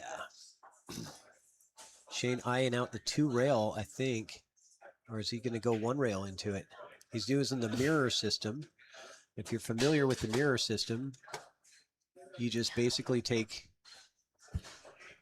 the point on this ball to the rail, and then you go the same distance out from there, and that's your target line, which is approximately there. Oh, look at you are perfectly on the line. How gross was that? Well, it's only because it's Shane, and I know he's going to hit it perfect. But it's this, If No, you but you guys, drew it perfect. Well, if you guys want to learn how to do one rail kicks, watch Shane. And the reason he's measuring like that is we call it a mirror system because if you were to put a mirror there, it's just the same distance over from your spot, and you're going to hit it every time. So. Stay in school, kids. Geometry is important. Carson, I am not playing. I'm in. They got me chained down up here in the booth. I can vouch for that. I'm witnessing. They don't let me out. And in fact, if nobody likes the video, they don't even feed me. Like, I got to get. How many likes do I have to get food? I told you it was supposed to be 500 likes. 500 likes, guys. I'm gonna starve up here. Somebody hit the thumbs up button on this video. How many likes do we have already? Oh, do I have enough for like a grain of rice or maybe a grain, half a slice of bread or something? Ooh, now you're asking for too much. This is brutal. So no, I'm not playing. It is a lot of work, and I will say that Evo Sports is incredible. Okay, so here we go. Breakout on the 8-ball. This is not guaranteed.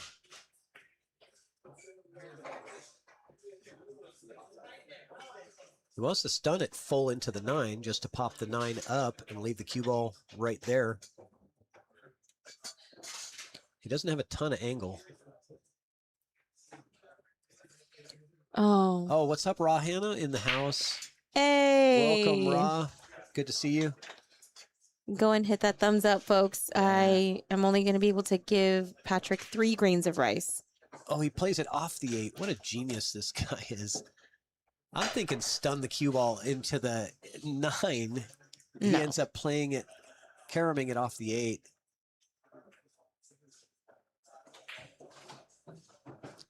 It's gorgeous. Raw Hannah, miss you. All right, Mr. Van Boning on the hill. Shane on the hill. Let's give Dr. V another quick shout.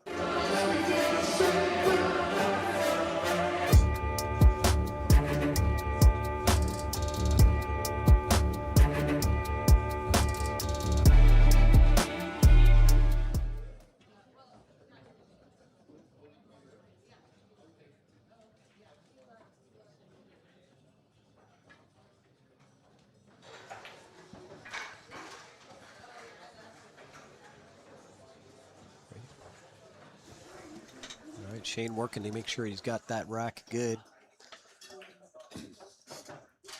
Shane on the hill hasn't not updated his score yet, but he will. You already know, Raw Hannah. Yeah. We got Sophia Tran in the house. We are in the presence of many celebrities, Sophia being just one of the many. We're having a lot of fun up here. Looking forward to seeing you, Raw, at the coast. I'll be there this October. Yeah, nice. I missed the last couple, so Lincoln City, Oregon, October. Western BCA 9-ball championships. Ooh. Look at this. Rough break. Yeah. What do you do here? Push out? And if so, where to? You could, you could push that cue ball. It wouldn't surprise me if he just pushes the cue ball down to, this area right around there. Give Rich something to shoot on the 1 because not likely that you'll be able to get to the 2. Well, he's using his mirror system again. Here we go. So here's the spot right here that he's looking at. But I'm right with you. To the cue ball. Getting back onto the 2, should he pocket that 1?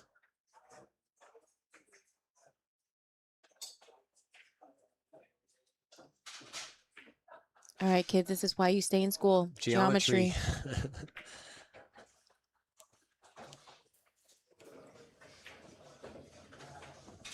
My lines fade.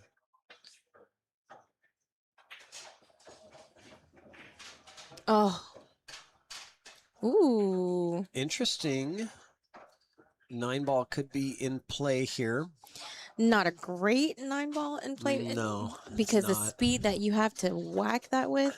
Right? You got to cut it pretty good. Yes. And then your cue ball, you're going to lose your cue ball big time. You don't know where that thing is going to end up at the end of the turn. I don't think it banks the 9-ball banks because the 6 is in the way. I think it is. But if you somehow, well, he's seeing something. He wants to know if the 9 banks. It looks like the 6 is in the way to me too. Cool thing about this is I'm thinking if you set it up to try to cut the 9, I think that 1 is going towards the side pocket. Okay. I like it. Where's the cue ball going? Ooh. Oh, he plays a Safety. Smart play from Rich. I like it. Shane can hit a thin piece of this, though. Not enough to probably make anything happen with the 9-ball, but he's going to play safe, I think, if he can get around the 9, just thin off the 1, bring the cue ball back to the rail, back to the 9-ball on the other side, maybe? I don't know. It's hard to tell from this angle. Let's see what he's got. Look at you. Your idea was right there. It was Shane's idea, not mine. You were tapping into his brain. He sent me the telepathy. We both have ESPN. Plus. Yeah, ESPN Plus. Speaking of Jinx, speaking of ESPN, that was wow, so now good. we're tapped into each other's. Oh, Rich with almost a beautiful highlight gets safe though, and now the rack is opened up with the safety. That's a much different scenario. The 1 ball being out in a space off the rail makes this a lot tougher for Shane to. Oh, he does have a thin piece of it. Okay. I thought he was fully blocked. You'll see another safety. Yeah. We need to finish our thought. Speaking of ESPN, shout out to Matchroom for getting pool back onto ESPN. Yeah, from what I understand. So Moscone Cup on ESPN and the U.S. Open. Yes. So big news for the pool world. Let's not mess this up, guys. SVBSPN.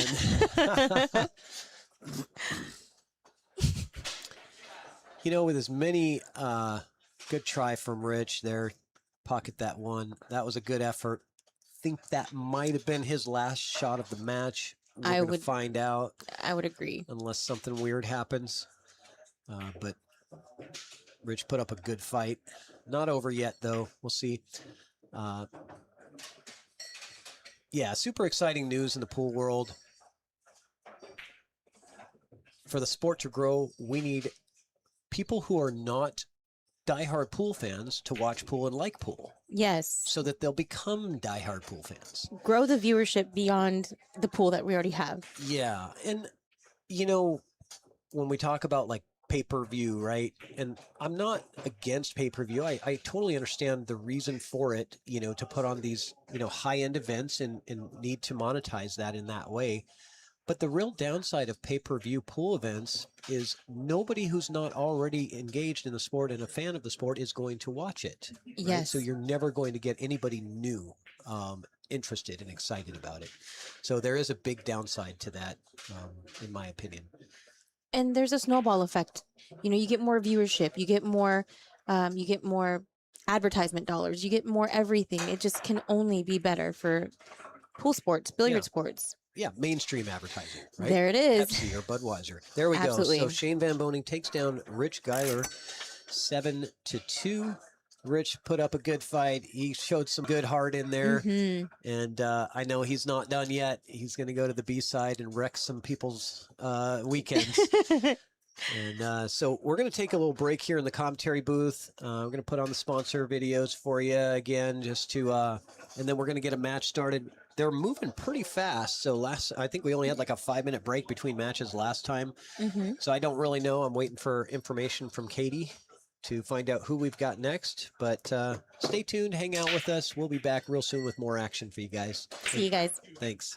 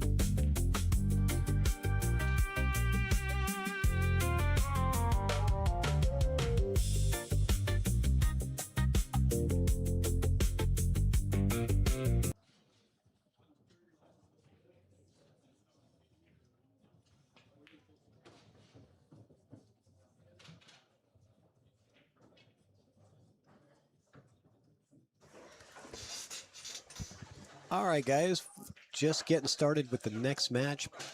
Corey Duell, the Prince of Pool versus Brent Duncan. I don't know if they're still warming up, if they're actually getting started. It looks like they've started, and we might have just not realized that they already got going. Yes. That is accurate.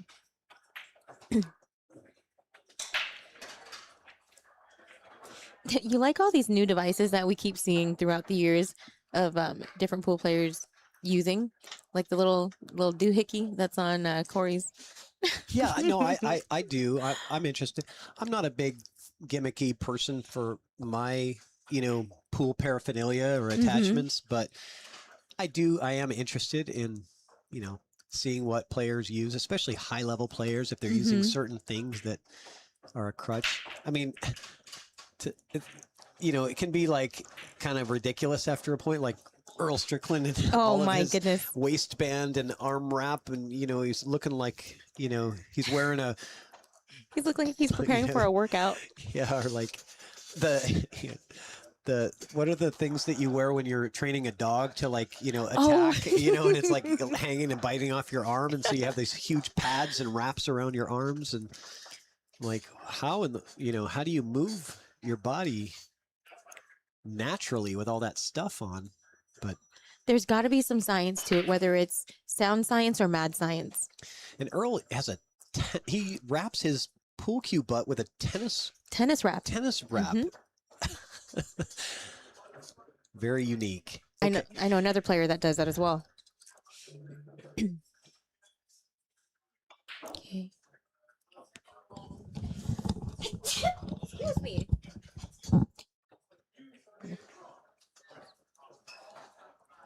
I think I'm allergic to good pool. It's dust. It's the dust of this attic that they have. I call it the attic. Oh, we got a little love nudge off the 8-ball. Gives the wave, the hand flip. It's got an interesting cut on the 3. Let me just change to this over here. 1 second.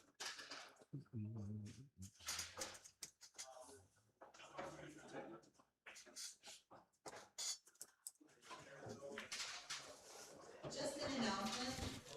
The dinner tonight is at 5 p.m. Oh, just missing that 3-ball. Is right down just by a hair. If you have any questions, you can see us at the tournament desk. And I don't know if Corey has a look at this or not without swerving it. What is he going for here? He's going for a double, like a V. Oh, Oh, he was trying to Z kick He's his trying to way Z down kick, yes. there. Just clips the 7 and scratches.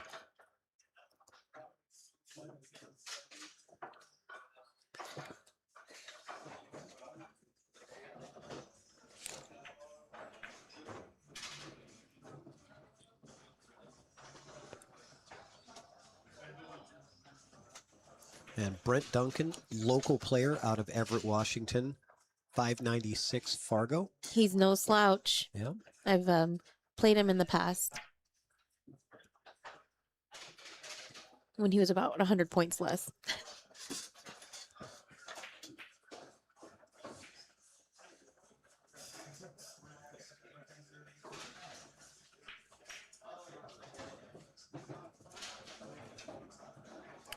Got on the wrong side of the 5 for sure there. I don't like this. I don't like this either. He's going to try to figure out a way to... Like a safety. Yeah. I'm pushing that cue ball forward. Push the cue ball down to this spot Oh, here. he's going for it. I don't like it. I don't like it.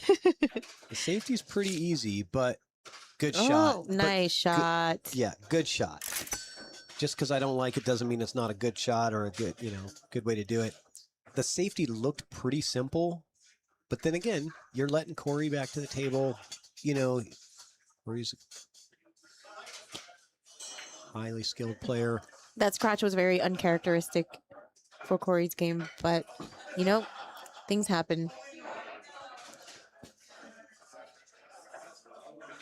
Well, when you're trying to Z kick the ball. Oh.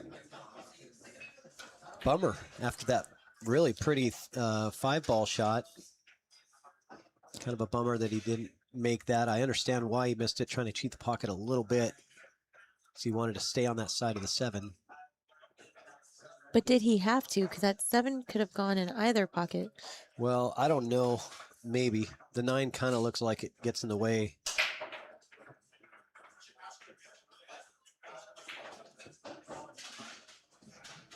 At any rate, for whatever reason, he did try to hold it. And that's when... mistakes happen. Yeah, because you're just trying too hard to get that position that's not as natural as you want it to be. And so you decide to cheat the pocket, and you end up looking more at the cue ball than the object ball. Corey up 2-0. These matches are flying by. Yeah, they are. They go pretty quick. Race to 7, bar box 9 ball. And make sure to hit the subscribe button to our Evo Sports channel. Capture a lot of the action here. A lot of our venues stream right to our channel.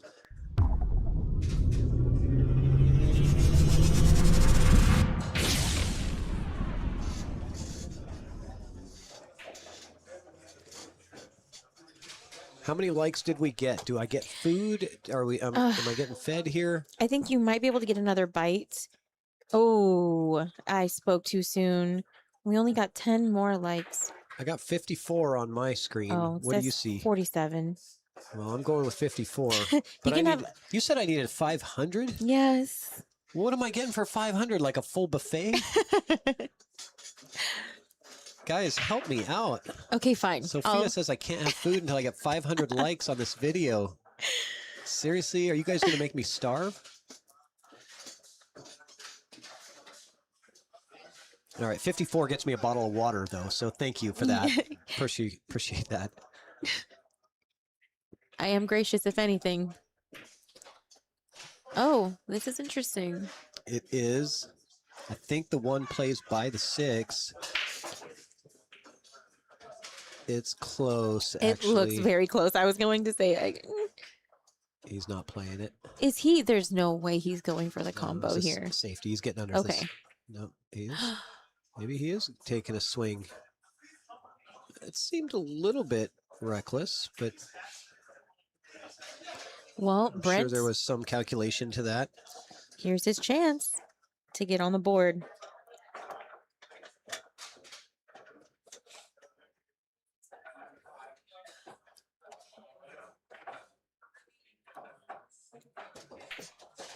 Those of you in the chat room wondering when certain players will be playing, go ahead and head over to Digital Pool and look up Don Weir. you'll be able to see all of the matches. Any of them that are streaming will have a link to the table.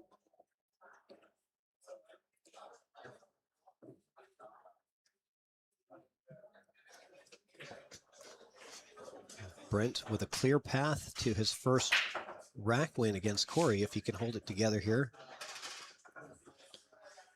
He's in kind of a weird spot with the angle on the 5 and the 7 being there. He can't really do what he wants to, so he might just choose to take a longer 6 ball, He is going to take a longer 6 ball, but that's okay. The 6 is right by the pocket. Oh, Yeah, okay. as long as you're not blocked, you're okay.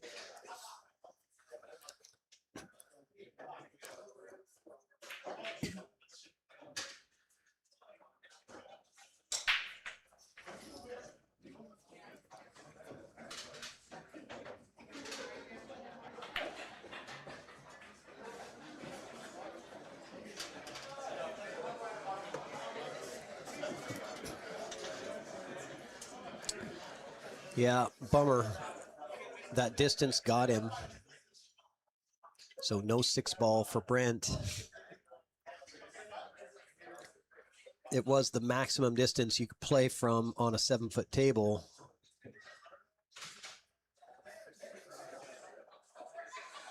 What's up, Angelo? Welcome.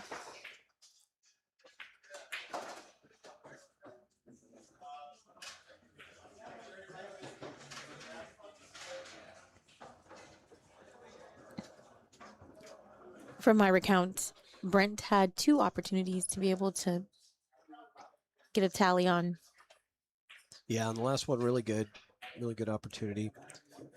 It's unfortunate, yeah, because those 2 opportunities, if you execute well at a 600 Fargo, which you have the ability to do, you could be up 2-1 at this point instead of 3-0. Mm-hmm. But you can't think about those things. You got to let it go. Yep, there's nothing you can do about it now.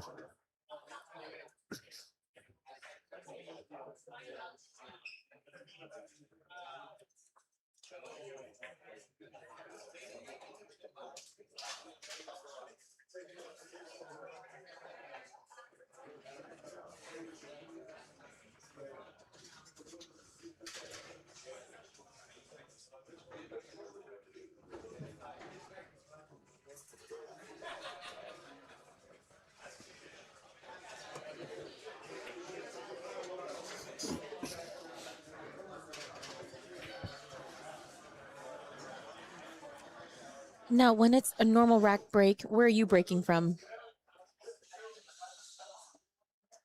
Yeah, I'm still breaking from there. Okay. Yep. About a ball's width off the rail. 1 ball goes down. Looks like we're probably going to see a safety on the 2. It's got a lot of room to get safe. Probably going to put the 2 back down there by the 3 and send the cue up table. I like that. I like that idea. Right, sending the cue ball this way. Putting a lot more traffic in that direction. Mm-hmm. Sends the 2 ball down there to the bottom rail. You're almost guaranteed to have a safety from that, unless you scratch. That there is a scratch line there, but he's going that way. Yeah, either one works. It just that was my first thought, was to go that way, and then I thought, no, he'll probably do it the other way. I like your style. Right. I like your style. You leave the 2 where there's a lot of traffic, where, yes, he can kick at it, but he can also hit something else on the way to the 2. Yeah, he may have noticed that it might have been like too thin of a hit to get the cue ball where he wanted, and that means that the 2 ball wouldn't travel enough, so that might be why he chose to do it that way. But so a ball in hand now for Corey. Or wait. Oh, sorry. A ball in hand for Brent.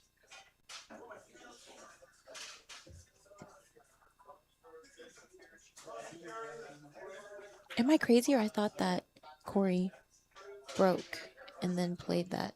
You know what? I am crazy, so let's not ask that. We're all a little bit crazy right now. my days have been extremely long this week.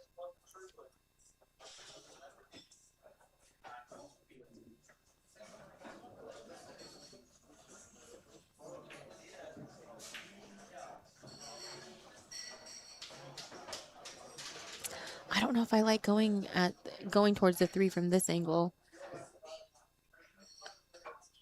And that's hugely why you don't give yourself a chance, a really good chance. I would have preferred to have shot for the cue ball to come out this way. 2 there, come out, and then have the cue ball go more towards. But yeah, Brent will make it work. The thin cut is there. Is it? Yeah, it's there. Sorry, let me give you a different view. Okay. That's easier. It's there, but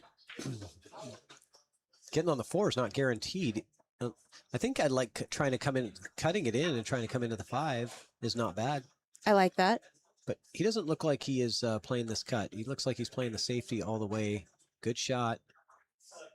Really nice shot. Try to put Corey on 2. Can you imagine if Corey gets 3 fouled? Stop it. No. No. He's probably not going to even get 2 fouled here if the 1 railer is available, and it certainly is to the bottom rail. Are you commentator cursing it? Not possible. Commentator cursing is only It's not a thing. possible under a certain level. Over 700, it doesn't apply. And you are correct. Oh, the scratch line was there. Look at this. Does he get love? Good 2-rail kick. That wasn't planned. That was just a little reward. Well, it was good speed, though. Mhm. You know what I mean? You play a speed to where you're more likely to get some love. Did he leave it, though? Let's see. Yeah, I think he's got it. He's looking at it. The cut. Yeah, I think he's got the cut to the corner, to the side.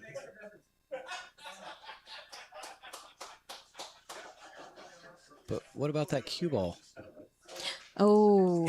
It's like, how do you get the cue ball through that little gap there between the 9 and the, 6'4"? Yeah, it was tough to do.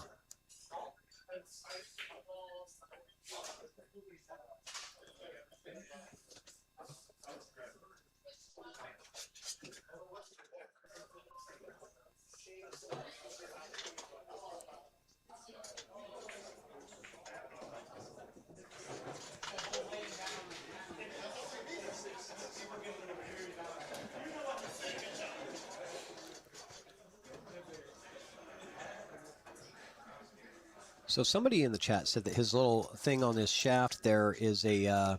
billiard buddy?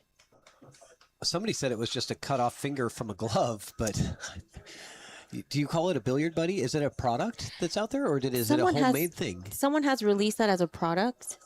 Is that right? I saw them promoting it down in Miami. The billiard buddy is what it's called? Something. To me, I'm sorry, but Okay. I get fidget toys from my daughter's little party packs all the time. Yeah? And it just looks like you cut off each end of a Chinese finger trap. Yeah, Like, I remember those the little- the Chinese handcuffs. Yeah. Yeah. And then you just pop it on there. That's what it looks like to me. And I'm like, I can have that for free 99. Free 99. All right, Corey is just putting a hurt on. In an alternate break situation, there could be some funny things that could happen for Brent to catch up.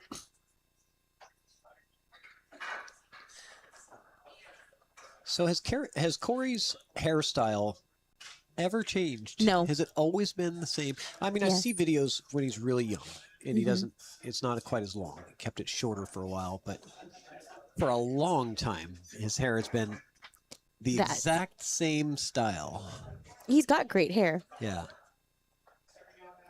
He uses good products. It looks like. I say that, and he's like, "No, it's just bar soap."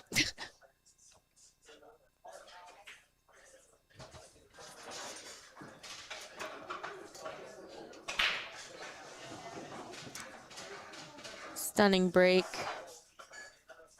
until the 8 gets in the way. Well, Oh, yeah, I don't know. and the 9. 2-9 combo. 2-9 combo for real. Oh, Wow. he comes up underneath it. What a shot. This guy, the Prince of Pool. More tricks up his sleeve. It's called the sleeve from Billiard Engineering. Okay, well, shout out to them. They're not a paid sponsor, but maybe they will be next year if we promote their products. Exactly. So thanks for that. Let's check out that replay from Corey. Oh, goodness gracious. What in the world? I didn't even think of the coming underneath it with Why would spin you? to carom off the underneath side. So a kick. Carom.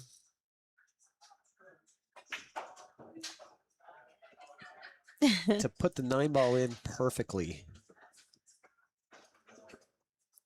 The Ripper One Pocket says, in the old days, people would use a $100 bill for a shaft slide when the room got humidity in it and their hands got sticky. Yeah, well, it was a $100 bill when you're looking for action. Yes, that's what I was going to say. I was like, if your hands are sticky, you're using a 1. You're using a 1. Yeah, if you're looking for action, you use 100. You slide Be that like, out I there. got too many of these in my wallet. You know, you gotta use them for something else. I was just going to say that 100 was there for other purposes. Right. All right, so starting off the rack here. So Corey, a 9-ball kick carom right off the first shot off of his break to go. Wasn't that to go on the hill? Did he forget to mark that score? Oh, gosh, Hold I think on, that I'm going was. to go back because I swear he was at 5, but maybe I'm wrong. I think that made it 5. I probably am. But I'm neurotic like that, so I will check it.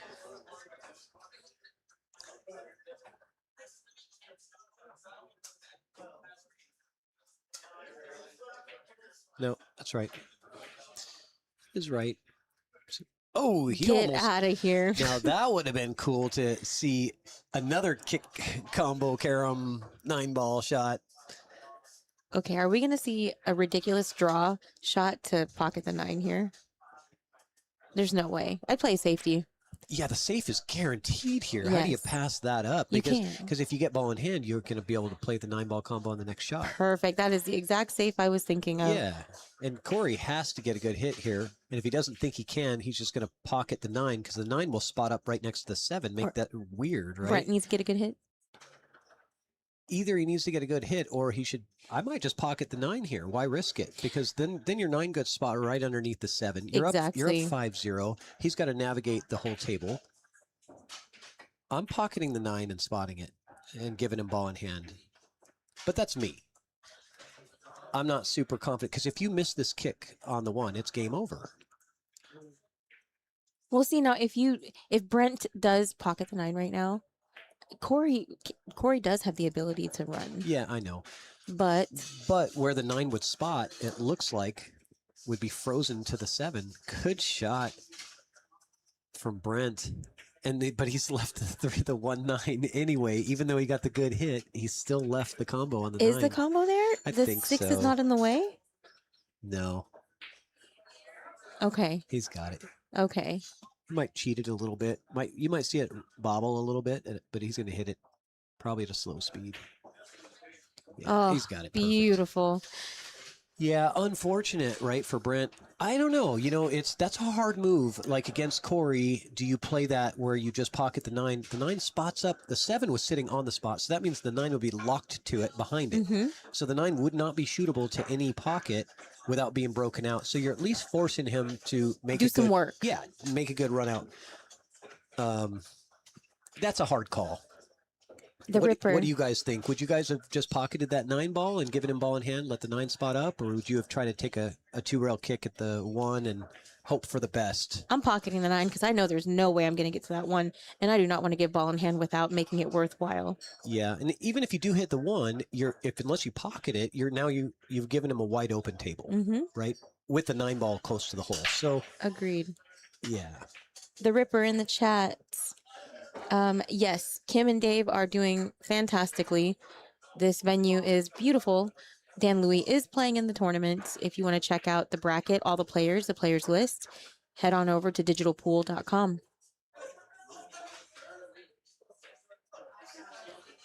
Angelo, another one for bar soap. Corey's going to come over and be like, what's this I hear about you saying I use bar soap? Dove or Irish Spring? What do you think? If it's a dude, it's Irish Spring.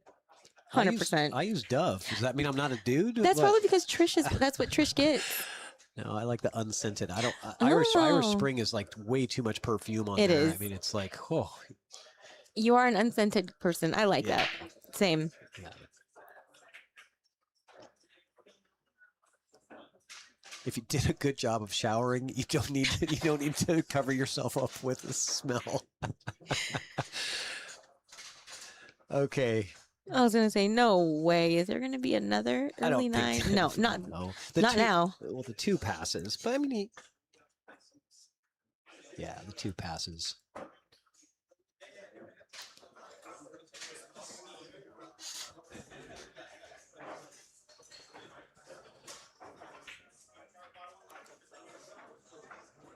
Rubs the 9 and the scratch. Ooh. Do we like the 4-9 right now? Sure, why not? You're down 6-0. Just do it. Yeah, fire away. It's an easy combo. Why not? You don't want to risk getting in trouble or having something funny happen on your run out. Just put it away. Get yourself on the board. I like it. All right. You know what? You can have another bite of your food, Patrick, if 5 people like this. I only need 5 likes. How many do we have right now? Hold on. Let me refresh.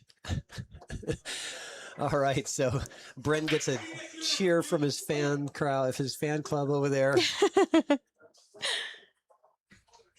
Let me refresh this and see how many likes we got on this YouTube stream. We got 59 likes, so we need to get to 64. You need 64 likes in order to have another bite of food. Dang. Do I get salad or do I get the curry?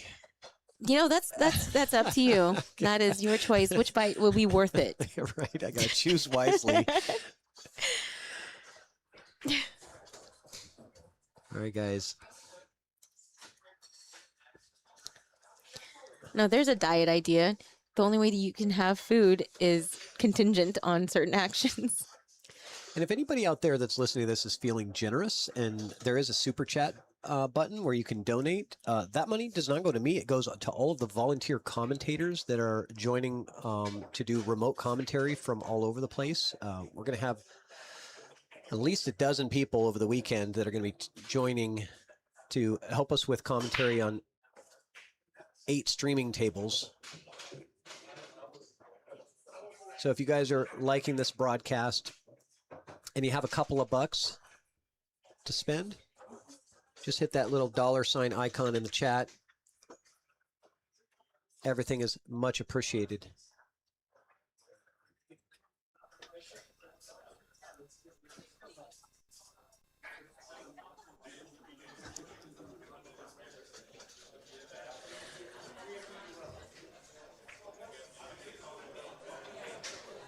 Matter of fact,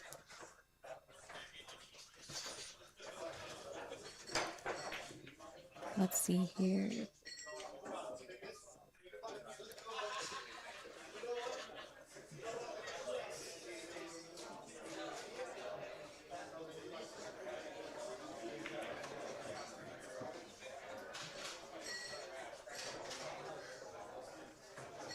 I'll kick off this super chat. Although, is it almost like I'm sending it back to myself a little bit? Okay. You're going to kick us off, Sophia? Thank you. I'm going to kick us off with the super chat. I'm going to show y'all that it works. You're awesome.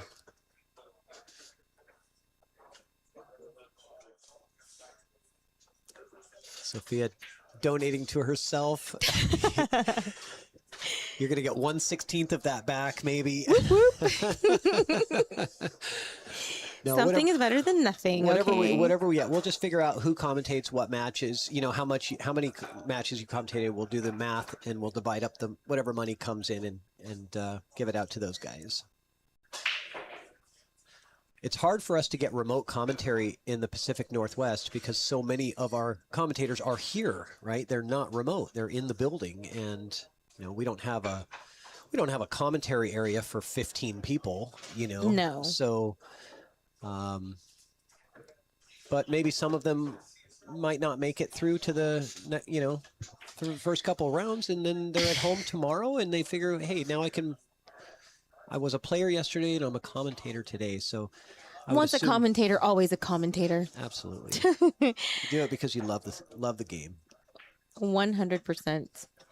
And Brent Duncan looking for 2 in a row off of Corey. All right, stay down, Brent. Follow through with your stroke. Commit. I don't like the angle. I like to draw it back. He's okay. Just get it towards that side pocket. He'll be good. Ooh, Yeah. He went cray-cray. Because of the angle. Yeah, that's why. Because he had too much angle. Too much. Yeah. Good shot, though.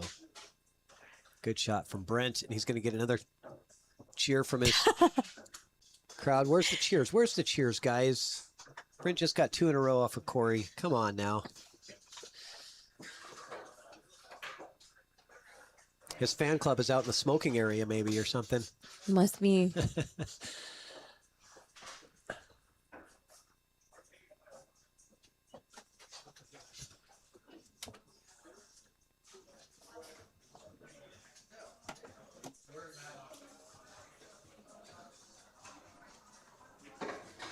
They're in the restroom. All right, Corey is going to, I feel like, close it out with this rack, though. Corey is really meticulous with his breaks.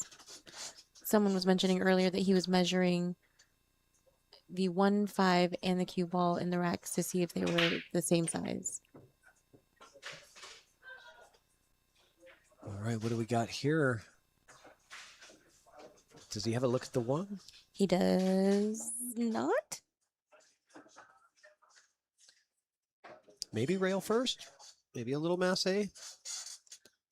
Maybe a little of both. Yeah, he's elevating. So a little bit of masse. Might have just hit it a little bit too hard. Is that going to scratch? Oh, no way. Get out of here. Are you kidding me? Get out of here. Oh, sorry. That was my bad. Hit the wrong button. Oh. Thank you for the super chat, Sophia Tran. You are welcome. She's a player, she's a commentator, and she's a fan. Wearing all the hats. So when is your next match? I bet you it'll have to be after dinner because the second round of the A side is being played prior to the first round of the B side. We're still working through it. Yeah, I understand that.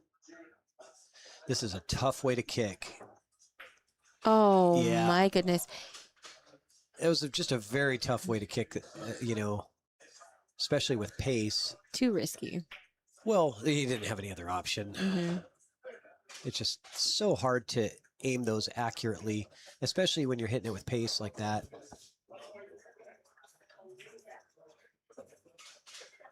It's really hard to see the line. The mirror system does still work. It's just harder, in that specific scenario.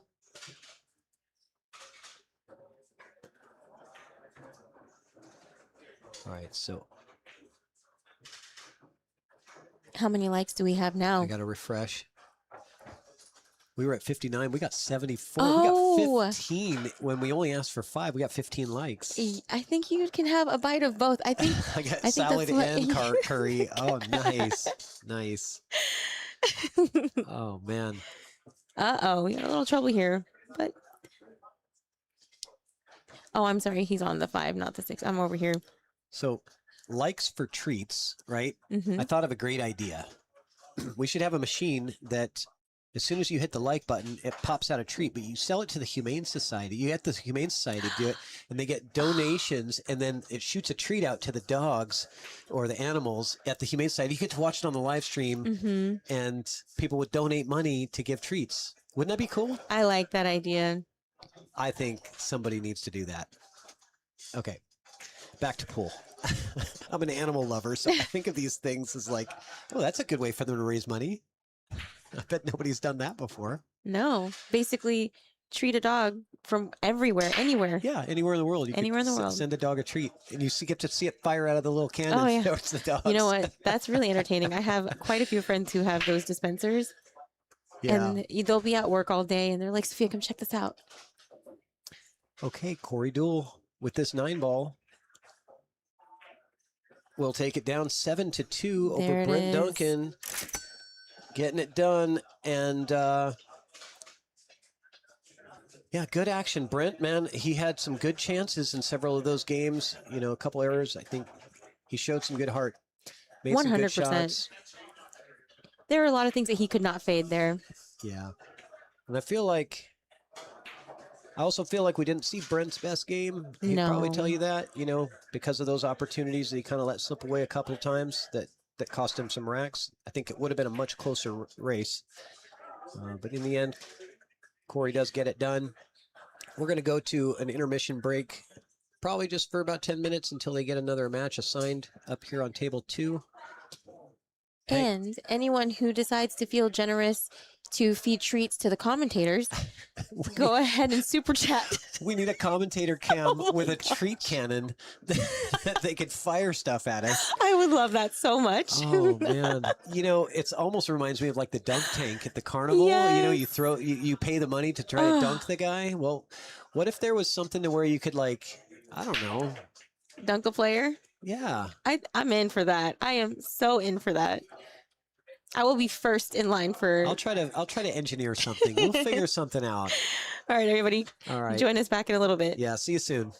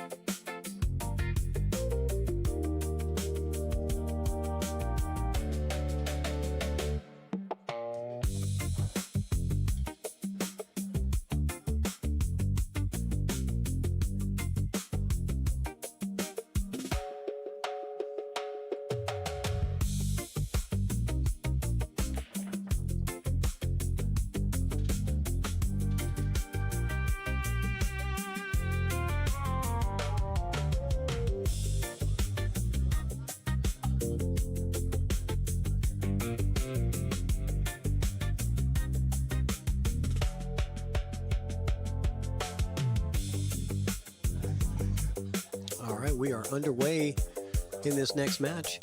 Yuto Otsuka versus Tony Strzelczyk. I'm thinking that's how you say it.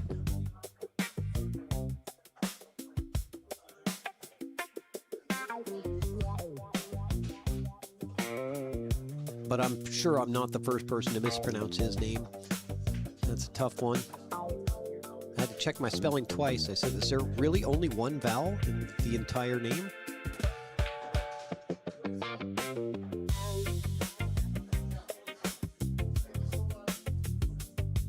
And Tony is a 6'16" Fargo.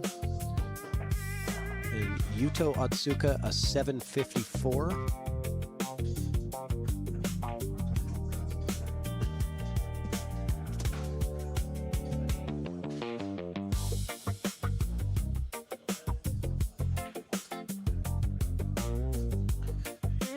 Tony's coming up from Pendleton, Oregon to play in this event.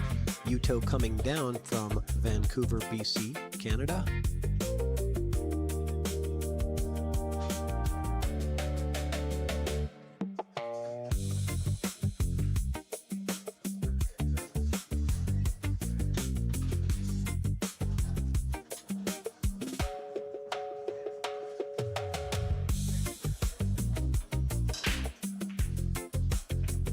Just barely gets that 4-ball to drop. Tony looking like a good start here if he can make sure to just navigate these last couple of balls. He's in good shape here.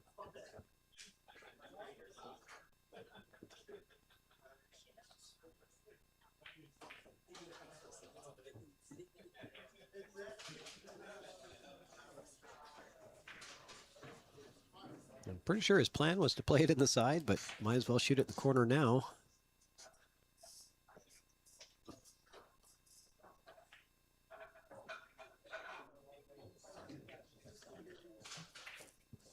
And here we go. Looks like a break and run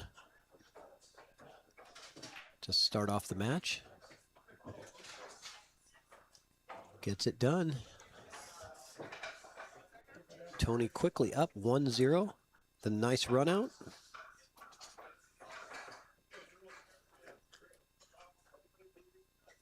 And Yuto watching from his chair knows what he's up against now. 6'16" doesn't mean anything. If you can break and run on the table, that's all that matters.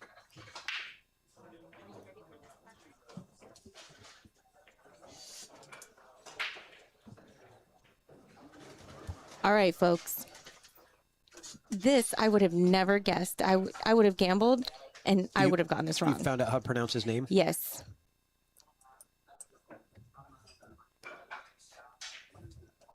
Okay. You ready for this? Yeah. Because I said Strzelczyk. Strzelczyk. So it's a. So you don't pronounce the first Z? No.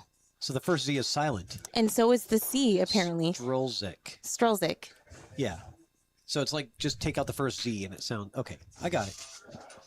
I realized there's only one vowel. When I was writing it out, I'm like, this can't be right. I checked it again. I'm typing it in. I'm like, this can't be right. Okay. Strzelczyk. Thank you, Sophia. I always like to try to get people's names right. I'm there with you. I am right there with you. I will ask Google if I don't know it first. Yeah. And if Google is also confusing me, then I'll go ask the person. Nobody has any problems with my last name. I don't seem to have the issues. One syllable. And Yuto Otsuka.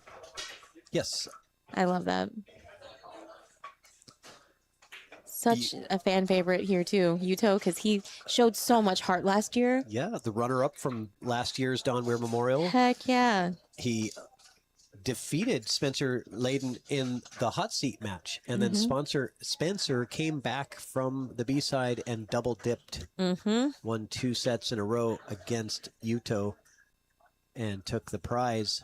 Yuto getting second, but great tournament from Yuto last year. He's a good player and an even nicer guy. You could not find a nicer person than Yuto. Very soft-spoken. Very humble. Humble. Yeah, very humble. Big on the humble part. And also a new father. Yes. Congratulations. Congratulations, Yuto. 8 months old, I believe. Oh, Their daughter is. I miss it all.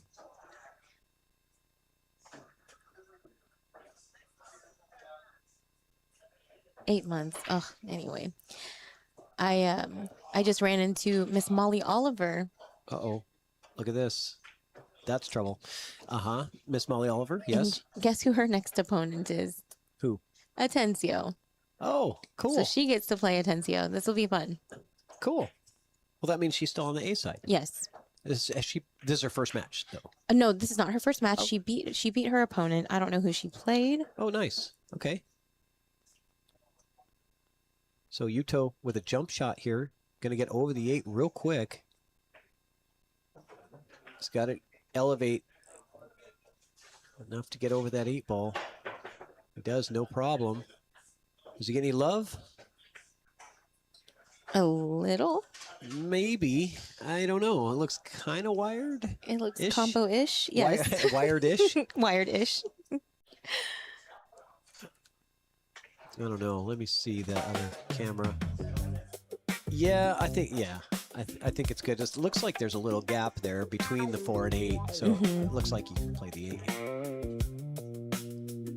Oh, let me take that graphic off the screen. Slacking over here. See what happens when we feed him? I know. I get tired. Now I want to take a nap. How many likes until I get to take a nap? Never. Never. Good shot. But ties up the 5 ball. Doesn't like that. He's going to have to play the safe now. The nice part about that, where that 5 landed, is it makes it real easy to tuck up underneath there. As long as you hit it at the right speed, you don't scratch. Oh. Okay, he was drawing. I was thinking cut, like thin cut off the 4 to get underneath, but he did a good job with the draw shot getting there. He doesn't... Yeah, he got there.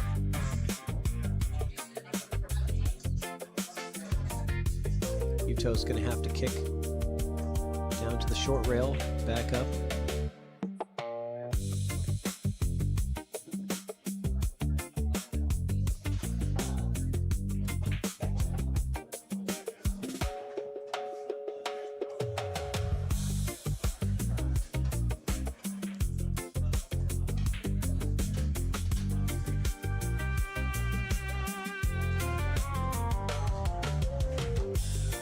And what is Tony's Fargo?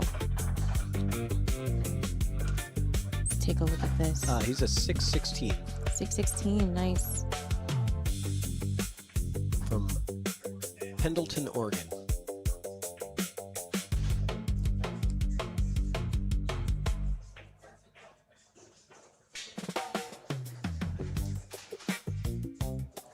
Sorry guys, I haven't really been paying too much attention to the chat. I'll try to get more on that. And on table 1, Ryan Rosen is giving Jason Klatt, or was, a run for his money. Scoring it up being 7-5. Thanks for telling me the background music was on again. I turn it on during intermission, and then I forget to turn it off. I should just take it off of this actual, anyway. Just take it off of here. Then I don't have to worry about it anymore. Thanks for letting me know, tall guy in Tacoma. Oh, I know that's who that is. That's Daniel Wingate. What other tall guys are there in Tacoma? There are a couple. But not as tall as Daniel. No.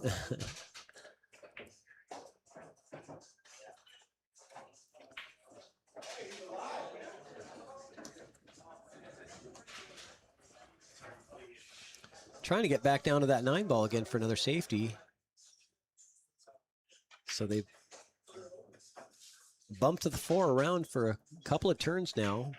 Yuto finally with a look, but doesn't really like anything here because... The 5. Yeah, you pocket the 4. You're pretty straight on it. He could punch forward and go 2 rails and bring that cue ball to the other side of the table, play a safety on the 5, something worthwhile, but you're taking some risk there. I don't know what else there is. I think that that's the way you do this, is hit this with follow. Because it looks to me like your cue ball line, you're hitting it with follow, it looks like the cue ball line goes down this way and can get you down to the short side of the 5. Because if you get to the short side of the 5, you have all kinds of safety opportunities, but you just want to get down low enough on it. So he's got to, now he's going to, yeah. Oh, he's gonna. He wanted Well, to play the safety that way. I understand that. can Strelzik make his way over and break out that 5-9 from here? I think so. Well, either a breakout, but you don't really need to break it out. If No. because as long as you can maybe draw or do something, if you can get position, you know, anywhere in that area down in there, your safety opportunities are great. Agreed.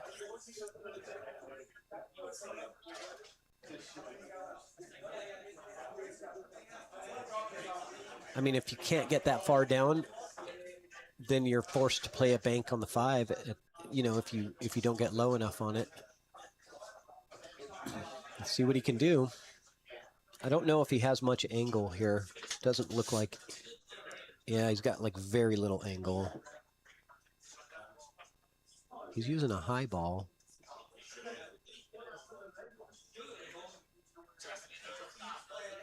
Just didn't want to really mess with it. Neither of the players do. You got him tree-topped over the 6. 4's on the rail. Yeah, neither one of them really wants to get aggressive here. Yuto, I don't like putting it there because it just gives you the automatic breakout. I'm not sure I understand why you would want to put it towards that hole unless he was just really trying to make it, but it didn't look like he was shooting to make it, you know? I agree. This is automatic. Yeah, it's done at this point. Wow. It's natural to follow through and just get back out down for the 6. Yeah, I'd like to know what Yuto was actually wanting to do there. Mm-hmm.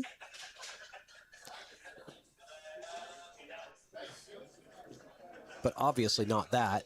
But what was he trying for? I don't know.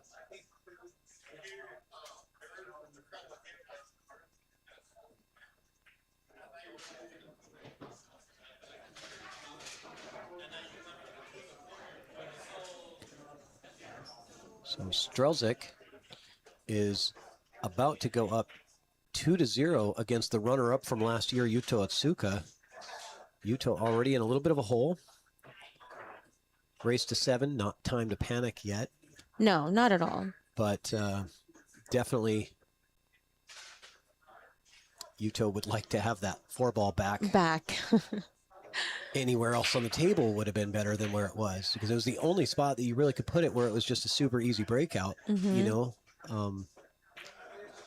Wonder if there was just a commitment issue there, if he was in between 2 different shots and just went. You're right. I have no idea what his thought process there was.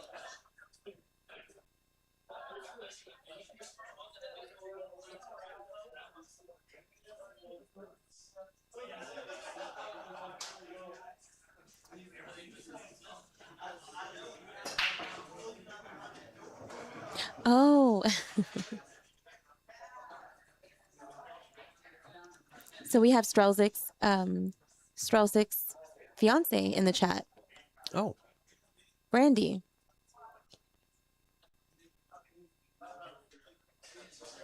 Strelzik.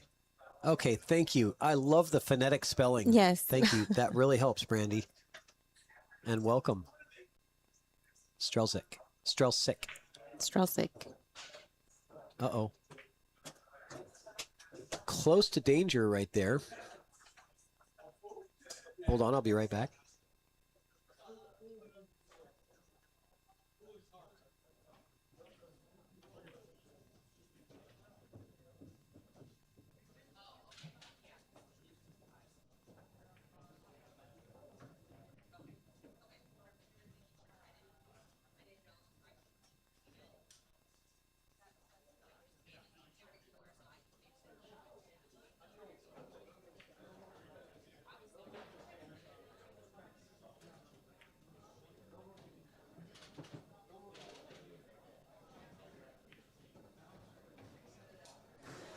Okay, we're back.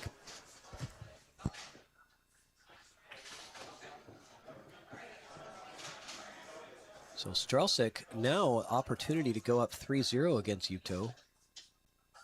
8-ball is in a difficult place to navigate. Being on the rail close to the side pocket is never a place you want, especially your last ball or ball before the 9 to be in.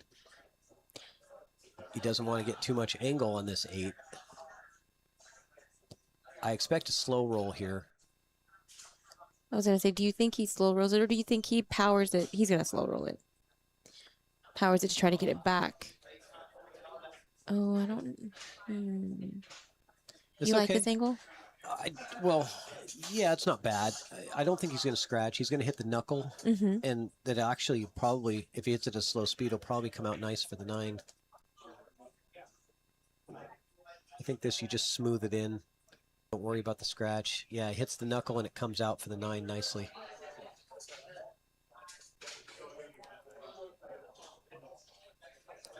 So Strelsic coming out of the gates, firing, starts off with a break and run in the first rack, and then takes the next 2. Yuto down 3-0. Still not time to panic. No, it's Yuto's break, but he's got to get it going. Yuto is in Evo Sports. Yes, if you're wearing an Evo Sports jersey, you got to pump up that scoreboard, baby. Let's go. You need to represent. Rub that logo. Rub that logo on your shoulder. Get some of that good mojo going. Evo, yeah, Yuto is one of our sponsored players for Evo Sports because of his, well, not only his skill, but also his likability as a person. Yes. We all just love him so much, and so I can't think of a better person to have representing our brand. And it's great to have him on board.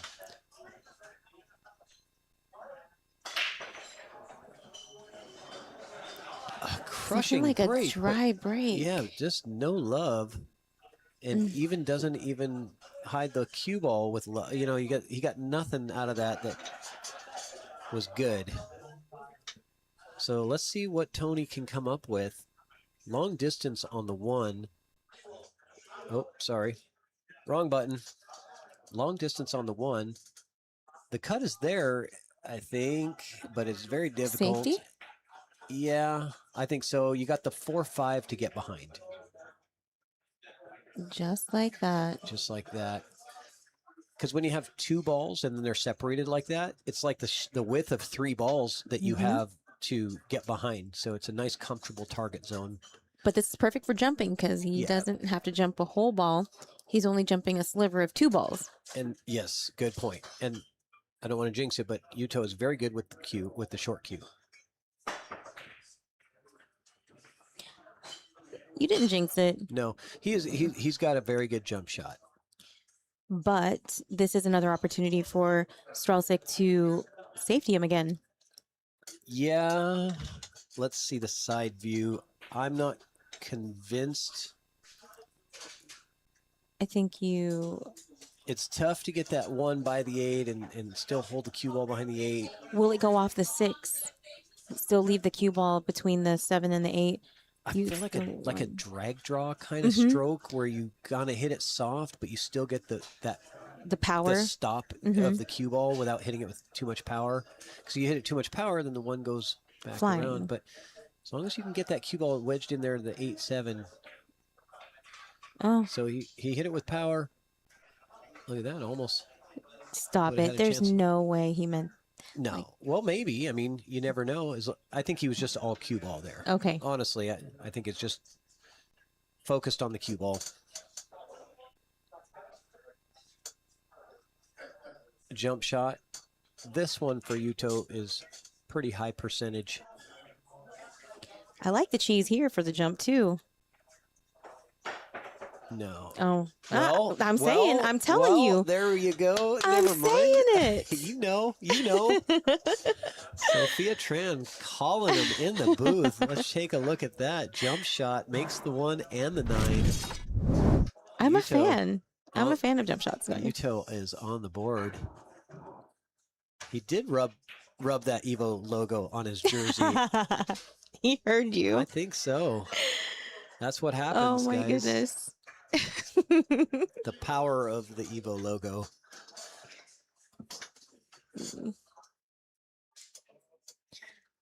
I'll be in for the next print of shirts.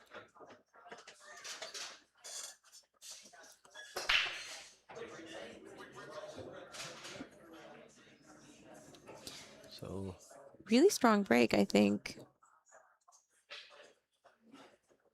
yeah, good spread here. The 7 is going to be tricky. So I don't know. Yeah, the 7 does play up table past the 8, so that shouldn't be a problem.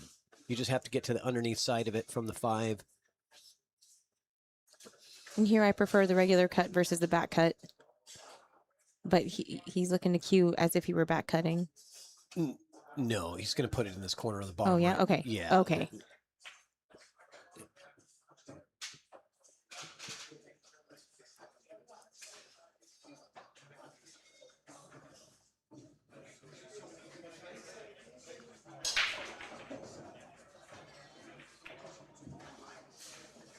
Gets to the other side. Good. Holds the 2. That was the key. And it's close enough to the pocket now where he can still hold for the 3. If it goes any further, you know, he'd be running the cue ball back and forth.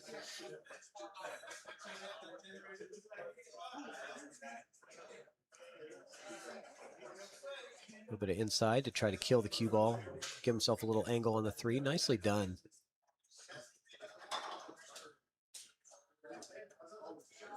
I like Tony's play. He's a solid shooter. What do we do with the 7?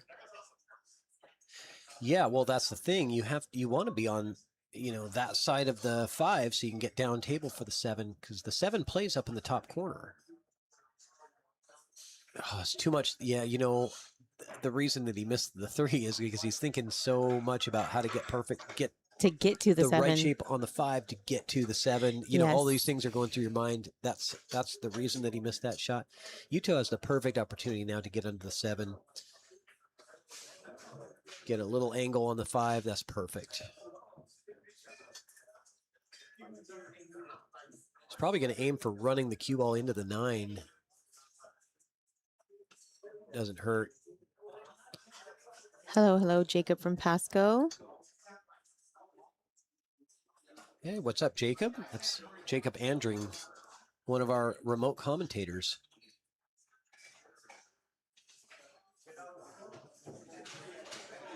Good shot from Yuto. Beautifully done.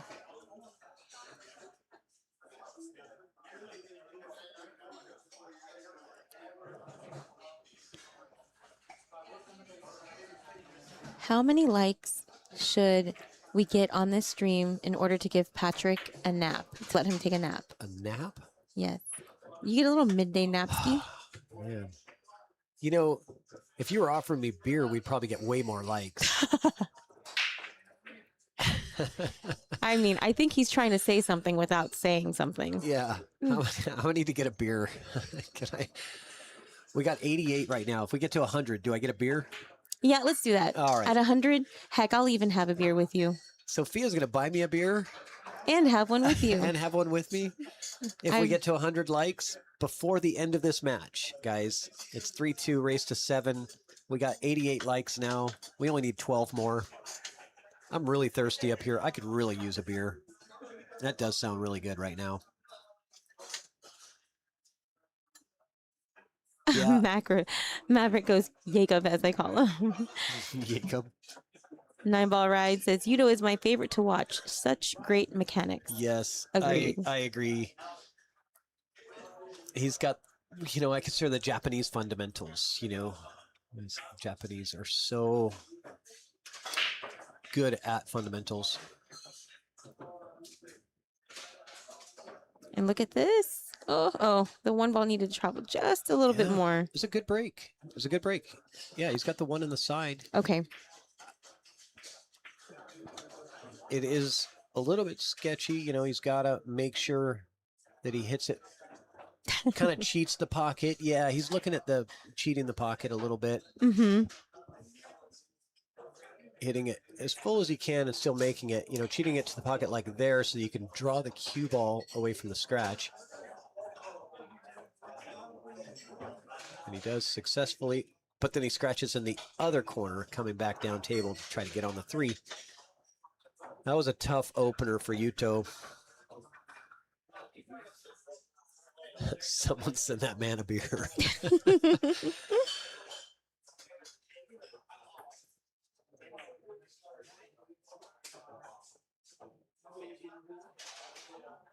Wow, we went from 88 to 98 in like 2 minutes. See, all you have to do is mention beer, and people are motivated to hit the like button. I was like, that was a little bit low. You only needed 12 likes to get a beer. I'm like, we should have went more. Yeah, I'm a salesman. What can I say? I got hustled in this deal here. Uh-oh, what happened here? Oh, Strelzik got hooked on the 8. No way. I mean, if he did, it's by a millimeter. It's a little bit brutal. See if I can get you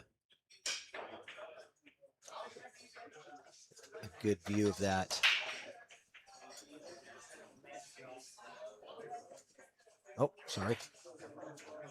Sorry, guys. I'm trying with my buttons and it didn't work. Press the wrong one.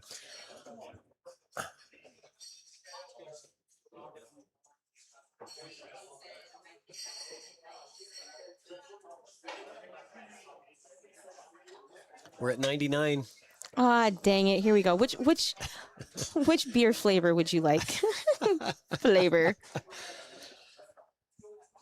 Do I get my choice? You get to have your choice. So this wasn't just a domestic because it was only 12 likes. I could actually get like an IPA or something. No, I'll shell out. Oh wow.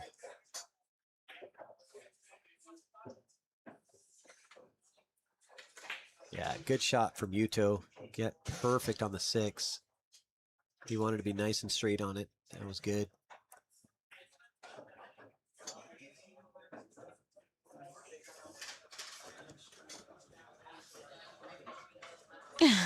No. 98 is not basically 100. 98 is 98. 100 is 100. You cannot hustle me this. What if we get to like 120 or something? Do I get 2 beers? If I double the extra, we're at 100 now. I'd say we go 125. 125, you get to have a second. No, let's do a shot. You get to have a shot and a beer. I don't know about that. I could probably go until midnight tonight. Don't get me started. You're now. You're full of curry and a little bit of salad, so you could afford. No. Okay, fine. I don't think so. 2 beers. I'm a lightweight. Same here, though. I'm a 2-drink max person. No way. I do not believe that Yuto did that. A mental error from Yuto. There's no reason that cue ball should have been anywhere close to that side pocket on this shot. Not even. Just a little bit of carelessness cost him there, and he knows it. Oh, heartbreaker for Yuto. Should have been a tie score. Turns into a 4-2 match.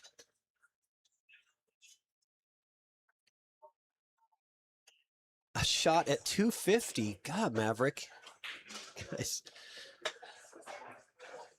You get a second beer at 125. How do we get 250 likes? We only have 128 people watching. I feel pretty good that we got 100 likes. Okay, you guys got to share now. If you're going to get to 200 likes, you got to share the stream out to other people. Otherwise, we'll never make it. I have a very strict 2-drink rule. Oh, cue ball off the table. And the 9-ball off the table. Oh, wow. Everything wide open. 9-ball's going to spot up. Everything wide open. I'll bet my whole wallet that Yuto gets out. What's in your wallet? Whatever you want. I'll go to the ATM. I mean, you just tell me whatever. Wait, don't I still have your card? Yeah, you do.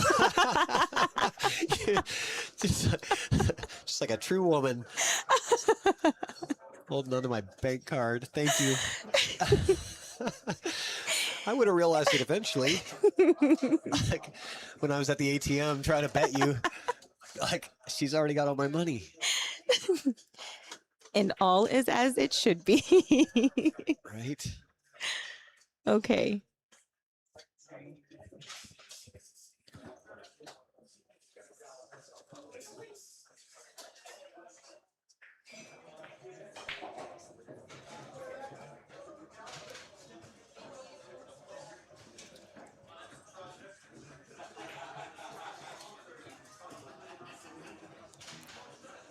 Correct. Okay.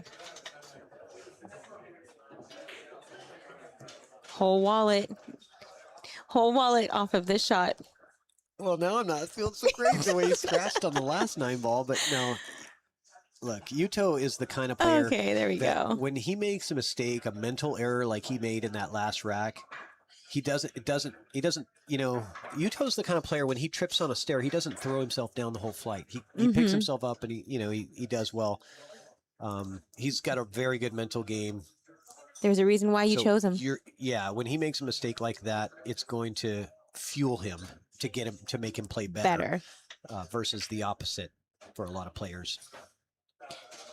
9-ball rides, that I don't know. So I will say, Yuto plays primarily on 9-foot tables. Yes, that's what I was told. It's pretty, unusual for him to play, bar box 9-ball. So that shot on a 9-foot doesn't scratch in that, right? And so that's a 7-foot scratch. You always have to be careful of that side pocket on that shot. But he'll remember. That'll be stuck in his memory for a little while. Oh my goodness. Oh, he got lucky. That cue ball was tracking right for the side. And dry break. That's a dry break. I was going to say, and did he also get lucky with how the 1 is positioned? I don't think so. I think the 1 plays to the side. Oh, it does. But you're going to come off the 4. As long as you hit it soft enough, you don't scratch, you're going to have an easy-ish 2-6 combo to get going. So 1 on the side, then a 2-6 combo is where I see how I see that developing. Let me go to this one. It's easier to read. How far will they go in the winner's bracket today? I really don't know. It's a lot to juggle. Again, there will be I'll call it a mandatory players' dinner. They expect that all of the players Why be would there. you not? Yes. Yeah, that's a good spread. They order a bunch of food in. You have the award ceremonies. You get to meet a lot of the, sit People. down and hang out with your favorite players. And it's just, this tournament is very social for people that come here to play in this. They do it not just to play pool in a tournament, but to hang out with everybody. So I would expect almost everybody to be going to that dinner. Where else would a sub 400 player pay $250 to play against 700, 800 level Fargo players? Open. With dinner included. With dinner included, yes. Where else? Nowhere. No handicap. No, nothing.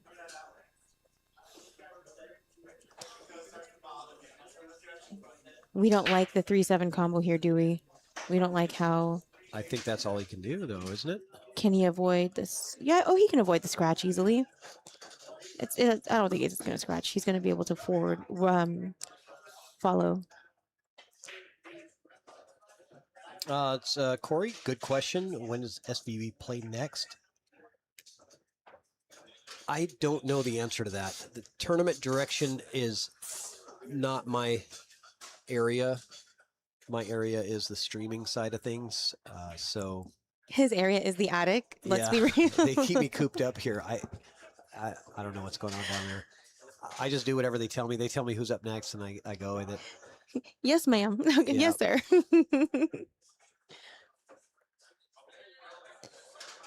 I wish I had more information than that, but look at Tony Strelzik. I'm gonna get it down. Look at him go, man. I mean, he is just cruising. Yeah. Okay. Did he not do himself any favors here? Well, I don't like it. I don't like it either. You gotta now. I think you have to send it around the table. he's going inside. I don't like inside. I don't think you're going to Not get where you want to be. No. I mean, he could have if he hit it softer, gotten there. It's just a hard shot to hit with all that inside English. So now, what do we look? Yeah, he's going to have to take the straight back bank. I'm not playing safety here. Not from this spot.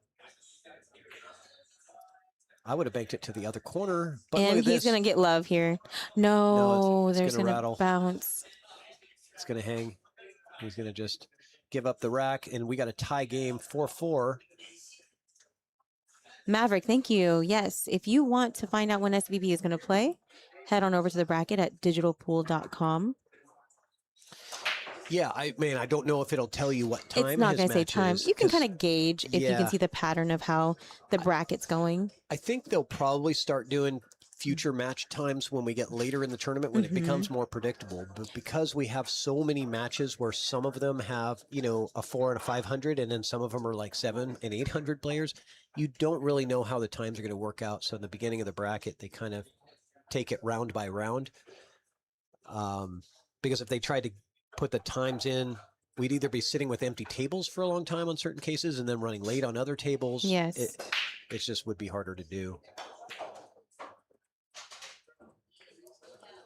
I do not envy the tournament directors for, these types of events. It's just very difficult to get all of that to work like clockwork. Oh, yes. But Katie does an amazing job. Yes. Katie has been doing an excellent job throughout the years here. And currently, I imagine that they are, halting starting any new matches because of the dinner happening soon. Yeah, maybe. Yuto really got too much on that. Now he's in a horrible spot. And not in a good position to be able to cue the cue ball in a way where it can. He's looking at three. He's looking to go 3 rails. 3 rails with the cue ball to the 2. Oh no, or 2 rails. 2 rails. Okay. And no, don't scratch. Come on. No, really? Okay. But wow, that was a bad place to end up.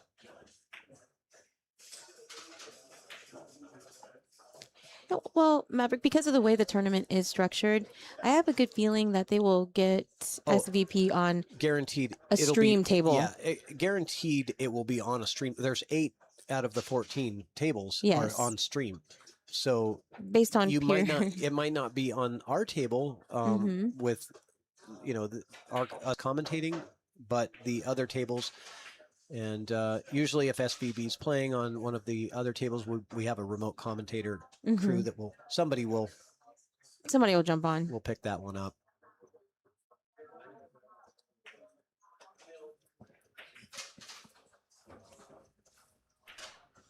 Let's see. Shout out to all the different sponsors, though. We've got Scott's Custom Cues, True Grit, obviously Golden Fleece. I'll get you a whole list right here. Holy guacamole. Meucci Cues, Windows Open, Dr. V's Custom Shop, True Grit, Junk Removal, Savage Billiard Apparel, P&W Pool Thing, Lucky Loser Billiards, Q-Tech, whoop whoop, Northwest Tap Pool League, Rainier Sight and Sound. That's Jake Bratley. You can get your billiard glasses from him. Yeah, does a great job. So Yuto giving up ball in hand. That was a great safety, by the way, from Tony Strelzik. Lux was also. Oh, yeah. I forgot to mention Lux. Did I not have them in the stream description? Oops. Oh, no, you do. You do. It's above. We missed. I just didn't scroll down. Yeah. Luxe Electric Cars. Yes. I forget Jason is the only sponsor. I'll be in big trouble, man. The boss man doesn't get coverage. Uh-oh. We're in trouble. Strelzik in a really good position here to take over the lead again. I think the key shot here is the 4, and he got a little funky. He got a little funky there. Key shot was the 4 to get to the 5, 5 to the 6. I think that he would have been out had he have Gosh.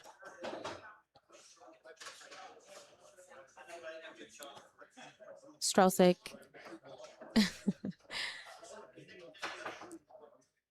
I was going to say Straussic going for the short cue. Jumping. He got a little too full on that 4 ball. Yuto. Wanting to go to the upper left corner for the 5. So how he sets himself up here is really important because you want to get the 6 in the opposite corner. Oh.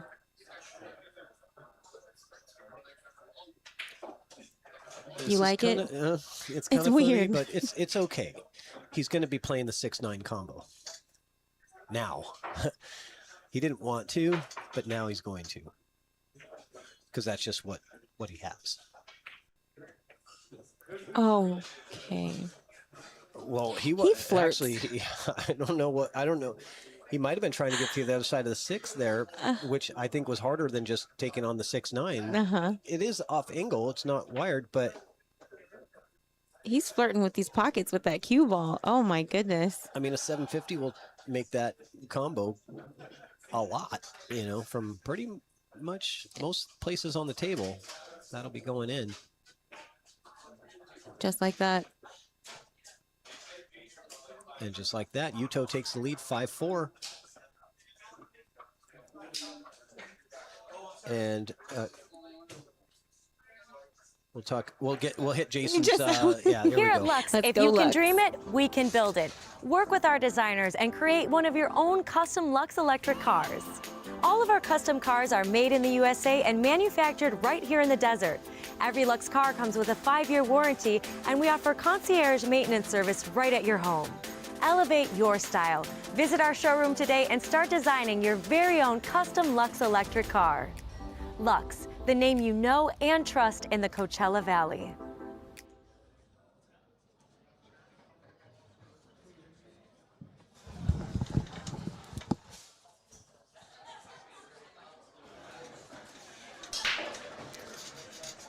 That's right. Yuto does not give up. There's a never surrender factor. Agreed.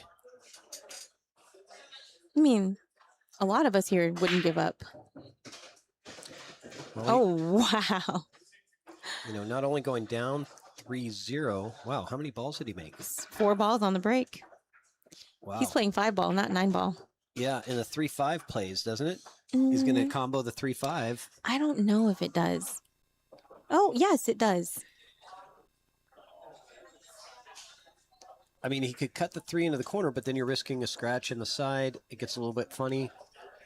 If you can combo the thin cut to the 5 to the side like that, send the 3 ball back up. Uh-oh. Slow up. Slow up. It's not going to slow up.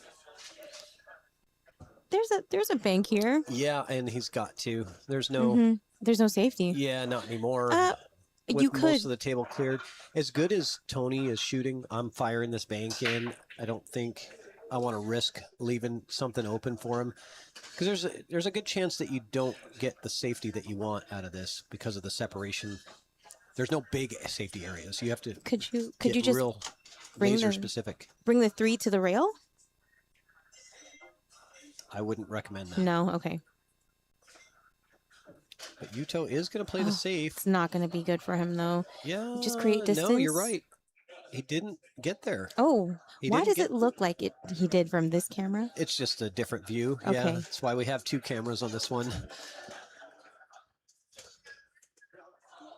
I think he did give the ability for Strelsic to pocket the 3.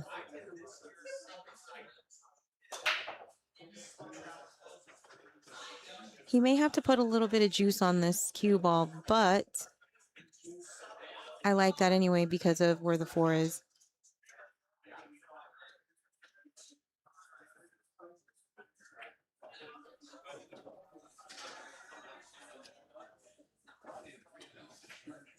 What a shot right there.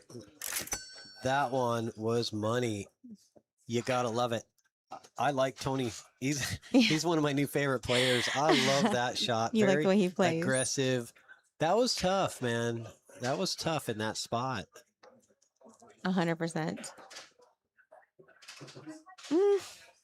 Doesn't give himself any favors here. He likes to hit the ball with inside. I've noticed that Yes. on a lot of his shots, he chooses inside A little versus. bottom inside, no? Yeah, I notice it more than I would normally see.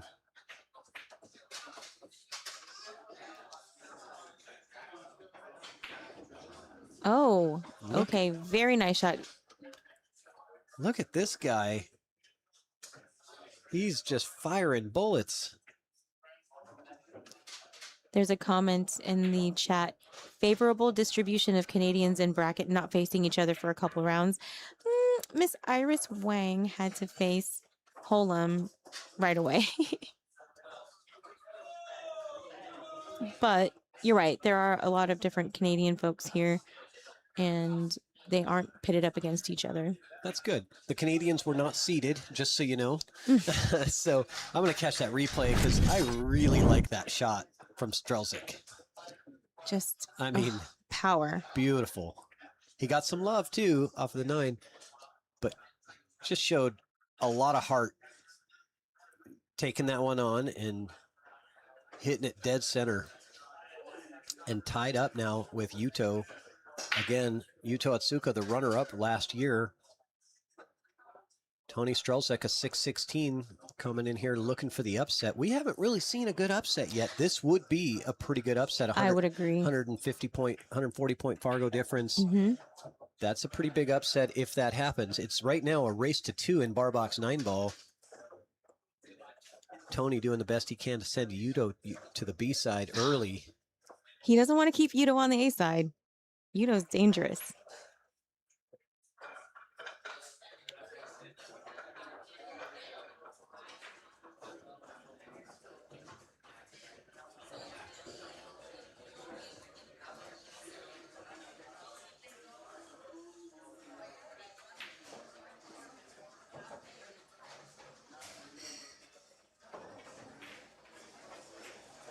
Good save.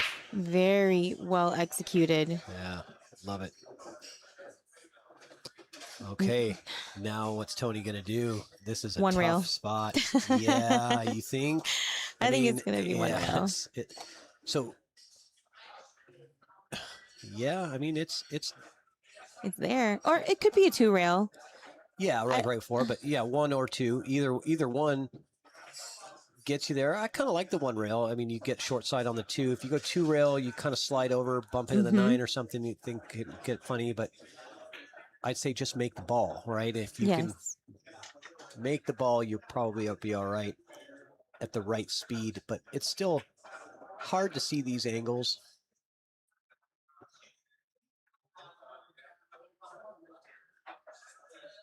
Got a good hit. I'll give him that. I'll be right back. Just a second.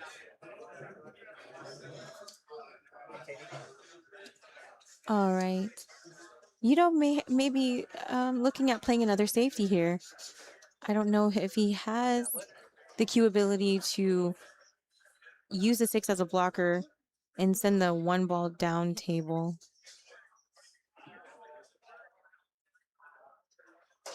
Come down. Table 10 isn't the stream table, though, is it? I thought we just had 11 and 15 down.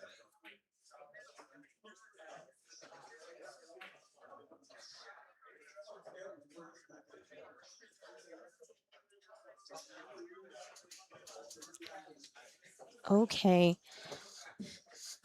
Yuto gives this up.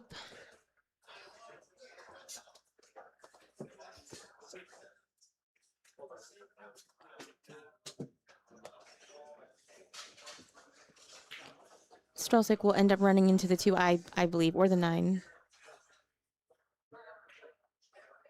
Oh. The idea was to pocket the 1, run into the 2, basically break it out so that he could have a shot on it.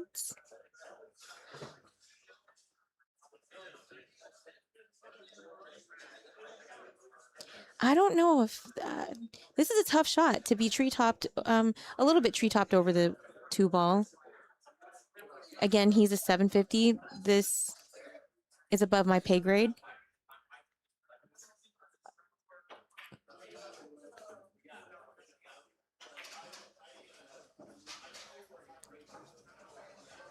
did not necessarily give the shot away.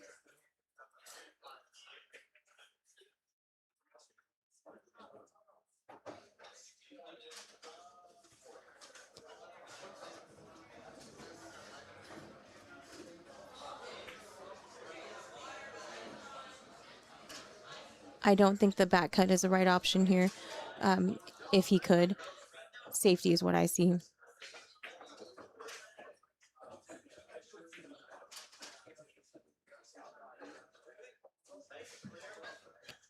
This is very jumpable, especially with the rail being there. The rail does help to be able to give you that height and the angle to jump the cue ball. I agree with that, Maverick.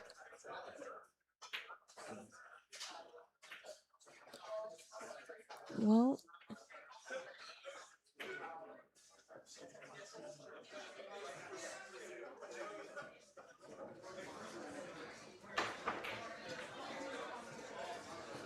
and he jumped with his full cue.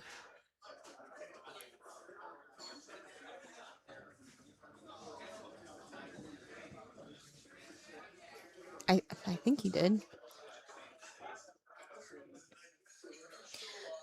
Angelina, I haven't even gone to go get the beer yet. I did not receive confirmation of which type of beer. Straussick is going to have a chance to take the lead. Everything is wide open. Y'all are going to have to help Patrick figure out what beer he wants. Whatever he's having, I'm having as well.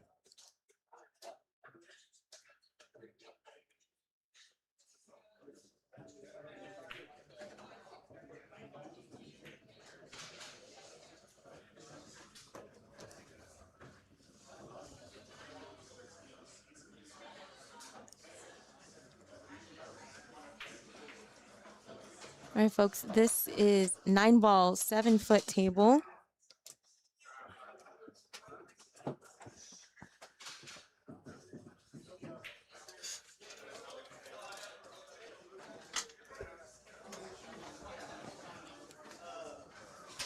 And welcome back, Patrick. All right, I'm back. Did it all get squared away? Yeah, I had to problem solve a little bit. Okay. Which there was no problem to fix. So that's the best kind of problems to have. I love that. Yeah, I get down there, I'm like, yeah, no, we already figured it out. I was like, cool. Okay.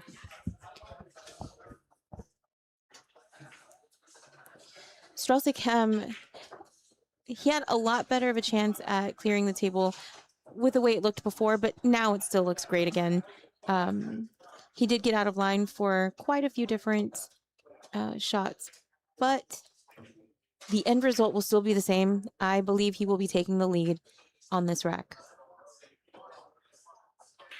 John Carnes, I miss you.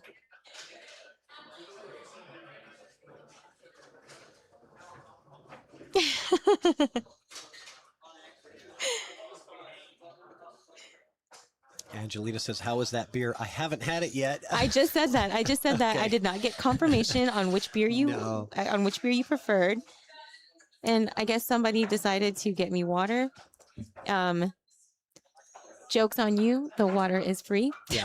And this will be the last match before the break. So Okay. I'll have a beer, then I'll have a dinner break, and then we'll be back at 6:30. Yes. And I'll after have break. a beer with you. Pacific time. Nice. Okay. Straussick took the lead. He's again. on the hill. Mm-hmm. On the verge of a big upset. Yuto went for 1,200 in the Calcutta. I thought he went for 13. 1,300. Okay, that sounds right. I knew it was something like that. Because I know last night the number 1,600 was out there for some reason. Sounds about right. 1,200 or 1,300. It was a good chunk. So there's going to be a few unhappy people that kind of pitched in for that. Yeah. If he loses. That cue ball was so going close to scratch. scratching. It was rocketing right to the side pocket and gets saved. And let's take a look at the side view to see what we got on that one ball. I think I like hitting thin on the left side of it to bring the cue ball back around. Maybe use the 5 and 2 as blockers. I don't know. Send the cue ball to the rail, mid rail. Yeah, or maybe the other way too. You could send the 1 ball that way as well. I meant the 1 ball. That's what I meant. I meant the 1 ball. My bad. Is he looking at trying to shorten up this bank to try? I don't think so. Yeah. No, that's too risky at this stage. Your opponent's on the hill. Oh no, I know what he's doing. He's using inside. Thin the 1, use inside, and try to come up on the 9. You get the safe if you don't get it. So that wasn't what he was doing, but I think now that was a shot. Incredible. That was a great safety right there. Talk about risky, man. You're coming into that where that corner pocket is. Oh my goodness. And look at the lockup reward, though. I just threw up in my mouth a little bit. This is where Ed Hobbs says $1 no hit. He'll bet you $1 that he doesn't get a hit. Let's see that again. $1 no hit? Let's see that again. Look at how perfect he hits that ball. A thing of beauty. $1 no hit. Maybe not on this one. It does look like a 1 railer, actually. Really? No, never mind. From That view, it did, but no, he's got to go 2 rails. No, so yes, I would bet $1 no hit on this one. Very tough. I'll be impressed if he gets a good hit here. Oh, yeah, it was a good try.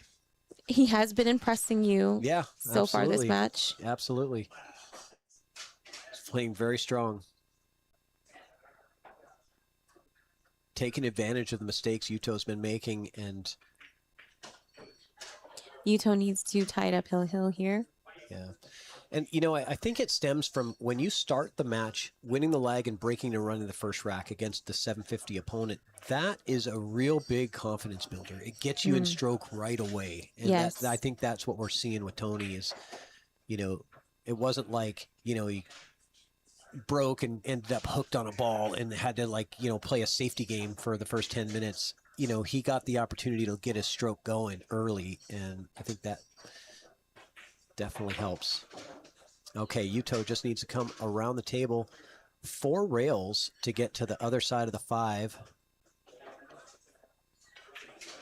What? No, he's going backwards. Look at this. He's flirting with the pockets. I was just assuming he was going to go inside and go 4 rails to it, but that was a better idea, of course.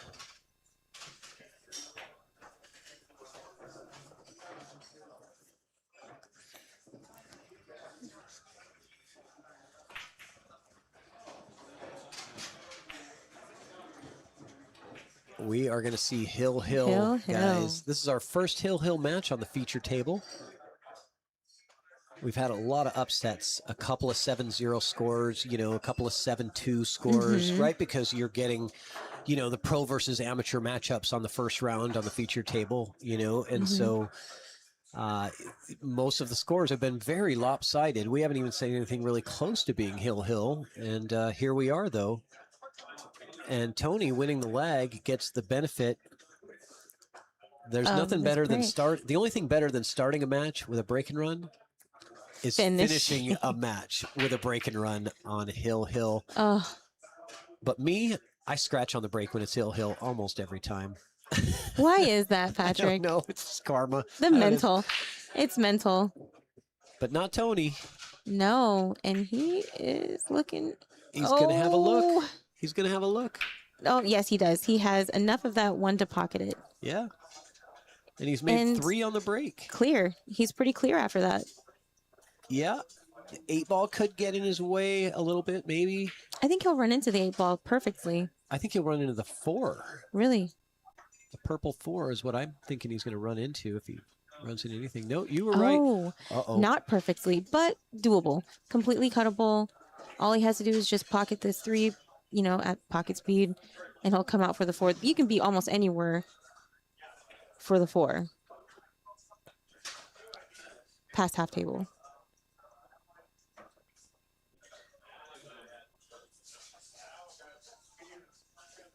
He's overcut it. And he hangs the. Oh my God, it dropped. I thought he hung it. Yeah, he drastically overcut that ball. Now he's going to have to get a good draw stroke here with a lot of pressure. Hill pressure. He's straight on this 4. Is he? Okay. Yeah, he's got to draw this, I think. Yeah, he's getting low on it. Here we go. Shot of the match. Right there, ladies and gentlemen. Gorgeous. Shot of the match. Absolutely gorgeous. That was beautiful. Brandy, your soon-to-be husband or your future husband shoots pretty darn good.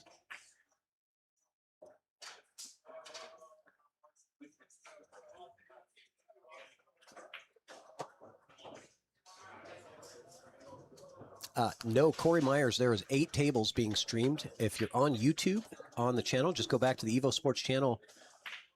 All of the live streams are going for this tournament. So tables 1 through 6 upstairs and table 11 and 15 downstairs are being streamed. Oh no, Tony dogs the 8-ball. Oh my goodness. After that my goodness. Now draw shot and getting in position. I was really confused. I was confused as to why he shot the 5-ball the way he shot it, because he could have shot that 5-ball many other ways to get even towards the center of the table to get that 8-ball cut in. But he shot it. He oh my gosh, I can't speak English right now because I'm so shocked. Yuto is going to be able to cut this in. Yeah, it happens. Yes, it does happen. The nerves do get you sometimes. Yuto getting a reprieve here, but oh, so close to getting tied up to the 9. I'm just saying, his 9-foot stroke is showing on this 7-foot table, I think. I'll tell you what, Yuto making this 9 and winning this match. I don't think that Tony is going to be disappointed necessarily with how he played, but he's definitely going to replay that last shot in his mind over and over again because he had him dead to rights. Sure did. He had the chance to take down Yuto and just didn't get there. What a pleasure it has been commentating with you in the attic. In the attic, yes. Absolutely, guys. It's been a pleasure. Thank you so much, Sophia, for joining me for several hours. We're going to go have a beverage. We're going to go have a beer. We're going to go have dinner. We're going to hang out. We're going to go be social. Have some fun. And guys, you're watching the 2026 Don Weir Memorial 9-ball Invitational at Golden Fleece in Everett, Washington.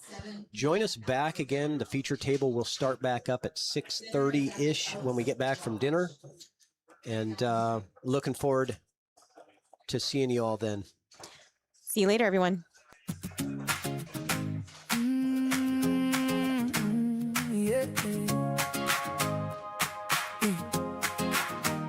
You walked in smiling with your chalk in hand. Always had a joke, always had a plan. You lit up the room with the fearless grin.